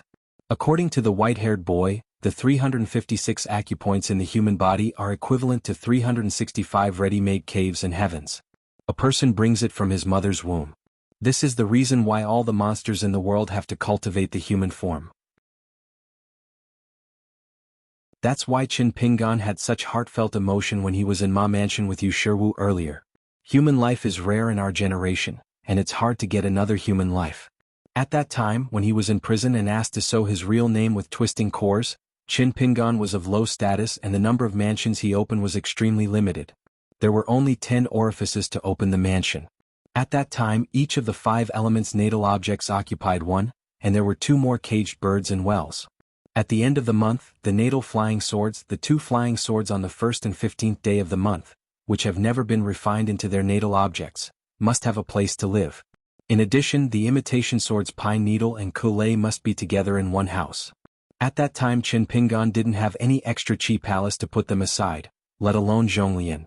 The scale of his enlightenment back then was also due to the 3 rays of sword energy he received when he was young, which helped him open up mountains and build a mansion early. Otherwise, Qin Pingan will only be more stretched and unable to start. As for refining some external spiritual weapons and magic weapons into natal objects, Qin Pingan has never thought about it. You don't have to spend money to refine things on the mountain. I have no money. What's more, not all spiritual treasures are suitable for intermediate and advanced refining. In history there were often great monks who stared at an immortal weapon for hundreds of years, but still couldn't figure it out or couldn't break through the layers of restrictions, or it is a person who is not compatible with the supreme treasure so he can only part with it and pass it on to a direct descendant or his own disciple. Today is different from the past. On this day the Taoist priest came here again to visit the scene and was amazed. As expected of me, this is such a generous act. What the eye see is both high and deep. The found 10 mountains of princes have all been refined into natal objects by Qin Pingan's true body. They are like dispatching troops and punishing generals. They sit in the mansion and match the 5 elements of natal objects. They have the attribute of 1 master and 2 slaves. The former is very important to them. The latter has examples of rewards, and the latter and the former have the obligation to pay tribute. The imitation swords purchased from Henjian Mountain in Luzhou, Beiju, were all refined by Qin Pingan. It's not a small refining, it goes directly to the middle refining level, and the big refining becomes a natal thing that is closely related to the Great Road. In addition, there is a natal flying sword Tian Lai, from the sword cultivator of the demon clan of the Jingrong sect. The white-haired boy gave him a short sword engraved with the word, sacrifice. I want both the quantity of the Qi mansion and the quality of the dojo. Too much to bite off. In the realm of immortals, Qin Pingan wanted to do the opposite. Very wild. Qin Pingan ignored the arrival of the Taoist priest and continued to sit on the Taoist corpse. Like in a niche. Everything that is small and close to you is placed at your feet. It is obvious that after refining things together, the real body will take shape.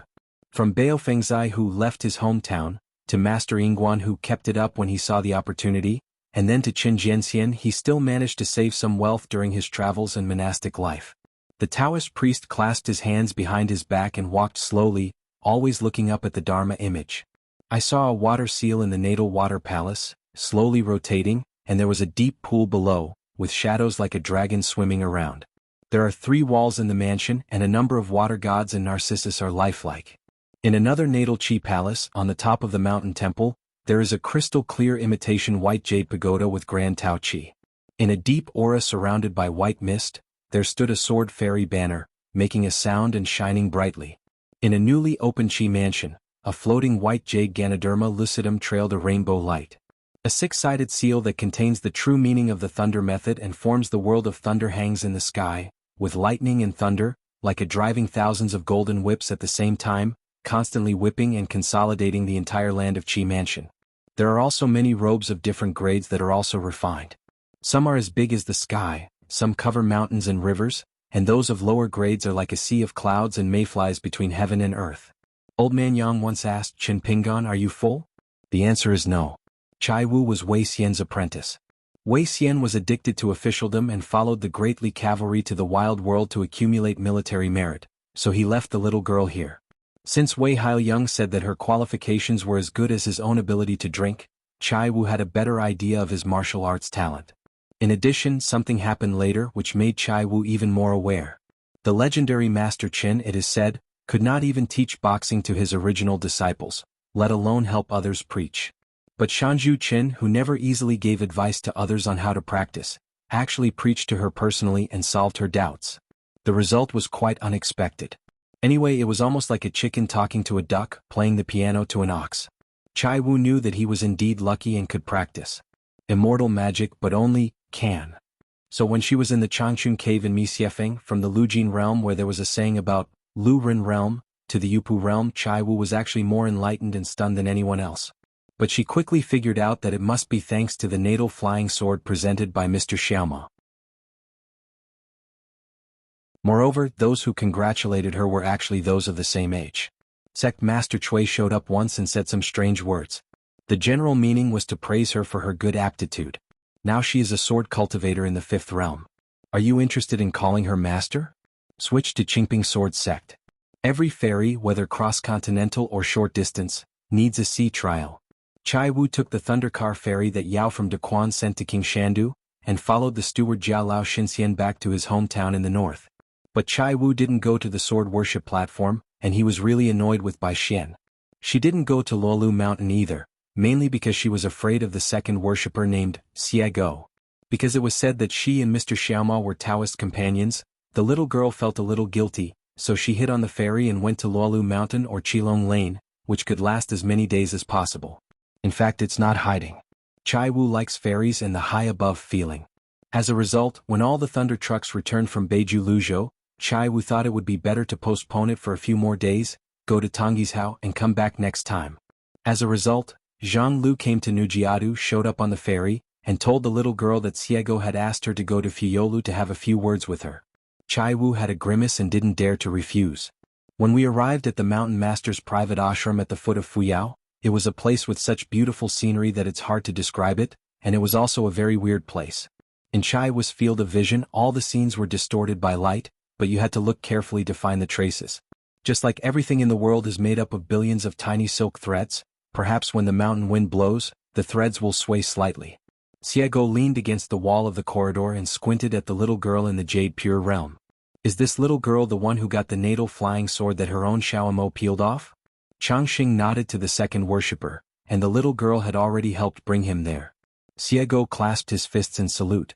The smiling woman in long robes, Zhang Lu, was a senior official. Chang Ming touched Chai Wu's head and said softly, "Don't be nervous when you see your family offering sacrifices." Chai Wu shrank his neck. Chang Ming took out 2 bags from his sleeves and placed them in the corridor. Xiego asked, "What to do?" Changxing smiled and said, "A little gold and copper coins just in case of emergencies." Xiego frowned. Changxing explained, "Don't worry, no capital has been used." Xiego nodded. Indeed, Luo Shan doesn't like the "what do I think" and "am doing it for your own good" stuff. When Zhang Lu left the mountain, Xiego asked, "Can I drink?" Chai Wu blushed and said honestly, "No matter what happens, I will drink some." Xiego waved and said, "This is a good relationship. Let's have a few drinks and warm up our relationship." Chai Wu sat on the steps, took off his boots and sat opposite the girl in the mink hat. There were 2 pots of wine and 2 large white bowls in the middle of the corridor. Before drinking, Xiego asked, "Can you see the difference here?" Chai Wu looked solemn and said, "What do you mean by different?" Xiego asked, "What do you think?" Chai Wu was sweating on his forehead. Xiego smiled and stretched out his hand to signal, "Stop sitting around and start drinking." They each poured wine in a decent manner, and the wine bowls clinked together. I originally wanted to take a sip of Chai Wu, but when the other person raised his head, he drank it all in one gulp, and the little girl had no choice but to do the same. Xiego wiped his mouth and asked, "Little girl Pianzi, do you know what sword cultivation is?" Chai Wu looked confused. "I have only been practicing Taoism for a few days, how can I answer this kind of question?" Xiego then changed the topic and repeated the content of the spell given to the 8 cultivators at Tiaoyu Mountain Huayin Peak. "Do you understand?" Chai Wu nodded and said, "I understand." Xiego asked, "Can you learn it?" After a while, Chai Wu nodded and said, "Barely." What Xiego saw in his eyes was the atmosphere in Chewa's small world. He had to admit that this reluctance was very reluctant. "In fact, I have learned everything. Let's just say it's not that there is anything wrong with my own preaching, it's that those students who are lucky enough to hear the word but don't understand it don't help." Xiego filled another bowl of wine, stretched out his thumb and exclaimed, "Wow, it turns out to be a small Beijing. The materials of the earth are compared to the immortals of the earth, and the materials of the sky are compared to the immortals of heaven. This is the simplest calculation method in the ancient times." In terms of talent and basic skills, in Xiego's opinion, after seeing Luo Luoshan and Qingping sword sect, among the younger generation Chao Qinglang and Bai Xian were almost boring. Xiego now wonders if the little girl named Sun Chunwang will give him any surprises. Probably, as Wei Bo said, in the eyes of her small group of monks on the mountain top, it was just like that after ascending. If it were one level higher, wouldn't the older generation of 14th realm monks treat the new group of Taoists who emerged in this world the same way? Xiego smiled and said, "Our mountain master has made a lot of money. No wonder he can't teach you Taoism." Chai Wu blinked his eyes as if in disbelief, and the little girl quickly lowered her head to drink. Xiego narrowed his eyes and said, "Little girl, why do you have to pretend to be stupid every day and deceive yourself and others? Do you just distrust this world? You are already in the Jade Pu realm. It has been so long and you still haven't recovered?" Chai Wu hesitated for a moment, then raised his head, his eyes bright. Xiego said, "Smartness can lead to mistakes. Can you fool fools like Bai Xian and Mi Jianxian? Can you fool Cui Dongshan? Our Lord Qin?" Chai Wu wanted to speak but stopped. Xiego asked, "You like hiding on the ferry so much, do you think the farther and higher away from the ground the better?" Since Chai Wu and Xiao Mo have a close relationship, and Xiego and Xiao Mo are a match made in heaven, and they will be married tomorrow. So regarding Chai Wu's experiences when she was young, how did she relate to her? Chen Pingan, whom Wei Xian knew, told Xiego about the general situation. When she was 4 years old, a little girl with a miserable life experience was hidden in a large dilapidated tomb in a hanging basket by her fleeing parents. The basket contained all the food they had left. Note 2. Chai Wu finished the wine in the bowl, raised his arm and wiped the corners of his mouth. The little girl raised her head, put her hand between her eyebrows, looked calm and nodded, "I think the world is high."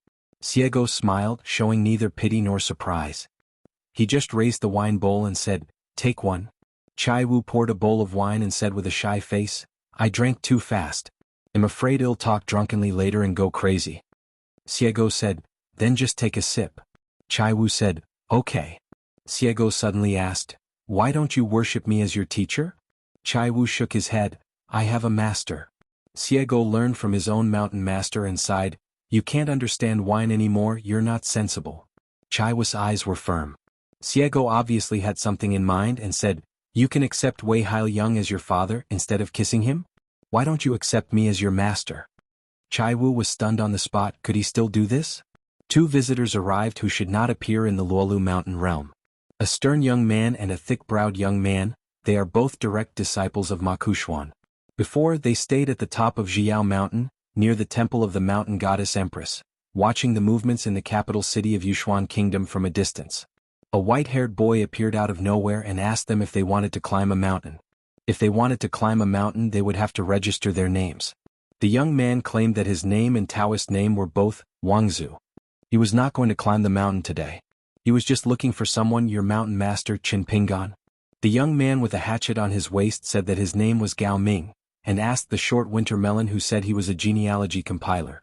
If he didn't climb mountains, could he also be named? The white-haired boy said that there was no such rule. He then asked Gao Ming about his current state. When he heard that he was in the 5th state, he lost interest. If it was a rare Qi practitioner in the lower 5 realms, it might be possible to make an exception. The conscientious genealogy compiler now has 2 volumes, the first and second volumes. Of course, the main book is about business matters. As for the supplementary book, it is about everything. A rickety old man wearing cloth shoes came from the mountain. When he arrived at the mountain gate, the old man stretched out his hand and motioned to sit down at the table and chat slowly. Seeing that they did not move, Julien smiled and introduced himself. Julien, the person in charge of miscellaneous matters in Luapa Mountain. Our mountain master is currently in retreat and cannot entertain guests in person. Wang Zhu said calmly, since he refuses to show up, then we will leave. Gao Ming groaned, obviously unwilling to leave just like that. He had been wandering around this famous Luolu mountain and the thunderous Master Chen for a long time. The young man really found one thing in common. They all carried hatchets at their waists, so they probably met and chatted. Although Lao Ma has a bad mouth, he still doesn't hesitate to say a few kind words when talking about Qin Pingan. Julien smiled and said, don't think that our mountain master is arrogant, misunderstanding that he just uses the excuse of seclusion to send you away. To put it bluntly, the number of times I have to go to the mountain gate to greet guests in person is not many. Let's talk to you again. Tell the truth, the mountain master is indeed in seclusion. If not, he would definitely be willing to come here to see you. I have said both the unpleasant and pleasant things. You decide for yourself whether to leave or not. Wang Zhu seemed to be confirming the truth of the old man's words. Gao Ming was a talker and said, regardless of whether it's true or not, to say the least, if a great butler who can take care of everything is willing to come to the bottom of the mountain to fool people like this, it can be regarded as giving us enough face. Doesn't it say Prime Minister in all books? The third-grade concierge, not to mention Julien, is also a big steward. Senior brother, you only have 2 gold and it's not enough to see you here, so don't be pretentious. Listen to me, don't leave in a hurry, sit down and chat slowly. The so-called 2 gold means that a person is in the gold body state and the gold elixir state at the same time. The last one was Master Wen, who was now a boxing master at Tiaoyu Mountain. Among the large number of letters sent to Jisa Peak Sword Room like snowflakes, one of them came from Tongyi's Hao Jade Guizong, inviting Qin Pingan to participate in the congratulations on Jiaifeng Qiuji's elixir formation celebration. Bai Xian's hero book was described by Zheng Dafeng as a book of life and death, but the old cook said it was an ironclad edict on clothes and belts. Among the famous people on the list is the genius swordsman of Jui Peak, and Qiuji, his peer with whom Bai Xian met at Qingping Peak. There are also 2 generals, Taihui Jianzong of Luzhou and Beiju, and Pianran Fengfeng with white heads, who can take the rear. When Jingqing from Lingfei Palace in Aquarius Continent can be a pioneer. Bai Xian himself drooled over this hero book every day and felt that the lineup he had worked so hard to put together was terrifyingly powerful. Wang Zhu said, I came here with my junior brother this time. Gao Ming said from his heart, Lao Ma told me the name of a person. He said that as long as he takes the initiative to come to Luolu Mountain and tells Qin Pingan, there will be a big opportunity waiting for me. Qin Pingan will definitely not let me go in vain. One trip. Julien nodded, gathered his voice and whispered to them, Master Gao Xian can either find a place to live in the town and wait for now. When our mountain master comes out of seclusion, I will inform you. Or tell me if you know that name, I will tell the mountain master later that Master Gao will leave you an address and the mountain master will find you. Wang Zhu asked doubtfully, why don't you ask where the Shudian went? Aquarius Island knew that there were many people who had a maid and 2 apprentices around Ma Xuanhuan. The relationship between Luapa Mountain and Beiwepiyun Mountain is so good that they wear a pair of trousers, so there is no reason why they should not know about this matter. Ma Xuanhuan gave him such an unpleasant name, but in fact her real name was Su Qingshan. She followed the general direction of the golden light and ran to the Middle-earth divine continent alone. How is this different from finding a needle in a haystack? That's right, a woman's heart is like a needle in the sea. Now they don't even understand what that golden light is or what it contains. Because Master Ma Xuanhuan personally told the 3 of them that if he loses, he will definitely not be reincarnated due to his special status. Although he was saying these words that were suspicious of last words, they saw a kind of relaxation and expectation on Ma Xuanhuan's face. Wang Zhu was very sad to see this. Even the hatchet boy, who was a little more generous than Lao Ma, and slept under a quilt when the sky fell, was also very sad at the time. Maybe Ma Xuanhuan couldn't stand this kind of atmosphere, so he kicked the young disciple in the crotch. The latter screamed and said that if it broke, he would fry a plate of egg-fried rice for you. At that time there was no meaning on Su Qingshan's face. Julien smiled and said, we in Luapa Mountain will not be so destitute that we need to embarrass a young woman. Wang Zhu seemed to be waiting for this answer and said, Junior brother Gao can name that name today, but I want to take a gamble and wait until I reach the nascent soul realm and reach the bottleneck. The implication is that he plans to use this name in exchange for a stable Jade Pure realm. But if he successfully breaks through the bottleneck, the mystery will be revealed later. Betting Luoshan and Qin Pingan would not embarrass Su Qingxin, nor would they embarrass themselves, Ma Kexuan's founding disciple. Then the name he knows will be of great use at critical moments. Zhu Lian nodded and smiled. As expected of Ma Kexuan's chief disciple, he dares to take risks and even more dares to gamble. Ma Kexuan left Qin Pingan with 3 puzzles. The answer actually has 2 layers. Even if Qin Pingan knew the 3 names, he still had to guess who they were and what they would do. A group of uninvited guests from Qingming World, headed by Zhang Fenghai from the new 14th realm, stood on the flat ground south of the Sword Qi Great Wall. In addition, there are Lu Yefeng, Lu Tai and Lu Bixia, who were born in the Lu family of Middle-earth, 2 masters Lu Qi and Chao Zhu, who are now in the Haoran world, Yuaning and Xingyuan. They all looked up to see the inscriptions on the city walls. This is it. For thousands of years, it has been a battleground for military strategists since ancient times. There was once a man who wore a bright red robe and guarded the door with a sword. He was a man who attracted the attention of the world. On the road to Jisa Peak Mountain, the white-haired boy who was patrolling the mountain with Xiao Mili suddenly stopped. She covered her forehead with her hand and staggered as if she was drunk. A tall old Taoist priest broke through the sky. He neither greeted Bai Yujing, who was in a mess, nor reported to Haoran Confucian Temple, but came directly to Luapa Mountain. As luck would have it, there was a boy in Xingyi with 1 foot on the bench, chatting with Taoist Master Xianhui. When he saw the old Taoist priest with a majestic figure, he saw that the opportunity was bad, so he shrunk his neck and ran away. I had a little misunderstanding with that old man who was very knowledgeable in Taoism. However, the old Taoist priest stretched out his hand to grab the back of his collar and lifted it up. Want to run? Chen Lingjun, with his feet dangling in the air, began to pretend to be dead. Xiego put his hands on his hips and laughed. Ha! Old Bixiao, long time no see. Where is my Xiama? The old Taoist master of Donghai Temple, Taoist name Bixiao Cave Master. Xiao Mo needs to retreat in Haotsai Mingyua Taoist Temple. The date is uncertain. Let me tell you. Xiego glanced at Bixiao Cave Master. The old Taoist priest said from his heart, Taoist Guansuan of Xuandu and Bai Yujing passed the sword across the state. Yu Do, wearing a feathered robe and holding an immortal sword, took the initiative to leave Bai Yujing and pick up the sword himself.